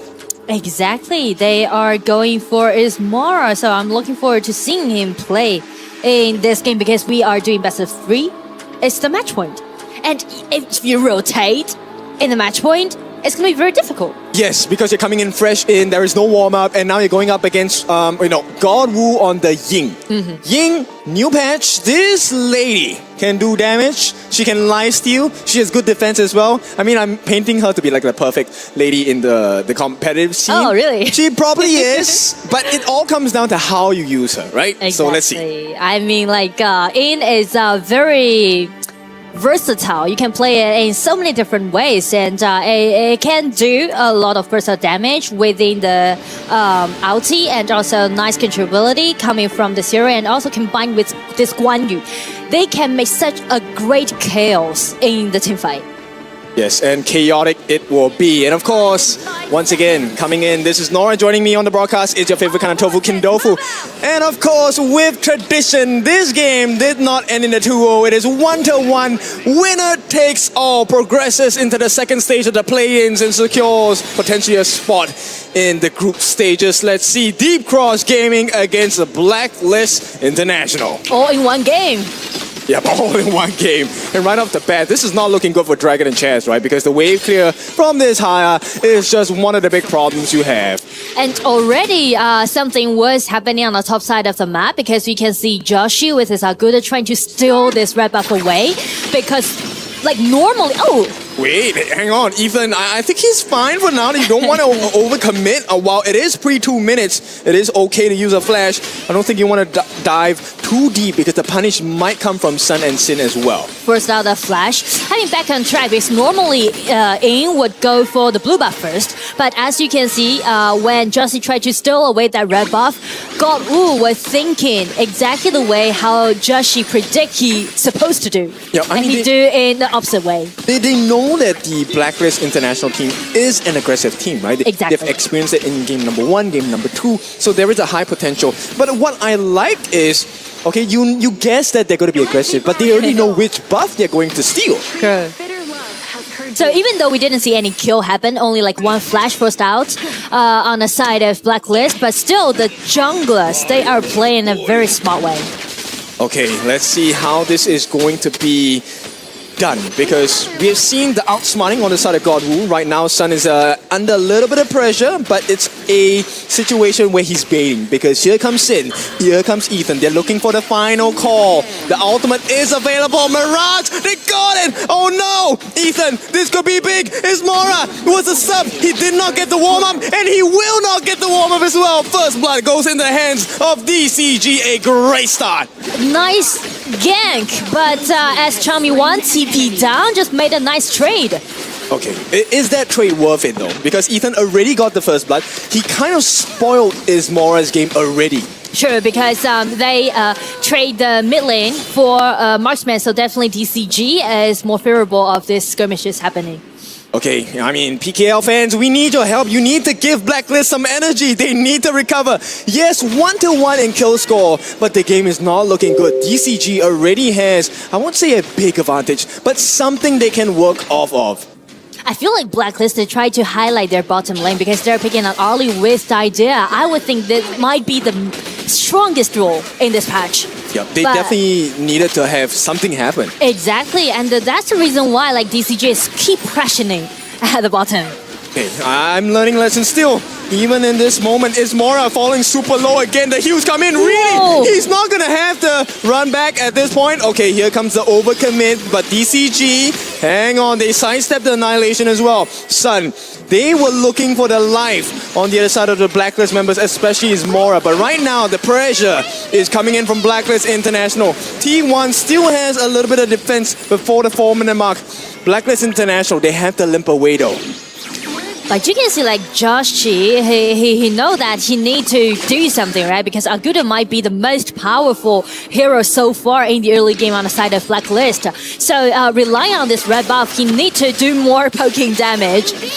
But since Goku coming in, just instantly forced out Dragon's Flash, and we are going for the 4 minutes mark. So that is very crucial on the side of TCG. Yeah, but I wasn't joking with you when I said this lady is strong. The Ying pick definitely a big value for the side of DCG, especially when they have it. Ismora, no! That is why they picked the net. The stun from the ultimate catches him out. And now DCG in a great position. 4 minutes right on the dot. The timing is perfect. And I mean, like, they are very clear about the time of the game and also the purpose about what they are doing right now, because we know that Blacklist is trying to highlight their bottom, right? The bottom duel. But you can see how great pressure that DCG is doing at the bottom. Like, Sun is playing, like, outrageous. Yeah, he really is, right? He's getting greedy, but that's exactly what you want as a farm laner. It's a farm. You're supposed to grow the crops and get the rewards. And here's the biggest thing. They took the Tyrant even without the presence of Godwoo. That's how godlike he is. He doesn't need to be there. Okay, Godwoo. Just observing. Yeah, he's just observing, right? Like, did you do that? He's putting now a one-man defense against 3 different members on the side of Blacklist International. True. And here comes DCG. They're looking for a punish. They might not know it though, but Blacklist have found out that DCG are around. They have to play safe. I feel like Blacklist, if they are trying to turn the table around, they need to make some rotations happen. They can't just let Izamora suffering at the bottom, right? Use the mobility that Ollie has, giving him the red buff, and just let Ata to gain the vision control and try to initiate. I mean, who do you want to catch at this point? The Mirage is going to be used here from the side of Ethan. Actually, he catches on the idea. To the Arlie. I mean, oh no, the idea. Chance here falling a little bit low. Flash already committed, but DCG, this is exactly what they want. They have got Tammy 1. He's going to be gone. Clean. What a catch. The fishing pole has caught his bait. But Sun, okay, this is what they need. Dragon will get the kill. What more can they find? Nothing else, because DCG, in the meantime, Godwoo, you can take it again. He did. It wasn't even in the fight. He takes a T1. I mean, like, he is seeking out so many opportunities, right? Like, he know that they already fell behind for the team fight happening at the bottom, so he just made a tower trade. That was really clever. I mean, it feels like Blacklist, they're trying to make the right decisions, but at every choice, DCG denies them more. They say, okay, I'll give you a short little gift, but I'm going to take more from you. Exactly. So I feel like Blacklist, they are doing quite good right now for the team fight, because you can see Chami 1, he initiated in such a decent way. But the thing is that how they're going to deal out with this hire. Yeah, I mean, so far, Ethan has been successful in getting the catches onto the relevant targets as well. You don't get Ismora, it's fine. Let me get Chance, let me get the healer. You have no more recovery, and we can take the big team fights because in those moments, God Wu wasn't even there. So what happens when God Wu shows up? I feel like it's just gonna be overwhelming. I mean, it's not looking pretty at this point for the side of Blacklist International. Once again, the catch on the Chance. No more healer. Forced to use the redemption on his lonesome self. They get the kill. Nice catch. Okay, they do get God Wu down. But what's the cause here? What more can they do? Blacklist, we need more from you. And it is not allowed. DCG. Clean gets a follow-up on that. It's going to be a 1K goal lead. But DCG are doing so much with it. I mean, like DCG, they just catch whatever they saw in game, right? Heya, whenever he encountered with one enemy, no matter it's gonna be Alta or Daidea or Aguden, no, he's not picking out his enemy. They just encounter it and catch him. It feels like a claw machine that actually works. Exactly. Right? They don't drop the prize. They actually get the target. They get the prize. And right now, the prize is growing more and more. Once again, DCG is showing you that 1,000 gold can be a big difference here. And because of the instant initiation that we can see from Haya, it's kind of just interrupt Blacklist pace about this team fight. As you can see, they are kind of scattered. Where you can find Ali, like Ollie is in such dangerous position, already been straightened down. The HP is really low, and how they're gonna handle against DCG's fight. Yep, look, Shin with the setup as well. Here comes Clean. He manages to push him back. All they need to do is to push him away. The true target is the turret, but with another Moonscape Mirage, they get another target. Who did they catch?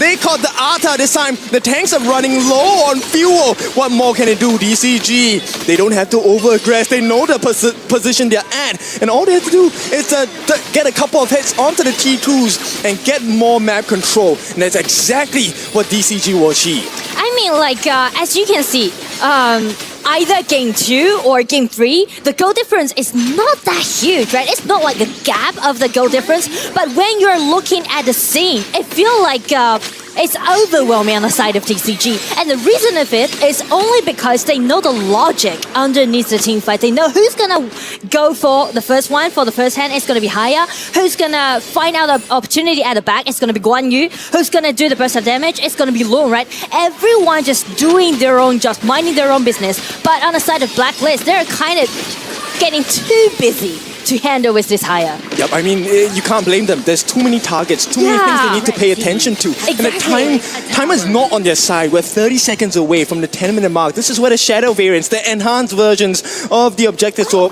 spawn out. And I feel like this could be the last few moments for Blacklist International. They don't want to drop, but it looks like that's going to be the case at this point of time. And I feel like in this point, Blacklist really need to take a deep breath and just trying to be calm.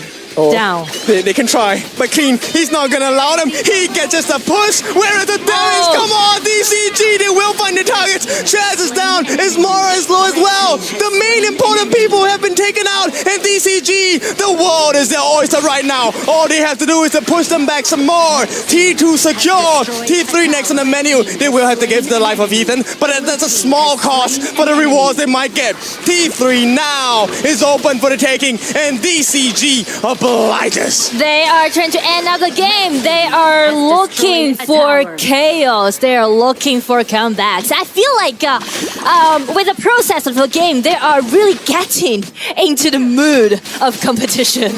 I mean, this is what it's like, right? Competing, it feels like it's very simple, very straightforward when you look at on the screen. But when you're actually in the game, I assure you, Ismora now, he is dazed, he is dizzy, because this game, there's so many things he needs to look out for. It's too much for him to play in such tense at the match point. And it's only going to get more and more difficult, right? Shadow Tyrant now in the hands of DCG. They have the chain lightning effects. They have more damage. They have better wave clear. They also have the goal lead. From that 1,000 goal lead, it is now close to 4 times that amount and double the kill score for the side of DCG. And I mean, like, the team fight is endless, and watch the difference, the goal difference between the marksman. Lone already got 3 equipments, and you can see, like, he's seeking out for those critical equipments. So definitely the burst advantage is so sufficient that it can instantly kill early in the team fight. Yep, I love the build on Sun, right? This is a one-shot build, and this is very dangerous. And Sun doesn't really have to care about defenses at this point. Nobody has really forced him to use his infinite Vastas. He doesn't have to become a dragon just yet. That's a huge cause of concern for Blacklist. If you can't even get them to escape, it means they love to fight you, and a fight they will have. Well, I mean, like for Blacklist, there's one more opportunity for them to do. It's wait for Nuwa, wait for Dragon. But I mean, like they still need to wait for like 4 or 5 minutes at least. Yeah, I mean, we saw your face there. And yes, that's a tough job to achieve, especially when your T3s are under pressure like that. You have a broken lane on the bottom side here. Now, this is going to be a small pause requested by the side of DCG. Probably some small technical issues, but at this point, this also is a breather for Blacklist International. Sure, what try to should calm they talk down. about now? Yeah, I mean, like just try to calm down and just talking to your teammates like, okay, we still got Nuwa, we still got Dragon, right? At least we have Nuwa, so powerful at the late game, and because of the Nuwa, they actually don't need to worry about the wave cleaning, right? Yeah, that's true. Okay, Nuwa has like a great wave clear capability, but like you said, we need time. Dragon does not have time. They're knocking on the doors of the T3s. You're left with 2 out of the available 3 tier 3 turrets. True. And I don't know, if they get the Shadow Overlord on the side of DCG, I feel like that could be the end for Blacklist. I mean, like another perspective, I would say like play behind your high ground tower can kind of secure yourself, because we mentioned about how important Guan Yu's positioning is during team fight. But Yes. how can Guan Yu come in at the back when they're hiding behind their high ground tower, right?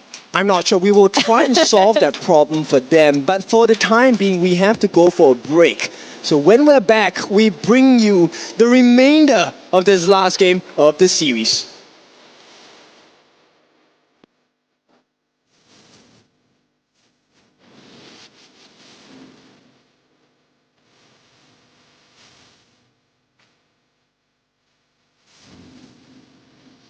Yeah, it's looking good.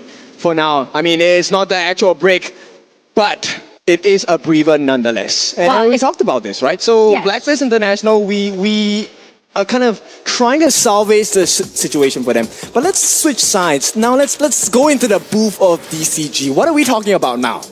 Well, no worries for DCG. They're doing quite good. I mean, like, actually, I'm very surprised about their performance, right?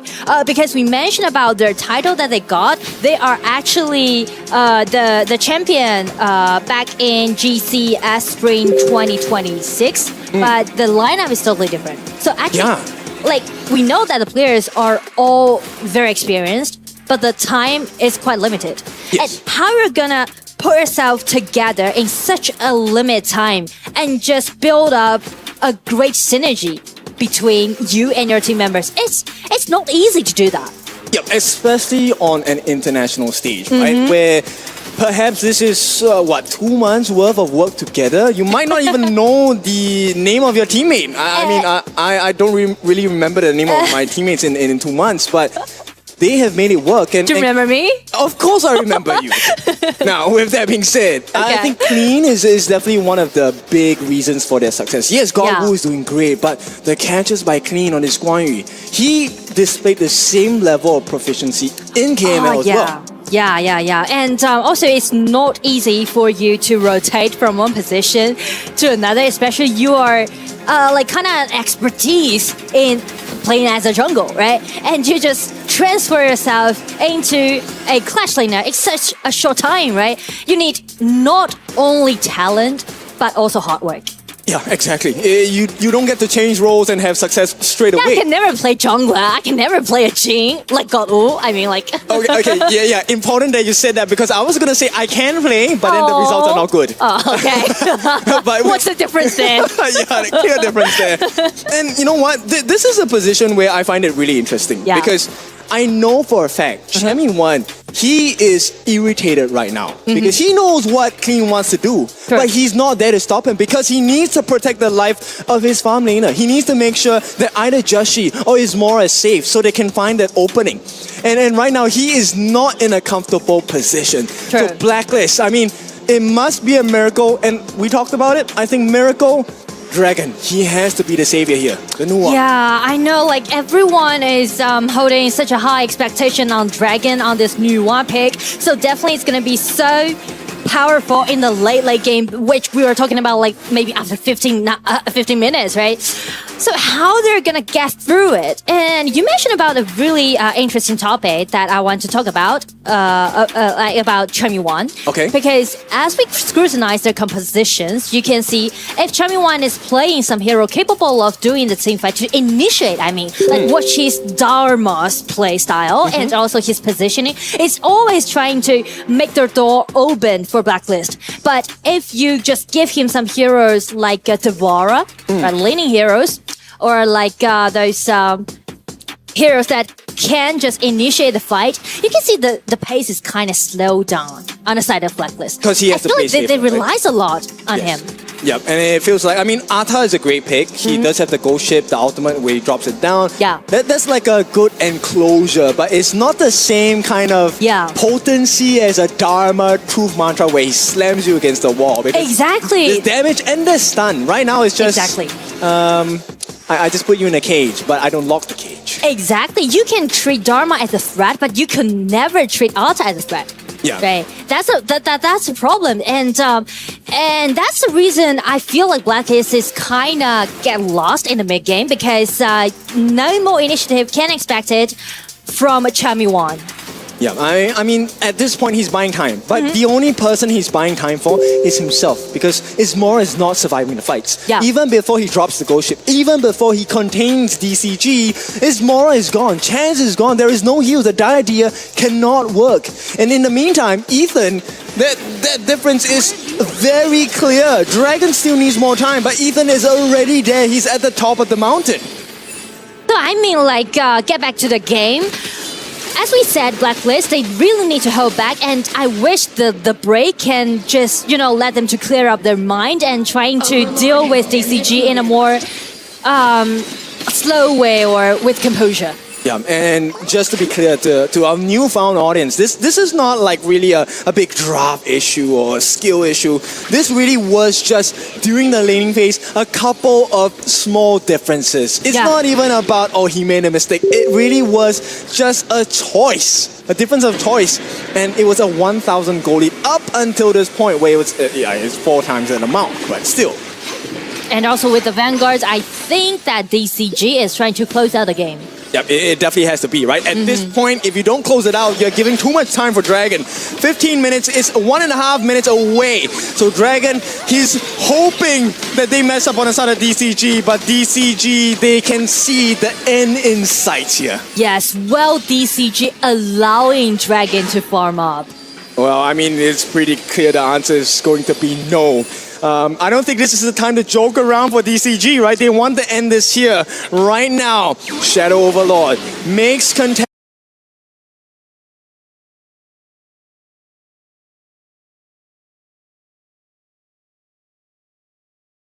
with the T3 at the top. Background defense is gone. That's going to be T3 on the top. Taken away from the side of Blacklist International. And if they take all 3 high ground towers down, that also open the door for Clean, this Guan Yu, to jump in. Yeah, because there's no more vision, right? So this is exactly what they wanted. Look at where Clean is at now. They don't even have vision. They don't know that this Guan Yu is hiding at the sides. They couldn't even get the visions right. That's the biggest issue here. They just need to feed Dragon. Okay, Dragon's pretty hard to feed. Dragon likes gold, and here we go. Clean starts it off, but this is already in prep for the side of Blacklist International. Sun gets the T3. Ismora actually gets really clean. Maybe they can come back. Hang on! Ooh! This is it! Blacklist! Yes, they found it. Now they have to go for the chase. God Wu, he's alone now with the backline. Sin, he cannot protect his jungler. 3 down in the span of 60 seconds, and somehow, and really is a miracle, Blacklist International find their way back.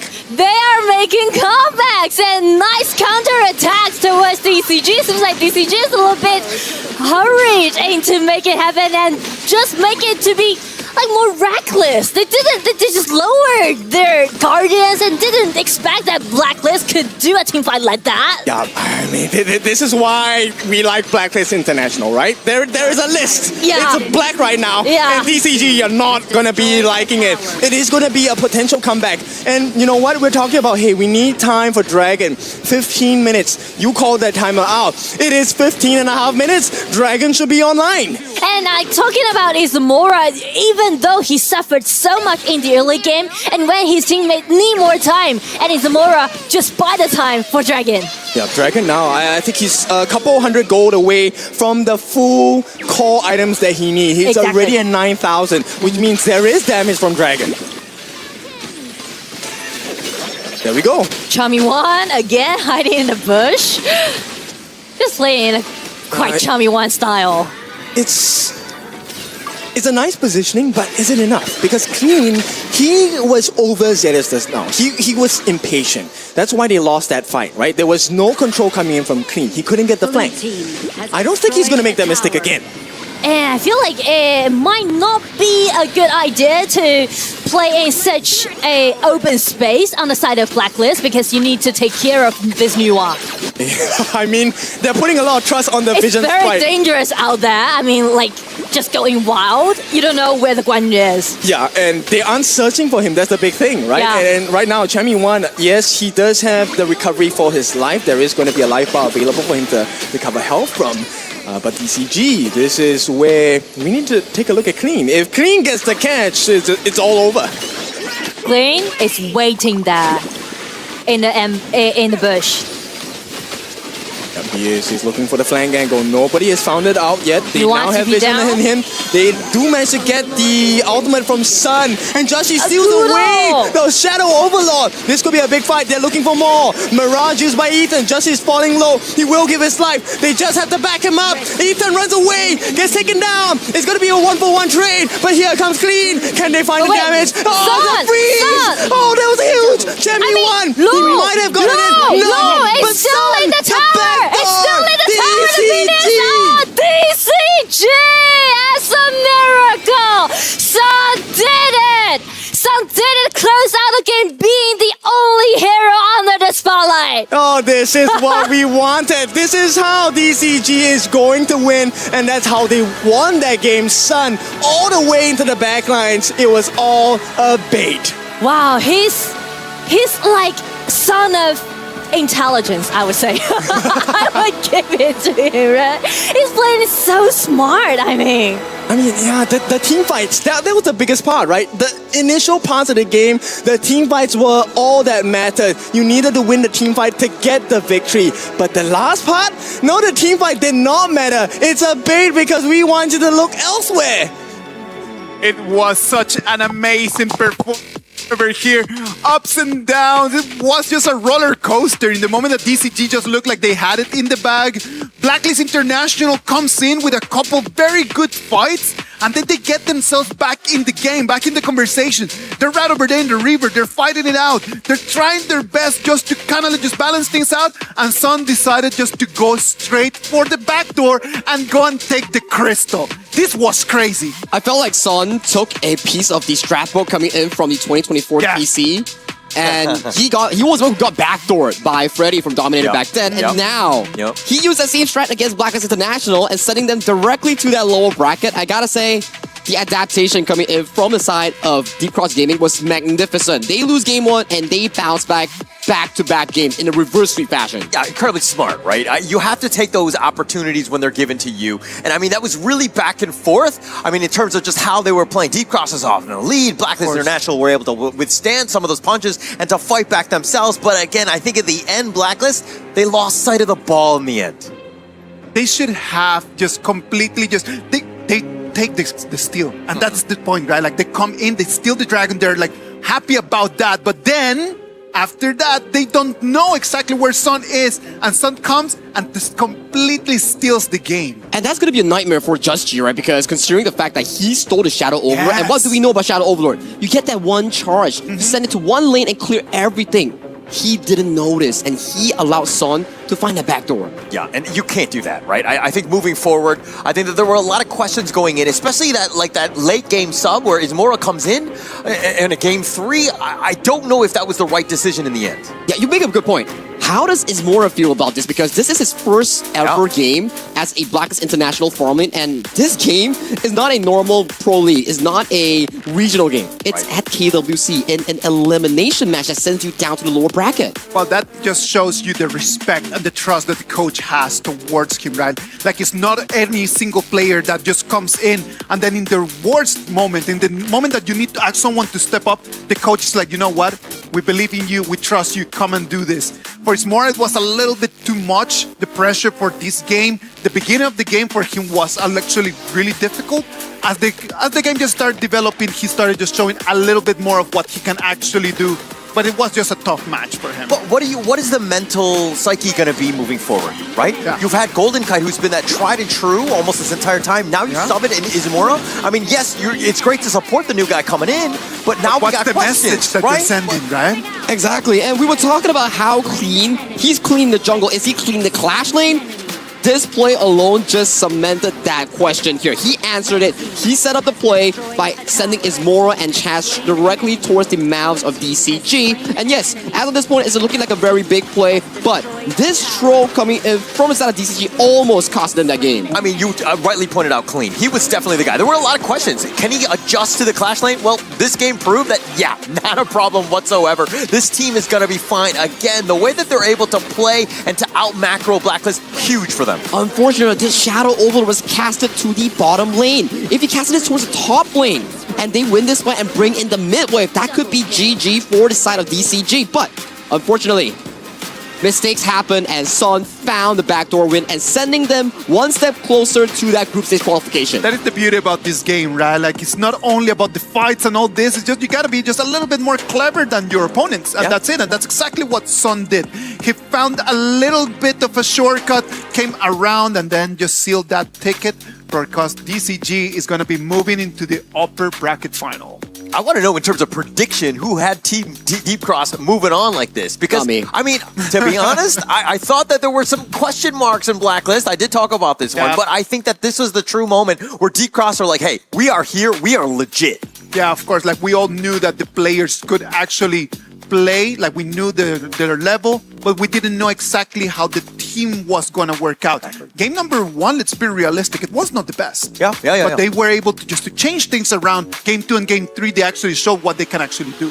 I think it was more of like the nerves in game 1, right? They were kind of like a feeling out process. This is the first time they're also playing against Blacklist International, right? So I'm sure that they got caught off guard and then we're like, okay, actually what we were like winning in the beginning, but we like let it go. That's a much easier position to be losing and then trying to come back at some point. And I think right now you can start to see some of the experience points and also the advantage of the Suzo Esports Bootcamp coming in for some of these players here. For DCG, they are a very young roster, not long together as a team, and after that series, they're going to be feeling extra good going into that matchup against Longshan Red Force.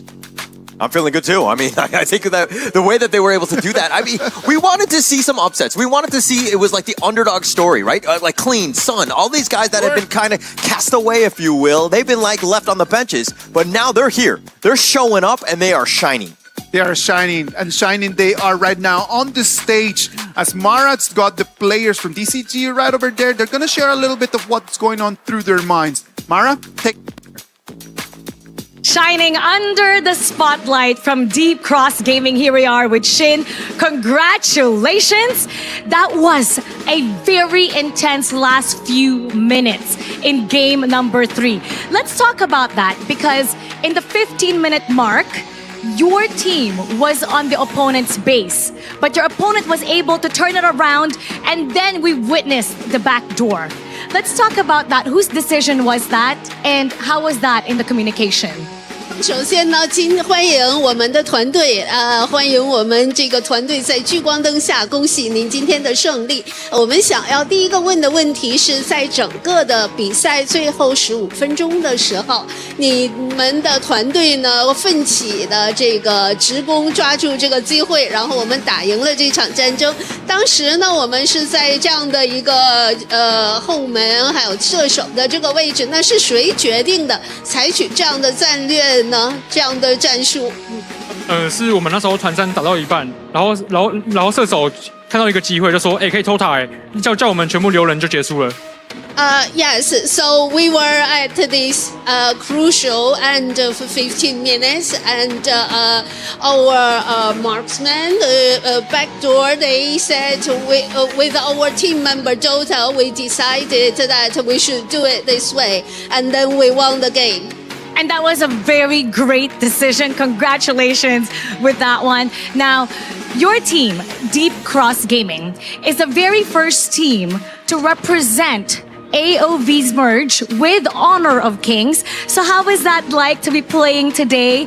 How special is this for your team to be the first to represent in this new era? 那么非常棒的一个决策，你们赢得了这场战争，这样的一个比赛。那我们知道呢，您的团队是第一次呢，这个在我们的 EWC 上呢，作为就是来打王者荣耀的这样的团队来出现的，那么也是非常棒的一个成就。目前你们的感觉是如何的呢？因为我也是从 AOV 转过来的啊。因为毕竟我也是从 AOV 转过来的，然后其实有蛮多，其实我的心态就是抱着学习过来的，因为有很多就是可能甚至团队配合什么的，就是之前可能没有过的。之前什么没有过的？没有。就是以前 AOV 是比较偏个人主义啊，这边 HOK 可能就是比较偏团队，所以就蛮多需要学习的。Yes, in fact, we came from AOE, and I think there's a lot for me to learn. I have a quite calm feeling at the moment. I think there's a lot for me to learn, and I'm learning and growing this competition. And we're looking forward to what else you have to show. We're really happy with this merge and to see your team perform today. Now, there's going to be one last one for you later on, and that's going to be on the 6th match with Nongshim Red Force. Invite them to support you. They're going to have another fight later on, another match that's going to be in Game 6 to invite the supporters to support them. 是的，那么您的这个非常决策非常棒的。那么我们接下来还会有另外的一场的比赛。那么第6场的时候呢，有请您邀请一下您的这些粉丝来支持您，好不好？是不是有这样的激动的心情？有。Yes, I will invite them. All right, we'll see you later on. And now we heard it from Shin, from Deep Cross Gaming. Now we're going to head back to our casters. Thank you very much, Mara, and thank you very much, Shin. Shin is the youngest in the DCG roster right over there, and the way that he just presented himself just shows us that he came here not only to win, but he came here to learn. And that is a lovely thing to do, right? Like just coming in, trying to understand that this very big stage is just a very good opportunity just to keep improving yourself. Games 1 and 2 and 3 are done. Our match number 4 is something of the past. We're gonna move into match number 5, which is gonna be the upper bracket final for Group A. All of this is gonna happen right after a short break.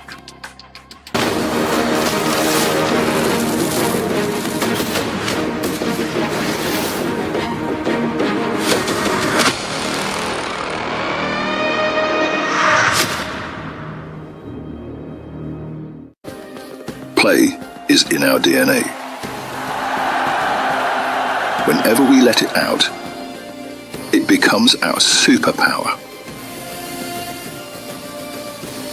Now imagine an entire city being built to supercharge it. Kadir City, powered by Play.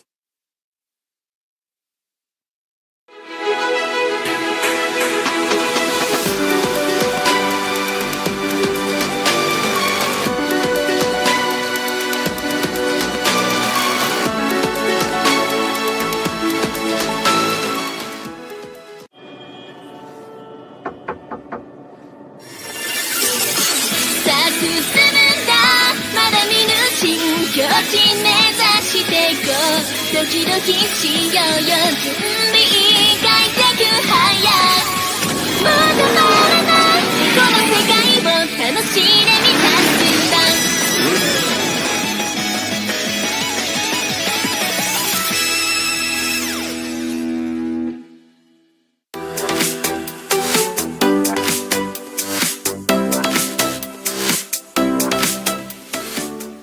The human body was built to move. Not trapped at a desk in one singular posture for 12 hours a day. It's time your chair evolved. This is Secret Lab Titan Evo. Ergonomically engineered for you, gamers, hybrid workers, artists, backing your every move.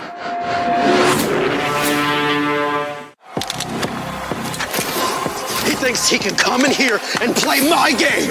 He knows nothing but go! Tyler Wine, you're done.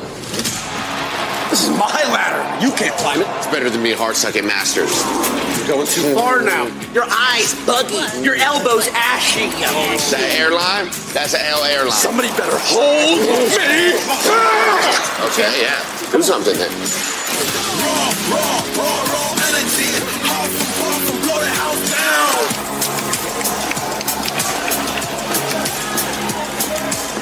You look nervous. You look short. Everything's good? Mm-hmm. Fight.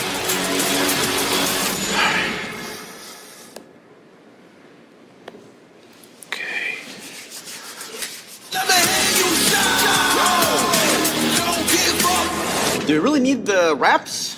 Yeah, that feels like overkill to me.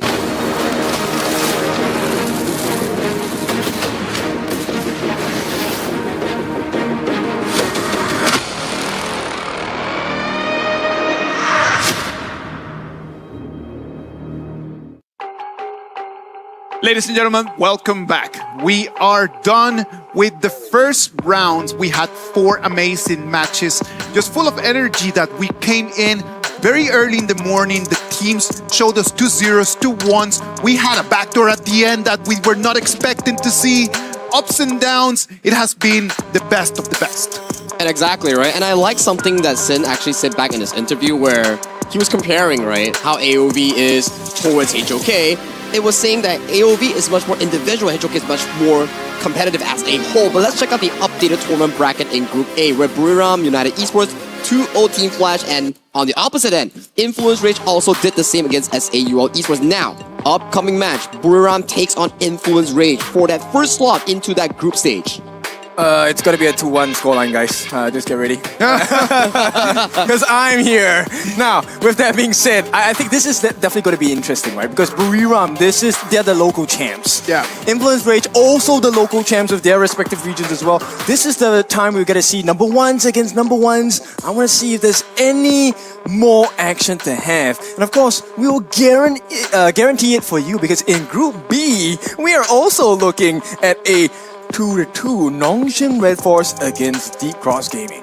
And I gotta say, this has been an exciting matchup, right? We just saw how Deep Cross Gaming did the first ever reverse sweep that we have on KWC 2026, and it was against Blacklist International here. Yes, Blacklist International did have an amazing game 1, but the back-to-back comeback with their individuality is what allowed DCG to make that 2-1 comeback. Okay, but here's one more thing I want to add on. This is very important, right? So, Nongshim Red Force has had the history of being the gatekeepers for the PKL teams. Deep Cross now in this KWC is responsible for that, and they are going up against Nongshim Red Force. So do they gatekeep Nongshim from going further into KWC?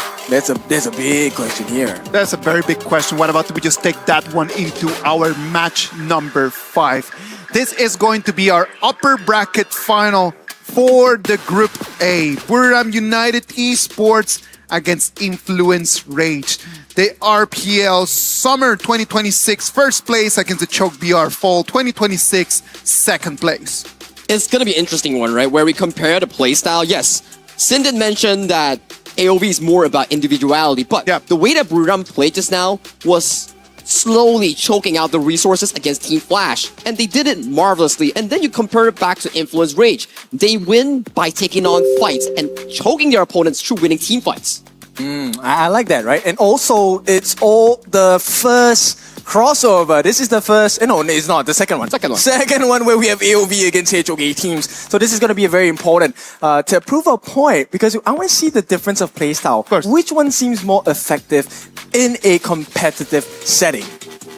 This is going to be a very big match. This is going to have different meanings for both of them, right? For Buriram United Esports, if they are to win this game, they're going to be the first AOV team qualified to the group stages. On the other hand, for Influence Rage, if they are to win this game, they're going to seal 2 spots for Chuck BR in the top 16.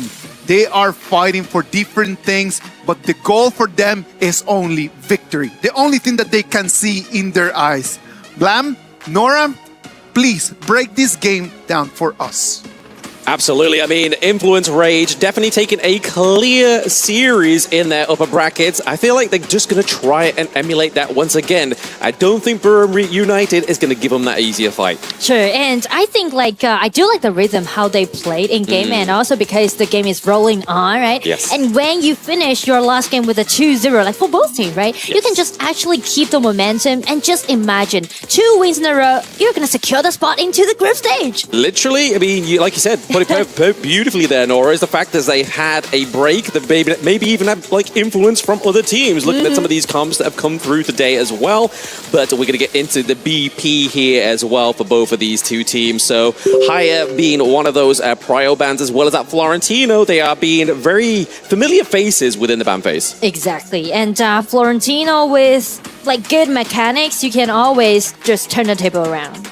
Yeah, and obviously with the big meta draft within the tank meta as well, obviously Haya being taken off there is definitely a good call for these 2 teams. So they know that they're not going to just have a tank disappear into the barrage. Yes, and I feel like the play style is kind of different, referring to these 2 teams, because as we can see, Influence Rage, they are playing a more aggressive way, like pretty Chalk BR, typical play style, right? Go for the fight. And as for the other team, actually BRU, I'm looking forward to seeing that Miyu pick again. It would be really nice, right? They seem to go and draft those picks that give them a really good early game advantage. So they have a fast pace in, they can go siege.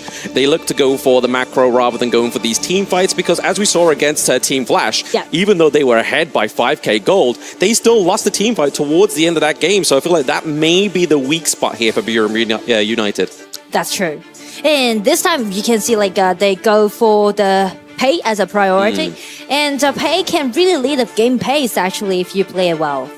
Yeah, Pei being prio onto the blue side here. I feel like once you give Pei over, you have to probably lock in the Zhangfei. Zhangfei is just being so big in today's matchups and just big in meta overall. Obviously, the disengage potential, but also the engage potential for the Unbridled Outburst is pretty insane. And then when you pair it up with 2 levels of burst from Chicha as well as Lorian, it's pretty crazy. Yeah, they're looking for 2 fights, I would say.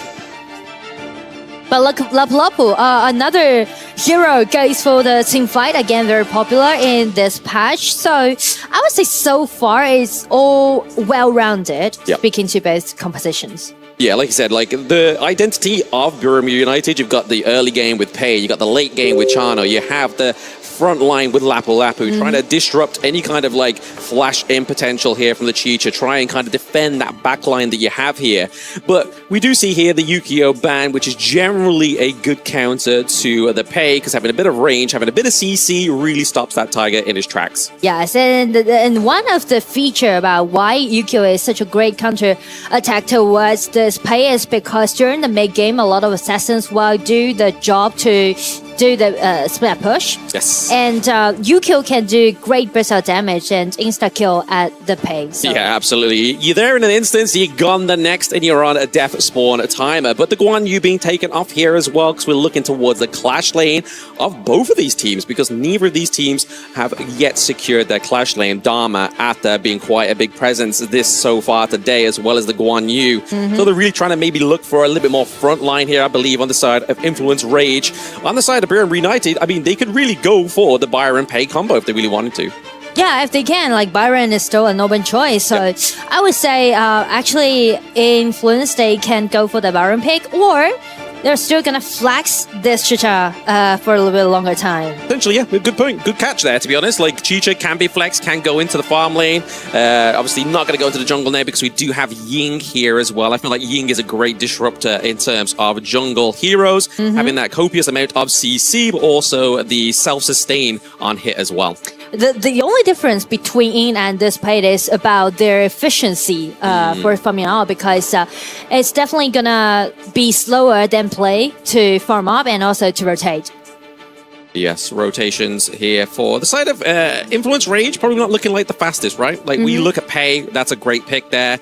Generally, when Pei gets picked up, Agudo is a nice match there, but obviously they do have their jungle and potentially their farm lane as well. But it is going to be the Byron that's going to round that one out, and then the Xiao Qiao into the mid lane, giving that a bit of extra long-range poke, because they have that front line. Yeah, and for the Byron pick, if you don't want it, I'll just take it, right? Because it's suitable for both teams, and without this Byron, I'm wondering whether they are gonna flex this Chicha to the top and pick out another marksman. For example, Lorna is still available this time, right? Yes, it can just kind of just change her playstyle a little bit more, but it all depends on the players. Yeah, I mean, Lung would be a great shout, but at the same time, I feel like Xiao Qiao, if you're good enough on that hero, you can obviously anticipate where that's going to land down. But the Baichi was probably going to be the thing that was lingering in my mind about their being into the clash lane. Just great engage as well. So they have a lot of taunts, a lot of dive onto the back line. I feel like it's all down to whether Tempest can be like, right, guys, let's go in, let's get the team fight. You're talking about engagement, and engagement is kind of like the core idea when we mentioned about Chalk BR teams. And so definitely, yeah, they're going to be very scrappy in this game, and they're looking for a lot of initiatives. But the thing is that once you're picking out Zhangfei and also Baichi at the same time, you relied a lot on your... how am I going to put it? You need to be very precise about how you're going to use your outfit. Correct. As if one wrong move is going to completely throw off the entire tempo of the team fight. Yeah, that's true. And that will be the problem for INF to solve in this case. And speaking to BRU, I would say this time with this play, they can play it in a more flexible way, use their mobility, and just rotate more frequently than the other team. Absolutely. It'll be literal moments before we get onto the gorge here between these two teams. I do want to go back to a point that Kin and Sagi were talking about, that this could potentially be the second AOV team to knock a HOK team into the lower bracket. Okay, I'm looking forward to seeing that. And also, you mentioned about the format, and actually we said like both of the team, they got 2-0 win for their previous game, and another victory will help them to secure the first spot to the group stage. So whoever wins this game gets a day off tomorrow. Yeah, that's the way I'm looking at it. Like, they get a free day to that's sit a good back, point, actually. That's a good point. They can look at the teams and see, hey, let's look what they're going to do to us in the group stage, potentially. But game number 1 is under the way. We did see a lot of votes going over to Buriram United in game, so clearly there's a big fan base for this team.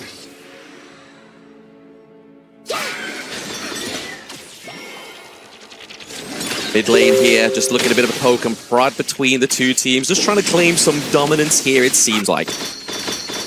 But because of the skill 1 granted by Fury, this Lorian, they can do greater damage in the level 1 against their enemy. Yeah, I mean, early game damage is going to be the name of the game, right? Especially when you're going up against something like Valdez on the Pei. You're really going to need something that's going to pack the punch in return here for Influence Rage. Looking to put a bit of pressure onto Licky down to the bot side, but Taos is here to be his right-hand man. And I feel like the strength in game 1 is kind of different, because BRU, they had such a solid and strong top laner with this Byron and Pei duel, but on the other side for INS, they're definitely gonna pressure on a lot of continuously at the bottom. Yeah, this is the great thing about the pick of Chicha, right? Just having that tone, just be able to just literally aim that damage and know that it's getting locked on there. I mean, Licky is literally licking his wounds out of that competition. And because of the summon skill that he's carrying, right? He's carrying this Fury and allowing him to play even more aggressively in the laning. Yeah, it's able to give him like a good kind of like way in, use the Soaring shot, trying to get a shutdown onto the enemy team, or just a means of escape there. And also sustainability. Yes, exactly. Top side of the map here, looking to be put into the favor of Buriram United here. Little Boys as well as Valdez taking that space right.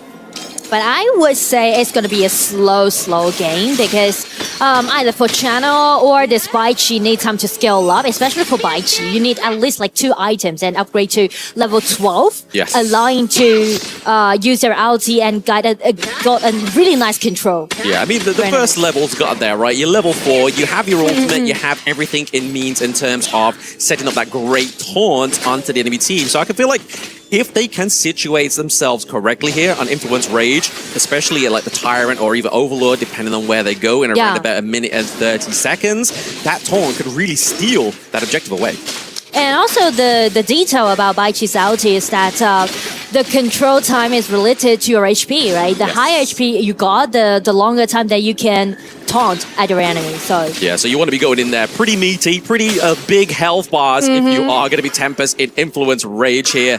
But currently, we're looking at the gold lead here. It's pretty much just no very difference. Even, actually. Yeah, very even. Down, just a little bump in the road between to and from. But Taos here is trying to get a bit of vision just to see where Influence Rage is going to be going towards. Obviously, we know that Danny, we have the intel there. There's going to be the Azure Golem. So really, they're playing towards trying to get this priority down to the bot side of the map. They trying to guarantee themselves with an upper hand at the bottom. Oh no, there it is, Zhang with the Stampede. But can Leafy get out of there? That's going to be an NO because we do have Nunu coming down to the bot side of the map, and Fury, he's taking a bit of a beating as well. This is not looking healthy for Influence Rage, and Buriram United set up a great Tyrant. I mean, like, it's a 1-2 trade. Everything just went so optimistic after Mena just break out his ulti, get nice control, and flash in with a skill 2.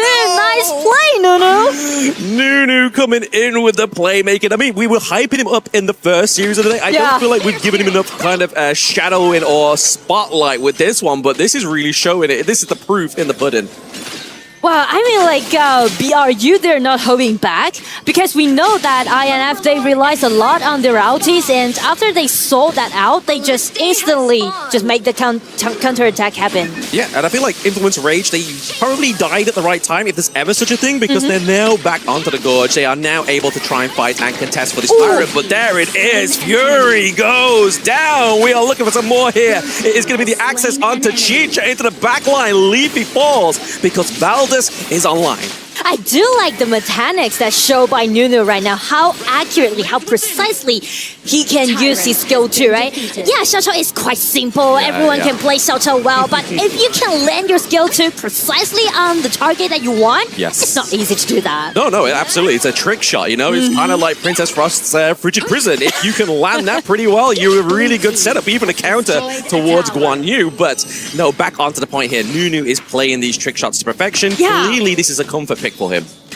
And because of his knock-up, they no longer rely on Lapla's ulti, right? Yes. It's kind of like save of their ulti.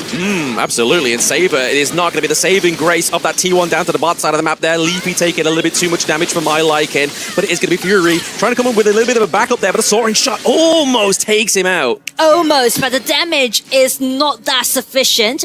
And because like he suffered a lot in the early game, so I believe with the 1,000 gold deficit, it even is not that huge, but still when you're playing this Chicha and you got 500 behind of your enemies, it's going to put you in such a deficit. It's not huge, but the fact is, moments ago we were talking about it was a flicker of 100 gold, and the fact is they have the Tyrant. That kind of enhances it to like an extra like 1.5k gold difference, right? Like you're getting the extra damage, the movement speed there as well, really already showing that it's helping BRU in these fights. And I feel like maybe the pivot on the side of Influence Rage will be Tempest, will be this Daichi, because you can see like he prioritized equipment, allowing him to frozen his enemy once he ulti in. So it's kind of give me the sense that they are trying to make something happen and use the item by Tempest and try to initiate.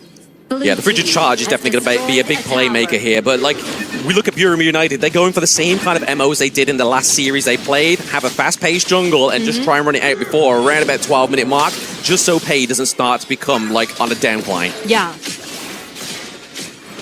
Potential position here around the Overlord is going to go over to BRU as well. So both of the neutral objectives here, we did see the flash in. It was almost beautiful, but Taos with the counter engage there. He is setting this one up. There is going to be nobody dying here, but it really puts Influence Rage on the back foot. We mentioned about, whoa, flash in, fire, nice control. That is absolutely beautiful there. Little Boys is just trying to get some more control into that mid lane, right? We do have the Vanguards coming through. We are looking for priority, and Influence Rage knows that. Yeah. I mean, we mentioned about the sense of Tempest, how he's going to initiate, but the problem is that the spot that he selected, right, it's too close to tier 1 on the side of BRU, and it's not easy for them to come up with enough personal damage to complete that kill. Yet at least. 'Cause I mean, as soon as they start to get a few more items on Nunu, onto Chano as well, that's when they're going to start to worry, as obviously you start to see the goal difference within the lanes as well. And it feels to me that they're really trying to give it over to Nunu here. It's like not only Licky is going to be the carry, Nunu seems to be sort of like sapping the extra bit of gold for themselves. Yeah, I feel like a lot of people may underestimate Xiao Chao's power, you know, because it might be a little bit squishy and vulnerable during the team fight, but if you give this hero enough money, he can play even like an assassin. Yeah, absolutely. Flash especially in, skill 2, and just did an insta kill. And especially if you're playing on the to an advantage as well. If you're not playing from behind, you have Splendor, you have Flicker, you can really set up some really great engages, but also keep yourself alive by using that status. True.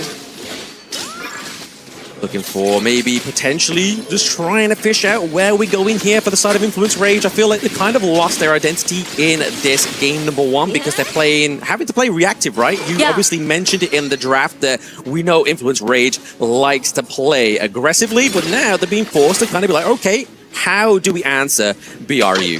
Well, first thing first, I guess they are waiting for Tempest Dragon's flash. Yes. It will be available in 1 second, and now it's available, and they might just preparing for the 10 minutes mark, I guess. Like, looking for those big team fights, because they are very solid, the composition, but the thing is that they need to find out a spot that is really wide open. Yeah, absolutely. And they pick off that Tyrant at the right time, right? They've got 78 seconds on there. That's going to carry them to an increased damage and movement speed until that 10-minute mark, which is already without that. BRU putting a lot of pressure onto Influence Rage here, so I feel like it's just kind of a bit of a bonus for them at this point. Yeah. Long bush here, the sit-in, stalking, looking to try and get off. I think they're really trying to aim for Nunu here. I feel like that's the reactive play from Influence Rage. And also they are trying to prioritize the top lane since the fight might happen at the bottom side of the map. Minions are doing their own kind of work down there. Bot side of the map does get taken down here potentially for Influence Rage. So first turret for themselves actually gets claimed here. So maybe this could be the comeback. Obviously, we are sort of slowly but surely getting into that kind of late game territory here. Mid to late game, 10 minutes is up. And when that 10 minutes comes up, this game then becomes 50-50. Yes. And it's going to be very critical to, I mean, not for the dragon, but for the kill in this case. Yep, absolutely. I mean, we're seeing loads of shared kind of buffs here onto the side of Influence Rage. They are no stranger to the enemy's jungle. They are trying to just try and capitalize on everything here. Opening up this bot side does give a free red buff to them as well, so they can start to kind of like hemorrhage onto the enemy's jungle. But it's all going to be for play here for this Tyrant. And Valdez, he's ambushing, waiting for the right moment. He's looking to get that split push top side, bot side as well, right? Just make sure, kind of keep your enemy guessing, right? You got a few minions crashing through there. It's either lose your T2 or fully commit to the Tyrant or potentially lose that Tyrant as well. Ooh.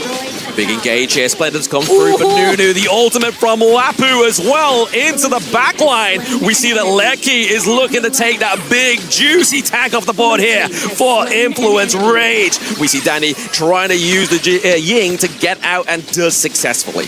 That is insane. I mean, the ulti from Lapu from Taos, he just got control of full numbers and totally just pivot the whole team fight. Absolutely. Turn the tide of the entire team fight there. We're going to see that in this beautiful replay there. Exactly. As we get that. Obviously, the Unbridled Outburst was really kind of the catalyst and the helping hand for Influence Rage to get out of that one.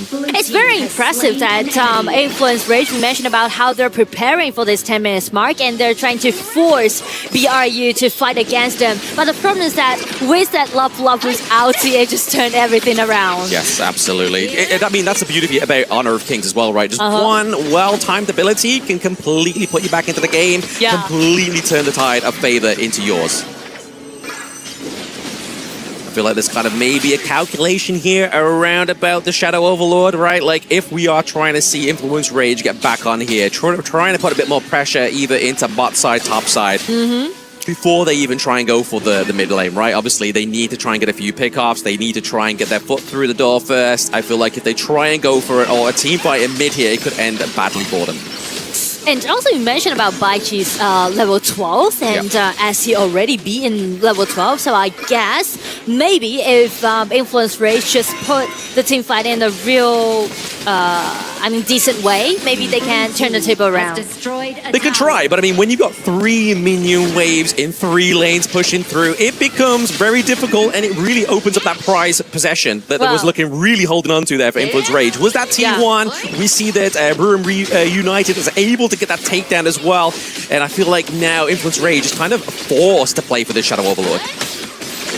Force them. Oh, Lapu tries to go in. The half-no smite there. Little boy's a little bit too late, but they are chipping away at Tempest. Tempest has already used the ulti, already used the frigid charge. He is looking like a down dog now. Valdez into the backline, picks off Danny. Fury goes down. It's only Leafy here with the damage now, keeping Burm United off their tail. You could never imagine that it is a Pei that was at the back, right? It's so rare to see Pei as an assassin being so vulnerable and squishy and taking responsibility to be at the back. Yeah, I think that's thanks to the itemization, right? We saw him build like the Foscar's Embrace towards the beginning part of his draft. He does have the Pure Sky as well, so all that lets him be the assassin, but also kind of keep himself alive. Yeah, and I feel like BRU, they're not really rushed into the team fights. As you said, right? They already got several advantages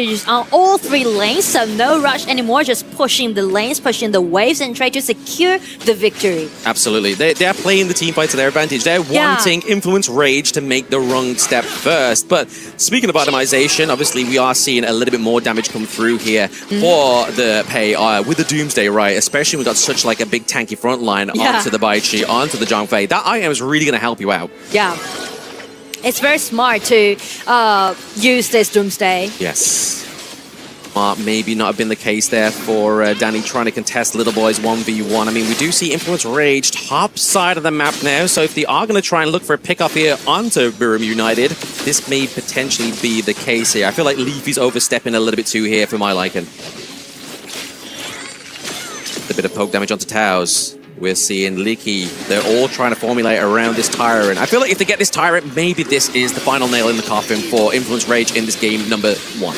Yes, and they won't just miss it, so it's... Three-man knock-up. He's going for the hat trick, but into the back line is going to be Taos as well. Wow. Little Boys takes down and helps to pick up a Licky as well. Maynard down. That's a 2-2 trade for these 2 teams. But now it's all important. Can they get the takedown of Leafy? There it is. Valdez, he's looking for more with the help of his teammates, but Fury's still here. They still have that chunky damage onto the side of Influence Rage. And it end up with a 2-3 trade. I do like the layers of this engagement. As you can see, the knock-up, it was so beautiful by this Xiao Qiao, by this Lop Lop, and also by this Byron. But after that, you can see, well, from the recap, you can see, right, Lop Lop's ulti, and jumping in with the Xiao Qiao's second ability. And the knockup was very decent, but the problem is that Tempest Dragon, Tempest, he's playing like a Tempest Dragon, right? He's so strong, and just stood in front of his teammates and to build up a really comfortable setting for his teammates to do the rest of the thing. Yeah, I feel like Taos and Maynard are kind of playing poker face with their ultimates. Like, they're waiting for the first person to drop that ultimate so they can do the counter ultimate there, but there is no counter for the takedown of Danny into his own jungle. Fury, however, is going to be able to escape this one, but we can see top side of the map here as well. We see Little Boys just trying to put some more pressure on, just trying to take away every little bit of resource here from Influence Rage as well as our T3. Got minion wave here. Sending the waves. Not looking too healthy. They're able to get one kind of minion down. Can they take the other one down? Thanks to Chicha. I feel like that is going to be the case here. But Towers with a triple man knockup once again. And the unbridled efforts. We talk about the poker face. And there it is. Mayna was able to just keep that minion wave at bay. And BRU as well. Some skill traits. But I feel like... like the shortage about the composition on the side of Influence Rage is that they're picking out two warriors, right? Double warriors. And that make your wave clarity as a problem. And if they just keep sending those waves in the mid lane, it's just kind of, you need to make some trades happen when you're trying to clean up the wave. Yeah, it's kind of like just a battle of stamina at this point, right? We're seeing how long can Influence Rage actually defend their base for against BRU. They're able to still kind of maintain getting the takedown of the Azure Golem, so I feel like that's kind of like a saving grace for them. They have some means of getting some kind of gold, but it's just the defense is getting harder and harder to stack.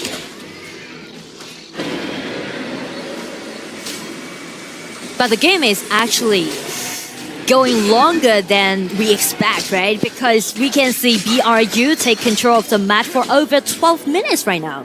Yes. But Influence Rage, they are doing very good by pushing backs.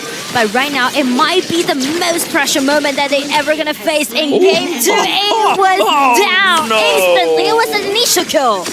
Absolutely, initiation there onto the side of BRU United as they look to claim this game number 1 here. We have Vanguard top side of the map with Vanguards into the mid as well. We see Valdez just doing the Lord's work, just getting that macro push here as well.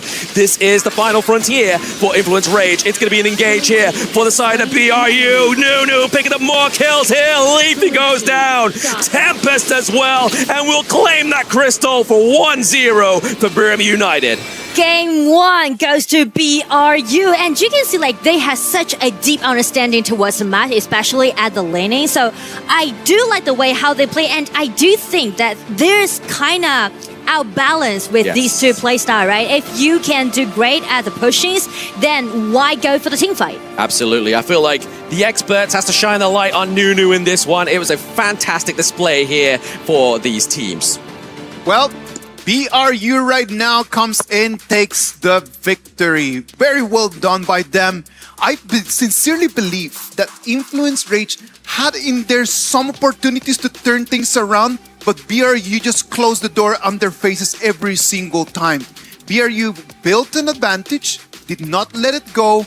There's some questions that I do have right over there, but I want to hear from you guys. What do you feel about the game first? For the game itself, I think, man, BRU looking really clean in these team fights, right? Yeah. Like, I like how the casters mentioned, like, Nunu was always being able to find these opportunities coming in with Taos on that Raging Sea on Lapu Lapu. But the early game part, Little Boys on that Byron was just something else. He really made a huge difference, right? And then once they established the lead, this is where AOV teams shine. If you have watched their professional games, you know they never let go of a lead. And if you give them a CC lineup, here's my beef. Go ahead. You look at the Laureate, Fury, right? It's one of the strongest heroes when the AOV teams play it. But when our HOK teams pick it up, they're at a deficit. Because the AOV teams know what this Laureate can do. They know the extent of this hero, and they punish it so hard. 0-3-3 on Force Fury here didn't have the best of the best games in terms of that Laureate compared to some of the performance that we had today. But let's pan ourselves over to the jungle matchup here. 4-0-5 coming in from Valdez against Danny here. Danny was really silent this game. Let's just talk about that because they just completely just focused on Danny. Every single team fight, Danny was just focused on since minute 1, right? Like it was just immediately just let's eliminate Danny out of the equation, and then after that we can think about what else we can take out of that. Because they have no more damage. If you take a look at the draft, it was only Leffy, right?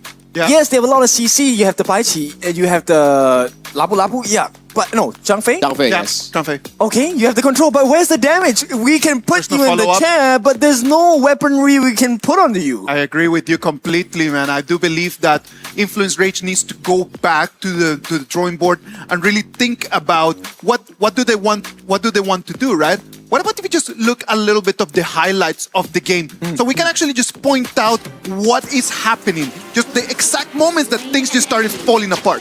I think as of this point, right, we're already like very deep in towards these like moments here. Yes, these are the moments where you can see like Valdez escaping towards safety here. Little Boy is too tanky. It comes back to the question here that Kin has suggested here. Where is the damage coming in from the side of Influence Ridge? Because once the ultimate expires coming in from Lefty Chicha, there won't be enough damage to realistically take down both Little Boys and Towers. That's why it's a counter against Chicha. Chicha does not do well against beefy lineups.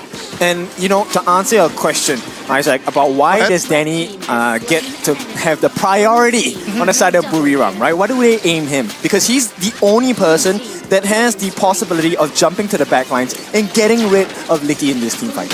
As you can see, these moments, like I mentioned here, Kid, Licky untouched every single fight is just engaged by Taos or Little Boys with those engaged on their flashes here. And then, if Licky's untouched, Channel is one of the most OP or strongest farm lanes in the late game, has insane DPS, and if you don't lock him down, this is exactly what happens. There's so little options for him to exploit, and this is something that, look, the players are feeling it. This could be a 2-0 series, and this is going to be a big wake-up call for our HOK teams here. Well, let's wait and see if this is going to be a 2-0 or if INF can just turn things around. Let's go to our break, and when we come back, we're going to bring you Game 2 of this match number 5.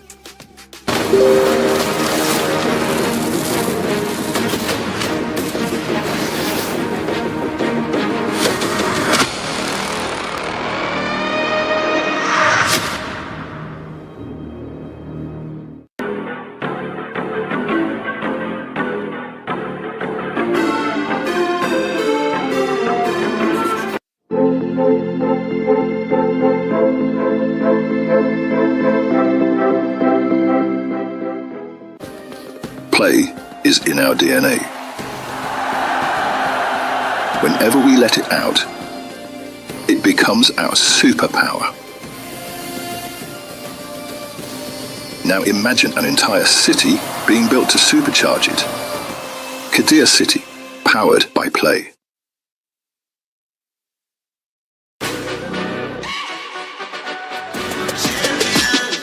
This ain't no regular thing. Came for the ring, you know what I mean. You see my name in the lights, better get right, I'm champion.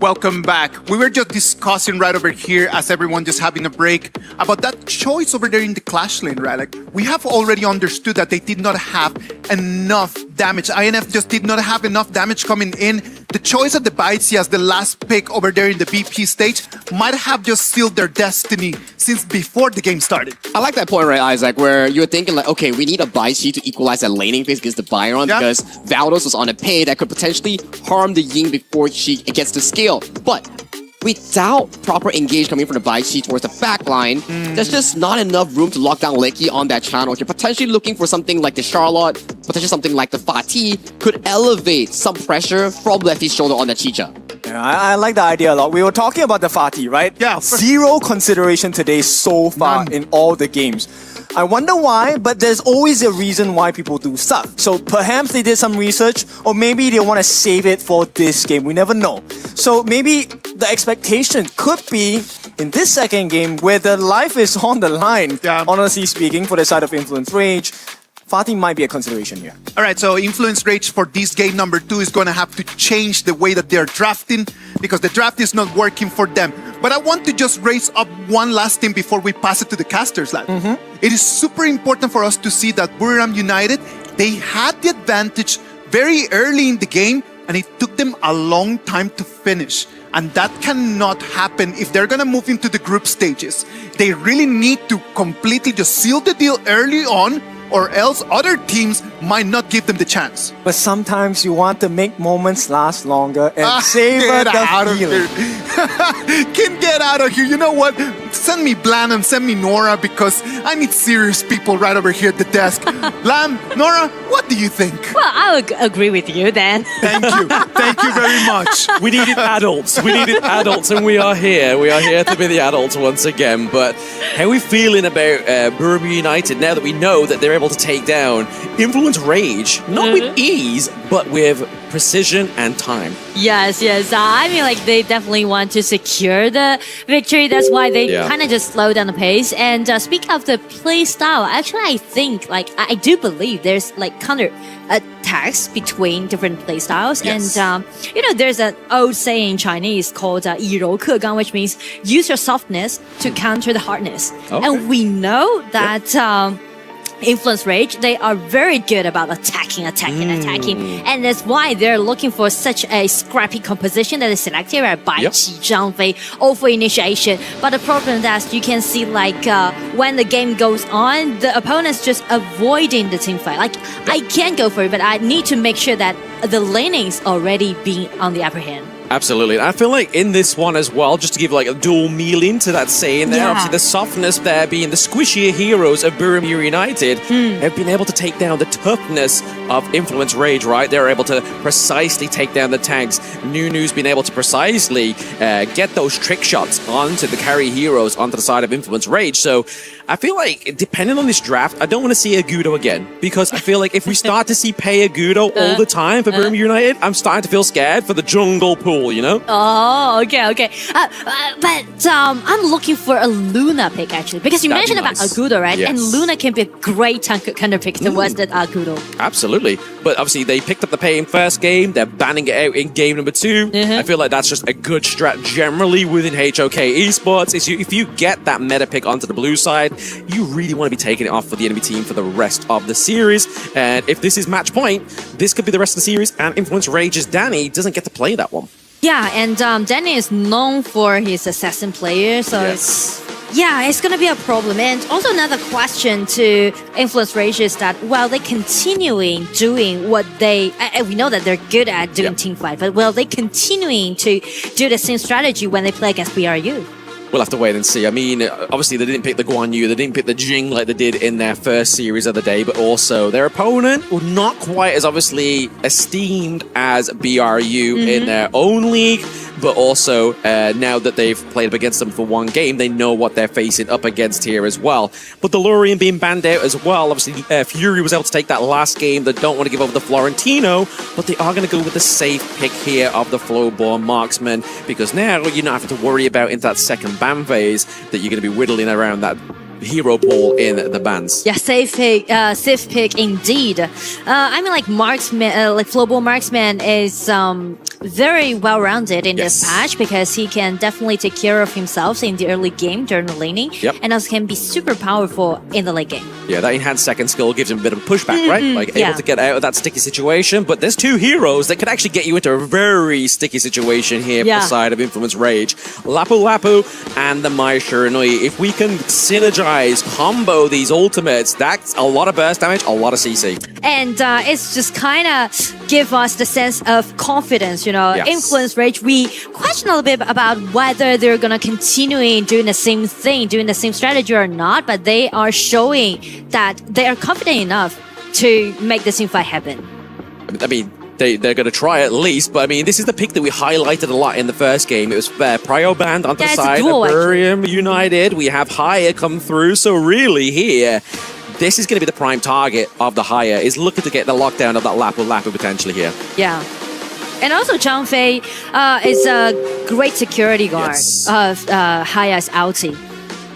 I feel like both of the Titans here is Taos and Maina, right? Like they literally just swapped hands. It's like, you played that really well and you countered my ultimates. Let's see if I can do exactly the same thing here as well. Head to head. But we're seeing a bit of a prio onto the tankier jungles here as well. Obviously, Monkey being a good pickup here for the side of Burium United. Obviously, able to get onto the back line with the Dream Roam if they really wanted to here. But the Masashi for Danny, is this going to be kind of like go for the Giant Axe, so you've got the HP, or is he going to go for the Rapacious Bite as well, just to get that extra damage come through? Be the assassin that we know Masashi can be. Yeah, but I'm not so sure about this Musashi pick because, the feature that you mentioned about Musashi is about his ulti, right? He can shred down the HP, but the problem is that it's quite vulnerable in the early game, right? Yeah. So if BRU go for some powerful hero in the early game, for example, Dun, right? Yeah. How you're gonna counterattack? For example, UQ is still available, right? Yeah. So I'm not so sure about this Musashi, but just wait and see. Yeah, I mean, it'd be nice if they go for like a Liu Bang up into the clash lane, right? You have the Battlefield Command, he's going to have a bit more shield, you're also going to get that burst magic damage from Liu Bang as well. A bit of a delivery system, I like to call it, when you have Masashi. Use the duel to the death into the back line, get bursted by that magic damage as well, which could be a potential here. They don't have their clash lane. It looks like Leafy's going to go for the Lady Sun for a little bit more late game potential. Yeah, just guarantee that they got enough power to do in the late game. But it also means that they do need some hero like Byron at the top, I guess, because they need more space for them to scale up. Both Mai or Musashi or even Lady Sun need time to scale up, so they might need some hero like Byron at the top. Yeah, I feel like Mai has a little bit more of an earlier activation, not in terms of scaling, but as soon as she gets to level 4, you kind of synergize that combo with Lapu Lapu, and it kind of makes the team fights a little bit easier, especially if you have just ever so slightly like a 1k gold advantage. Or even have the Tyrant buff on your hands, but it's going to be the Nerdset here into the jungle for the side of Burium United, so they're going to go for that global ultimate, get that intel as well when you drop it. So very nice draft here from BRU. And the way that how they're giving the Charlotte and Nerja is made me feel like they are looking for a late game. Because both teams, at least they need to wait for level 4 and then wait for like maybe 12 minutes and they were able to fight properly. The one thing I really like about Nerdsa pick as well is the fact is like you think that your carry is safe. You think that Mai Shiranui is safe. You're going to try and kind of like force them into that like further back.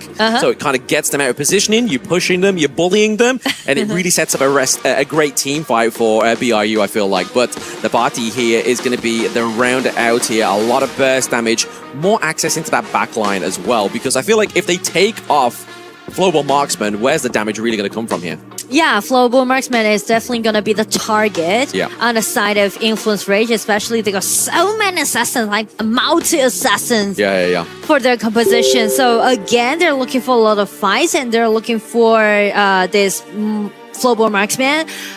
But it's kind of vulnerable in the early game. But I'm not talking about BRU is being very powerful in the early game. I thought like it's going to be a peaceful operation that we might see from 1 minute to maybe 6, and maybe some skirmishes might happen because of the ulti that they got, and also around the 4 minutes marks, definitely.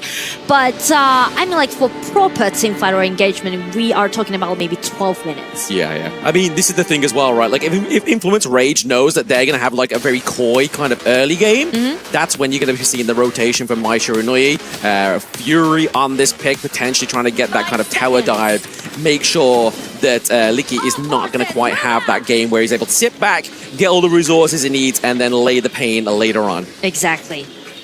And game 2, like for BRU, they already got the match point, only 1 game to go. They can secure the first spot to the group stage.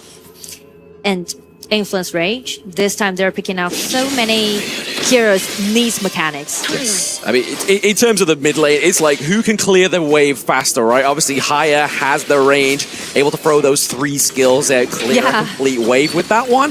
I feel like if Mai Shiranui was against any other kind of like a mage into the mid lane, it would be a little bit easier for the side of Influence Rage. We're already seeing here the priority down to the bot side of the map means that Leafy has that space to get that neutral point down there. So, like we were talking about earlier, both Leafy, both Lecky are looking at late game heroes. They need as much resources as possible here just to get them online before their counterpart. But you mentioned about the efficiency of the mid lane, right? If you want to gain the resources in the early game, it will be very hard for you if you just lay back. Yes. But also at the same time, like if you're looking at Haya's not really one that's going to be kind of needing to steal that away. It depends on like the whole premise of this team comp, because obviously Nertza has a slow kind of burn into the jungle, takes him a while to get his online, so if he's sharing this mid lane, it means he's going to be able to get to level 4 faster like he has and have that presence that we were talking about in the draft.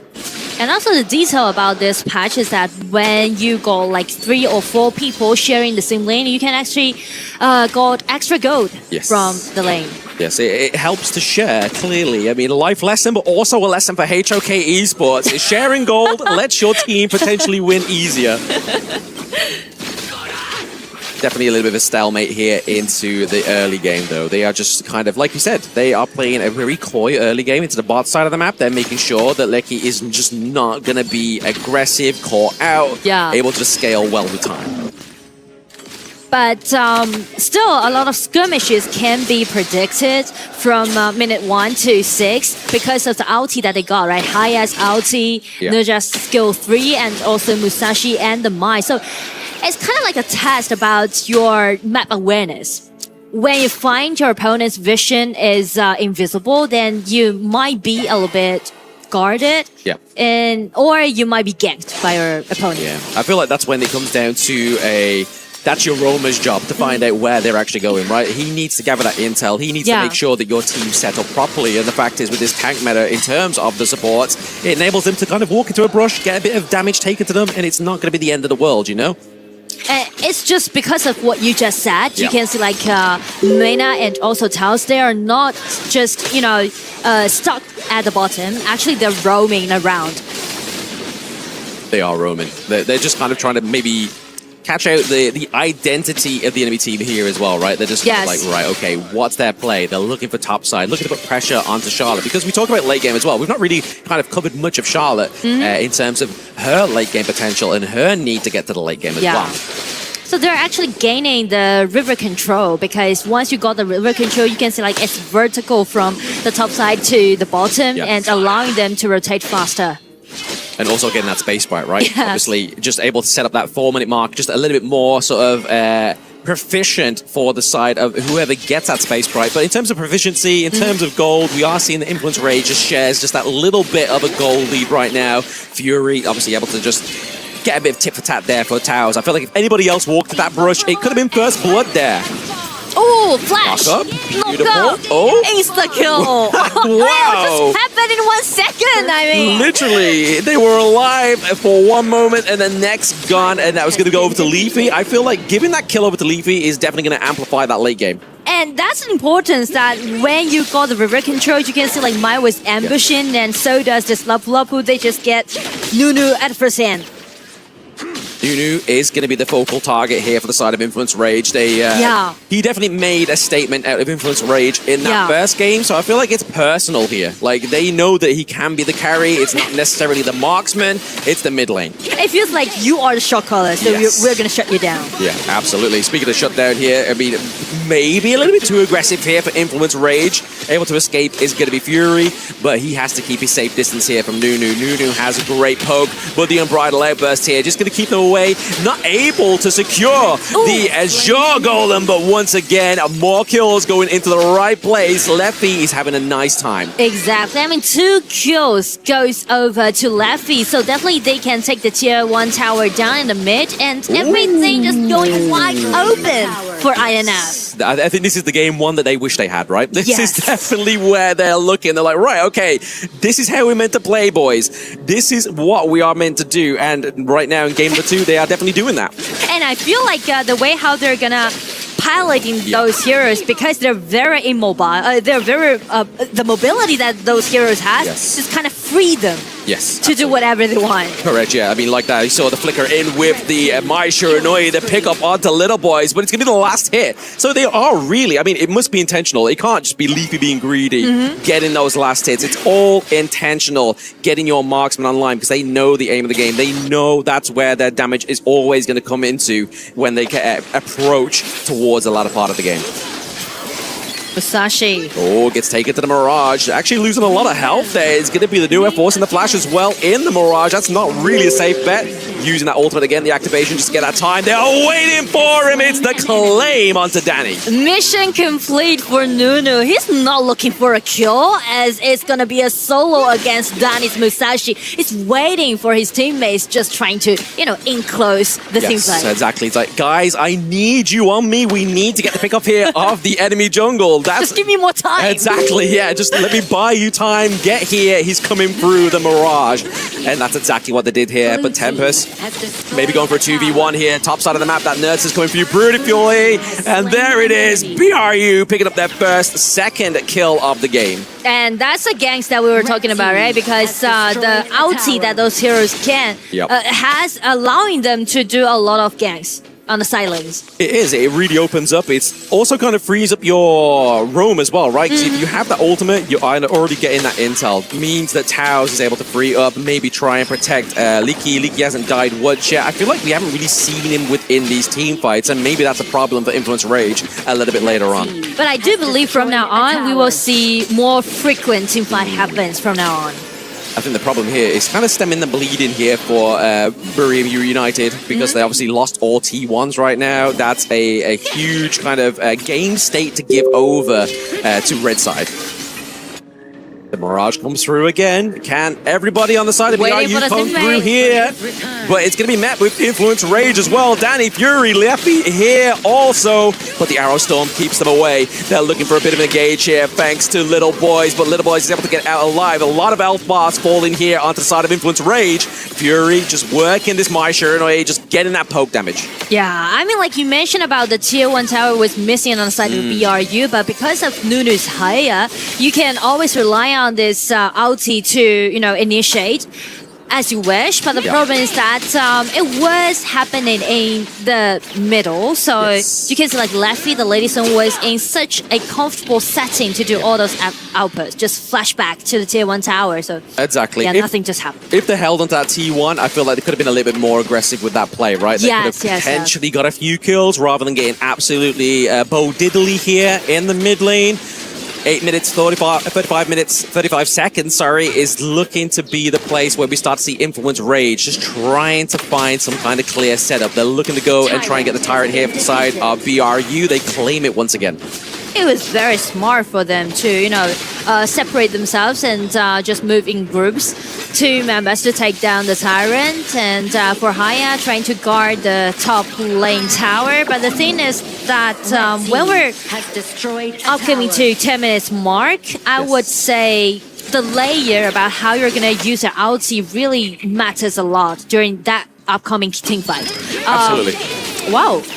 I mean, the thing is that Haya needs to take Danny away by using his ulti and let Zhang Fei to guard the outside. And as for INF, they need to make sure that Lapu Lapu need to contest this Zhang Fei to use his ulti to knock up numbers of BRU. Absolutely. I mean, we saw their Influence Rage trying to do a good job of trying to bait out Taos' ultimate before the 10-minute mark, which would be a fatal error here for BRU, because like you were saying there, that's one ultimate that they won't have, and it's kind of like the disruptor to Lapu Lapu Maina here that we've been seeing so beautifully kind of go tit for tat with those ultimates in game number 1.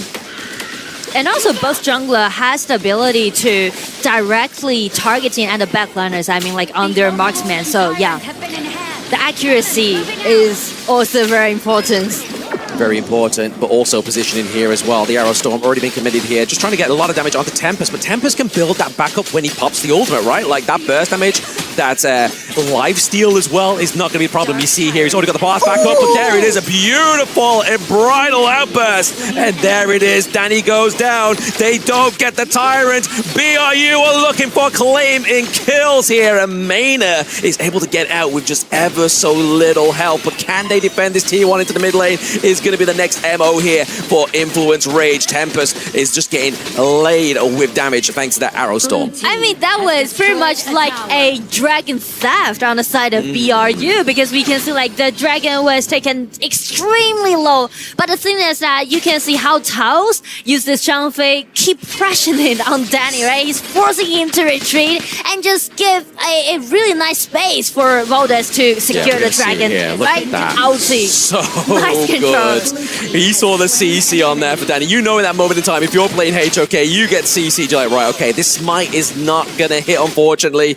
And at this moment in time, these are the kind of mistakes you cannot be making. When Influence Rage had such a good momentum going for them, a good game state, and I feel like that's kind of just moved that all into the waves of BRU. And also, we're moved to a stage that can be more intensive from now on, because we're really close getting to 12 minutes, which we're looking for some proper team fight. Yeah, team fights is probably going to be the make or break of either of these two teams, right? Like, if you play one bad foul play here, it's going to be a Jova for you if you are Influence Rage or BRU, but there's the Unbridled Outburst just to kind of push them away, but there is Valdez into the back line. He's trying to get the pick up onto Leafy. Leafy is in a good situation. You see Maina retreat as well. Nobody's dying here for Influence Rage just yet.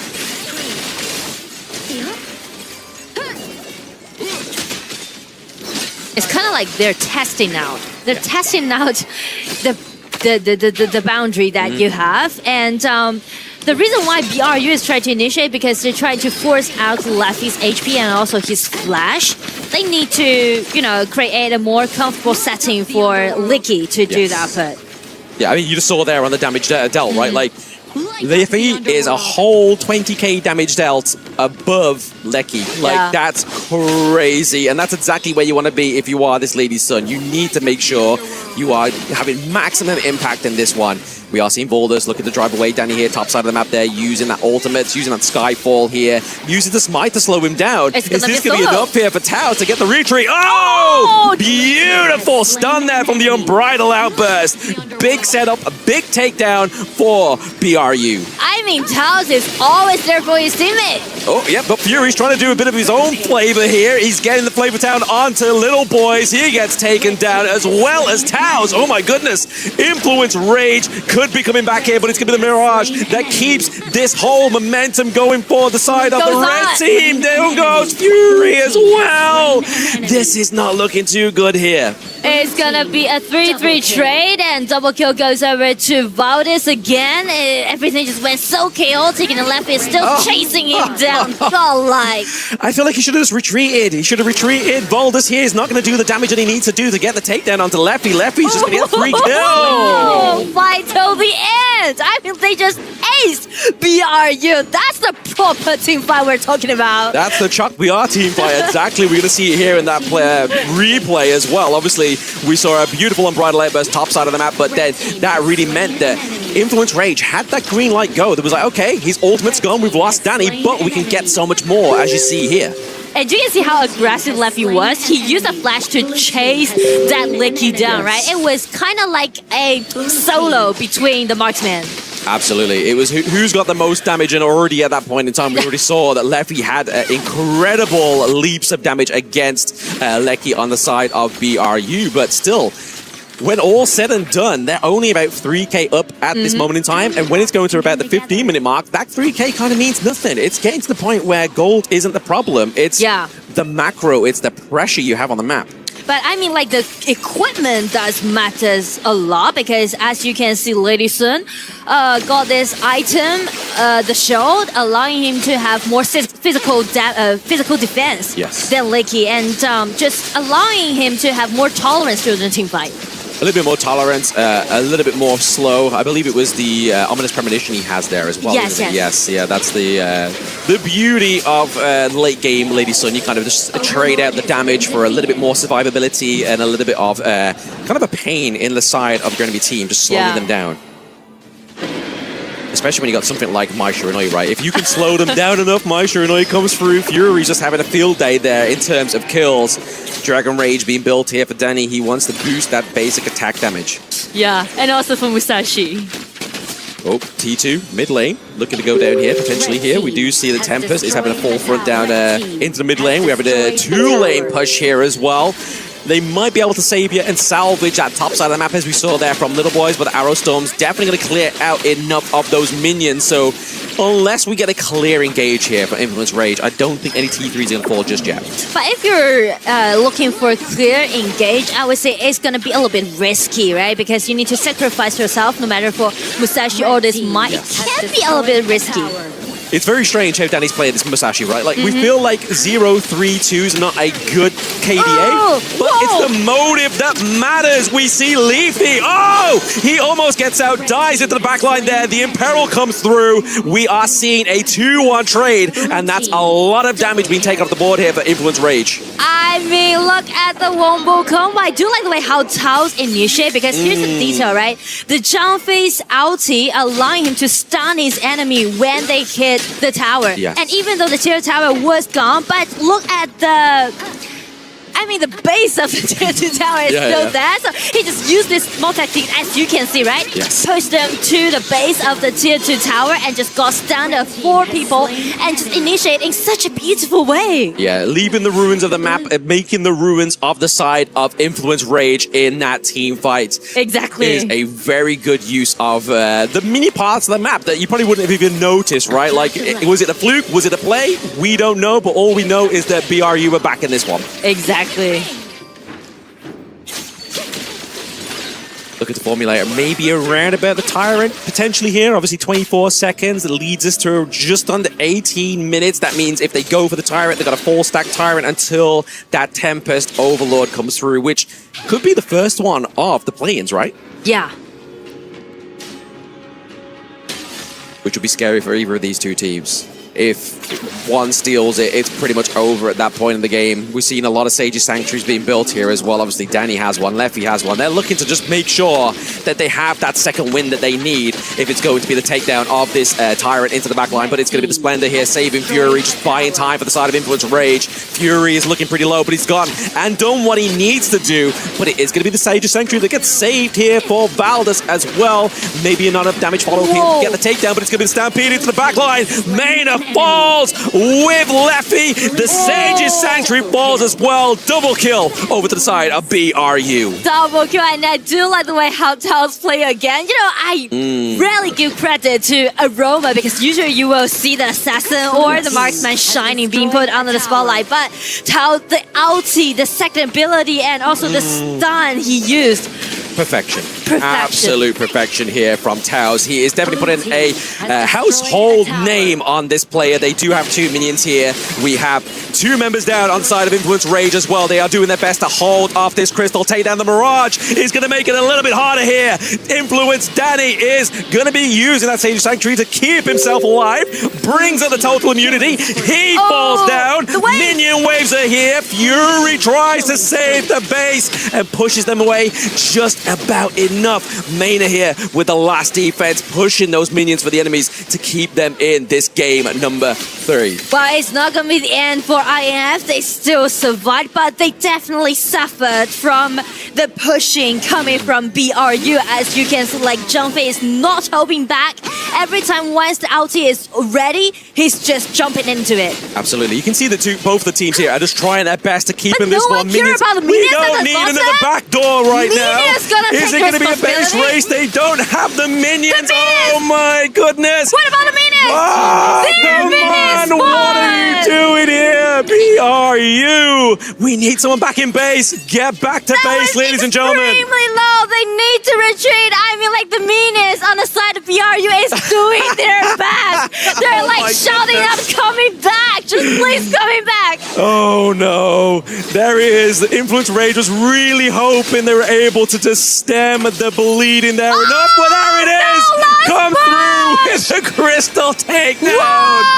Influence Rage hold their upper bracket position right now. And that was a crazy series. And that's just the play-ins. I mean, like, you can never imagine that a game can end in this way. Yeah, I mean, like, the meanest. Like, they just saying, like, we are done with the team fight. Absolutely. Experts with Flabbergasted, you take it away.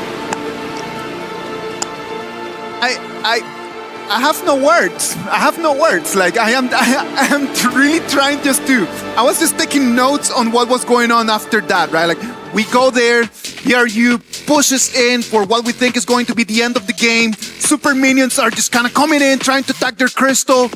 I literally just put my head down just to take notes, and then after that the game finishes. What happened right there? I mean, I turned my head around expecting like, okay, we thought that Buriram got that game in the bag and it was a 2-0 closing. Yep. And then we were about to come back to the stage. I'm like, wait a minute, the minions are marching through. Okay, they got it, they've defended it, and then they want to go to the Tempest.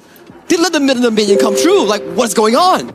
I think there was a huge amount of confusion, right? Like, look, everyone is super farmed up. This would have been, we were 7 seconds away from our first ever Tempest game in the play-ins here, but it did not happen. And look, this was a crazy stat because when we started the game, it was 3 kills to the side of Influence Rage. Yeah. But if you take a look at the gold chart here, Buriram were constantly fighting back, constantly wrestling control over from the side of Influence Rage. And boy, this one is a painful one to give away.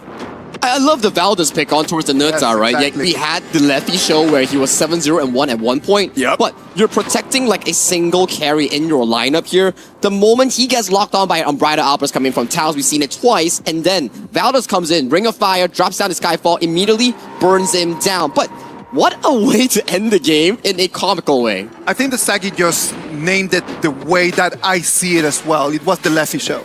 As the Leffy show, Lady Sun, 4 minutes takes first blood, 5 minutes 2-0, 6 minutes 3-0. At the 14, it was 7-0 and 1 Lady Sun. 13,000 gold. How can you answer to that? I mean, look at these fights, right? He was left untouched, left B, 4-0-1, and then he found a moment on towards Licky who has no flash. Tumbles forward, flashes on towards him, gets that pick off here, and cleans house on every single member here. These are moments where Buriram United Esports couldn't answer this Lady Sun. I like it a lot because this is immediate growth from the side of Influence Rage, right? They had a big problem. They could not find Licky in the team fights, but they finally found a solution, and it was almost worth it. I mean, at the last moment, they lost a very important team fight. Leffy gave 2 of the available lives he had at this point, and it felt like, hey, they just dropped the ball. Buriram is going to end the game. Here, But right it over was here, so look at clear. Yeah, look at this. Like, we're looking at the minion waves being cleaned through, and then they are making the recall here. Minions are so damn close, and then they forgot to clear the final wave before moving to the Tempest Dragon here. What a way to win it back for the side of Influence Rage. And right now, we are at match point for the first slot into the group stage coming in from Group A. I'm telling you, this is just ups and downs. Like Buriram United just had it in the bag and they just kind of just dropped it in the last minute. But well, that is good news for us and good news for everyone at home because it means that we can get to see one more game. And having one more game is exactly what we want. What about if we go to a little break and then after that we come back with more action of this match number 5.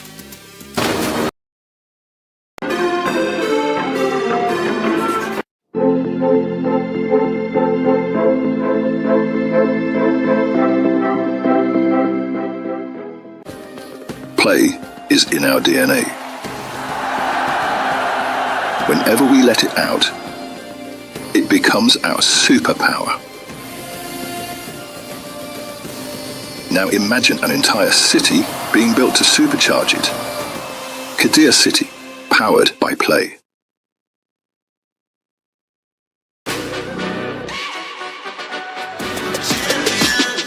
This ain't no regular thing. I came for the ring, you know what I mean.